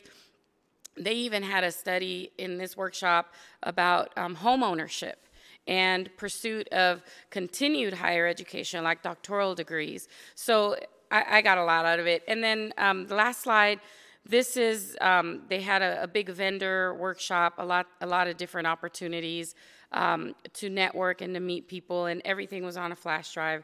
And you can go ahead and take that down because that's kind of lame right there. But anyway, it was a really good conference, and I believe that some of the information that I got could really benefit the college, and I look forward to passing that information on to our administration, meeting with some of our counselors and discussing with them. One thing that I would like to see, but not just for Latino students, I would like to see what our faculty ratio is for Latino faculty members in our students, African American faculty members in our students, Asian faculty members in our students. So I'm not really sure where I need to direct that request, but you know, this would be something that I'd like to see how LBCC compares by the numbers to what Haku provided at the national level. I'd like to ask, did they include librarians, counselors, in other words, academic support who are not in the classroom? Because I think diversity-wise, we're doing pretty well in that area. I think the diversity that you're speaking of, Trustee Baxter, is probably more along the lines of support staff, but Haku really focuses on faculty, actual instruction. Counselors are faculty. So yeah, but I understand, but actual in front of the classroom instructional time is what I got out of it. I got out of it as the biggest impact was more the instructional time that was provided by minority professors had the biggest impact on students, as opposed to the support staff, which are counselors and our additional staff. So that's it. And I'm sorry I'm going so fast, but it's like coming up on 9 o'clock. Thank you. That was fantastic, Vice President Malauulu. I look forward to getting your report. I think it'll be very valuable. Some of the information that could really benefit our institution. We are a majority minority, and majority are Latino and African American students. Trustee Otto, did you want to go? So I traveled literally after the last board meeting on a red eye to New York City for the American Community College Trustees Association leadership conference, and it was a busy time. I went with Marlene. We took the plane together, and the bad news was we got in very early in the morning, and I was on an all-day panel, all day on legal issues facing community colleges, and we talked about violence, guns, free speech, mental health, safety, employment, Title IX, other sexual assault issues, and it was a very good panel. It was extremely well attended. Ira Shepard, who's the general counsel for ACCT, had asked if I would participate, and I learned a lot, and I brought a lot of materials back which had to do with employment and other things which I didn't bring tonight. The next day, Marlene and I participated in a panel from Cal State Long Beach, Simon Kim. Dr. Simon Kim, yes. Yeah, about the Long Beach College Promise 2.0. and it was well received, even though it was 8 o'clock in the morning. And we talked about the thing, how Long Beach launched the idea of the College Promise, and it's been very successful, and that we were moving on, and people were very interested and asked a lot of questions. And on the third day, I was involved in what they call what do they call those things? It'll come to me in just a second. With the Community College League of California, Larry Galizio, and gentleman from the National Center for the Study of Collective Bargaining in Higher Education, and a guy that I got to know last year. And what I brought and gave to each of the trustees was the handout that we developed. These are called roundtables, and what happens is they get 10 or 12 people at a table, and you can change every 15 or 20 minutes. It went on for an hour and 45 minutes. We gave everybody this handout. I brought one for each of the members of the board. There's a few extra ones. If anybody wants one, let me know. And what it talks about is the trustees' role and responsibilities in collective bargaining. It talks about the legal imperatives of collective bargaining. It talks about the trustees' roles in negotiation, and then collective bargaining do's and don'ts. And it was so successful that even though we had about 15 people at the table and other people that wanted to sit down, the 15 that were there never left. So they were there for the whole hour and a half, and there was a lot of discussion back and forth. A lot of states don't have collective bargaining. The big states do: Michigan, New Jersey, California, New York. So there was a very lively discussion, and what we found over the last year or so was there really wasn't a lot of education for trustees about collective bargaining. So I think that was very successful as well. And that's my report on that conference. I am going to the CCLC conference for 2 quick days tomorrow, or not tomorrow, but in 2 days, in the desert. On Friday, they're going to honor George Plough as the Community College Alumni of the Year. He's the head of the Cordoba Corporation, that is our bond management company. And in addition to that, there's there's some good program work and some things that we're going to do. So I am looking forward to that, and I'll report back on what we do at that conference when I come back. That's my report. Thank you, Trustee Otto. If you could also share your the documents that you have with the district, that would be fantastic, so we can learn and have an opportunity to really have the entire board learn some of the things that were shared at the conference. That would be fantastic.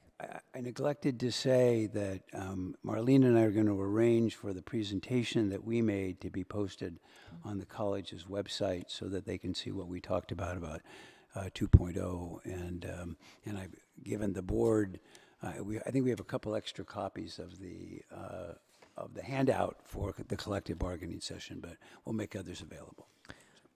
That would be great. And I think if it's the desire of the board, it would be very valuable I know we share oral reports, but some of the things that are those seminal points that we can really learn as a board, even though we're not traveling with you, I think would be very effective that we have that for the record and file it with the district, kind of like a library of the travel findings. So we're going to move on to 11.5, trustee committees. I don't have any committees that have a report on this front, unless anybody wants to speak on that. Hearing none, I'm going to move on to 12.1, trustees. This is on the future agenda items or reports. and trustees can ask for, make a request.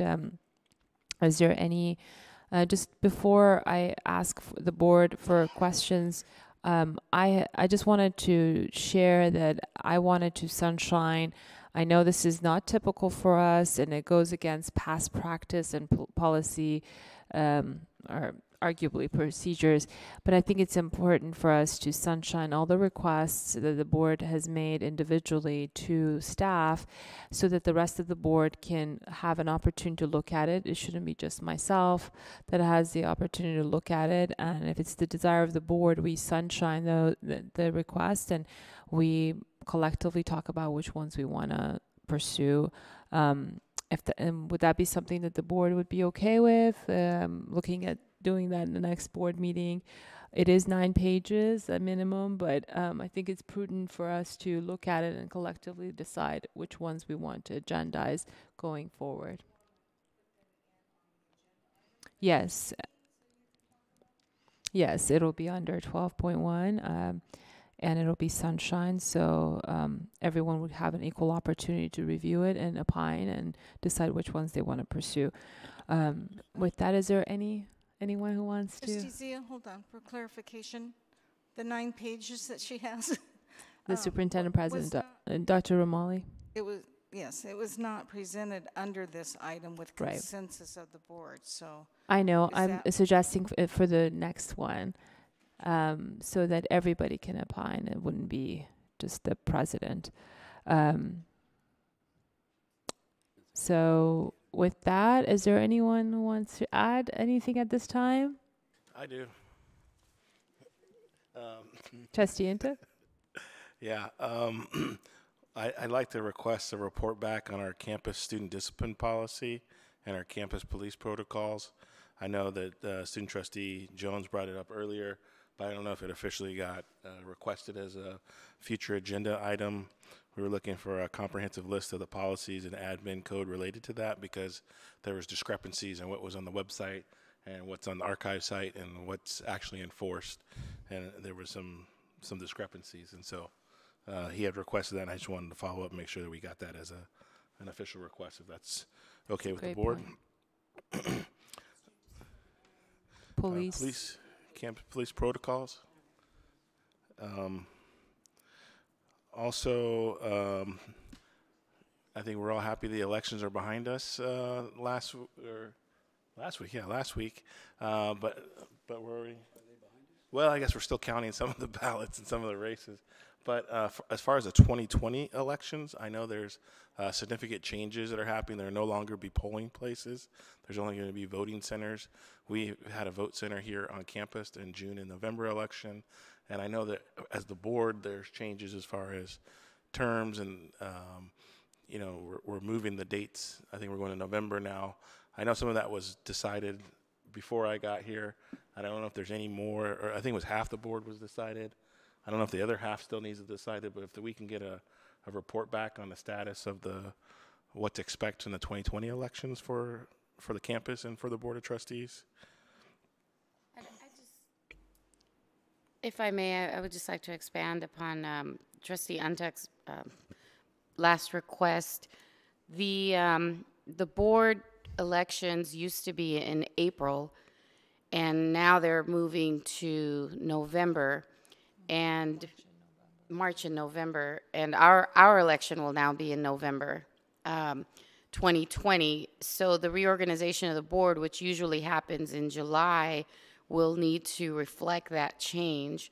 So we should begin to address that because, it's Notice from the county, from Norwalk Registrar's Office, when we have to submit a resolution, we'll include all of the election days, just like you normally did, but it'll be a different time this year. So we're on it, and your reorg will be changed in 2020 to December, but next year it'll still be July. so, okay, 2018. so yeah, okay, all right, sounds good, thank you. I'll be there.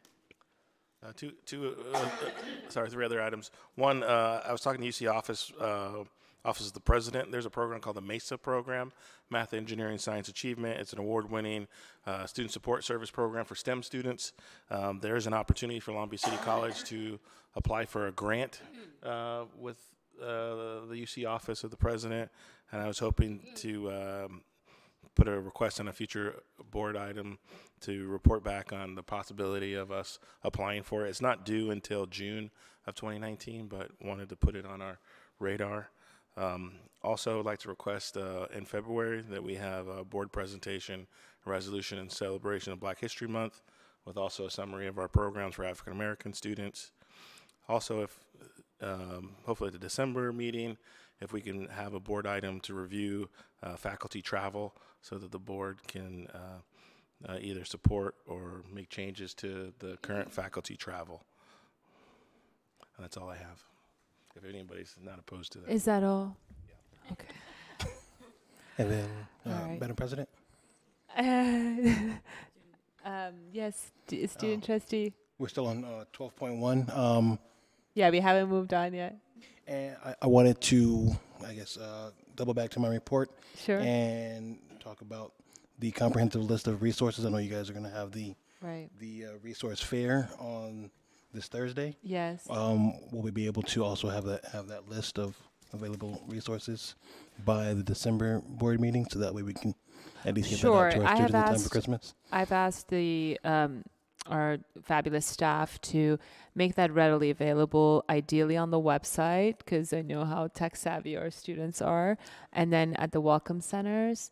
And I have cautioned that I will make pop-by visits to make sure that it's there, and just random visits to make sure that it gets done. So I'm with you on that, Trustee Jones, and I appreciate your tenacity and persistence on that. So don't give it up until it gets posted. We're with you, and staff is behind you. Thank you.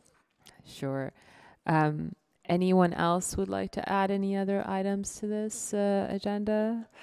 So what we're going to do is add, if you could be so great, Trustee Antux, just so we don't miss any. Yeah, if you can send your, and then it's going to get sunshine to at the December meeting. And so what we're going to do is a comprehensive list, and we'll all go together, and it'll have a status update of all the items. And this is due to the hard work of our staff. And it'll give you some insight into, prioritizing, because, our staff has clearly been working around the clock, and we'll have to manage some of the workload that we're imposing. But you'll see that in totality as a whole, as a board, and realize, which ones we may want to prioritize or not.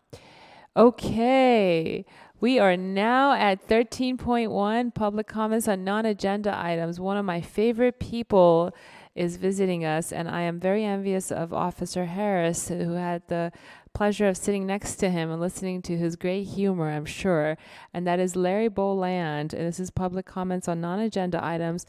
Mr. Boland, you'll have to forgive us because we had moved on to other agenda items, and you came in before, after the public comment on agenda items. So thank you for your patience and for sitting through this meeting. You are a veteran here and a former dean here. So welcome back, Larry. Well, the floor is yours. Madam President, trustees, I know I'm okay. I was absolutely thrilled to see Dean Carbonaro here tonight. I had that job. And I'm going to say some things that are going to be politically incorrect. However, the students who go to those programs come from challenged areas. They are not your ordinary student. They're very fragile. They're fragile because they don't come from maybe a traditional home. They may be an immigrant. They may not speak English well.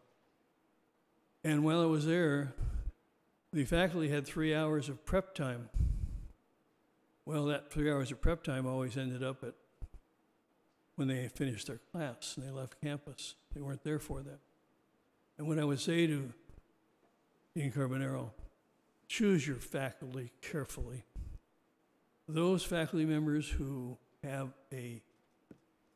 own a business while they're here, those faculty members that may teach at another school for 4 hours. We had one for 20 years, taught at Long Beach City College for 4 hours, left campus, went to 4 hours at another community college, got paid for 16 hours, worked 8. The other faculty who would take off because they had a business to go to, worked 4 hours, got paid for 8. But the contract says they can do that. They can do that. So there's no accountability. I was asked by or told by the head of the Long Beach Motor Car Dealer Association that he wasn't going to hire any students from our auto program until we got as good as Cerritos. We didn't have one dealer having a work-study program. Cerritos had 5. So it takes, one, a dedicated leader, and it takes dedicated faculty. Now, you're not going to get 100% dedicated faculty. You're going to have, hopefully, you have 70 or 80%. But it's a unique situation. So they need to take that 3 hours, give them an hour to prep. I taught at the university level, the college level. I needed an hour. That was fine. I didn't need 3. You were paid to know what you're going to do the next day, hopefully. So give an hour, move the 2 hours over to office hour, and you'd call it student hours. So instead of college faculty prep time, it becomes student prep time. Okay, that's enough on that one. The next one, I saw the electrical guy here. I couldn't believe it. He's an agenda item. And I want to tell him, for the last week, I have called a person here every day for 5 days, left my name. Nobody ever called me back, trying to find out who is accountable for the light bill. Couldn't find anybody accountable. The lights at the tennis courts are on 4 to 5 hours a day, 7 days a week at night. And the other night, what brought it to my attention, they went off, and the street lights were lighting up the tennis courts. Now the tennis courts light exceeds the street lights, so somebody needs to turn one of them off. Turn the street lights off or turn off the lights of the tennis court, because there's nobody there playing tennis. Does anybody know why they're on? What I think happened, I think maybe 5, 6 years ago, somebody said, oh, we have some night players, let's turn the lights on. And that person left, and they've been on. So we have a solar panel over here, and then we have a drain over here. The man who becomes the electric czar for the city, or for the college, is going to get a windfall when he turns those lights off. So anyway, thank you very much for listening to me, and I do wish Mr. Carbonaro great success, and I'd love to spend some time with him, but he has to pick that faculty very close. And I don't know if legally you can ask a faculty member that, do you have a business you're going to be spending time with? That's in the contract. They can do it, I guess. So, thank you very much. Thank you, Sonny. Nice to see you again. Thank you, Larry. It's always a pleasure. And thank you for your very important remarks. I think I would like to make a little bit of an observation that it's different nowadays than when you used to come and visit us at the board, and we don't have any time limits anymore for our public. So we don't have a second closed session. I am going to adjourn this meeting. The next board meeting is going to be on December 11th at the Liberal Arts Campus, Building T, in this room, and we'll have closed session at 4 and open session at 5. And I'm going to adjourn this meeting in honor of Dr. Bill Smitherin, and I also want to adjourn it in honor of the 11 victims of the Pittsburgh synagogue and all the victims of mass shootings that have happened as a result of race, faith, and just their background. in addition to the victims of the wildfires in California, 48 so far who have lost their lives. All right, this meeting is adjourned. Thank you, everyone.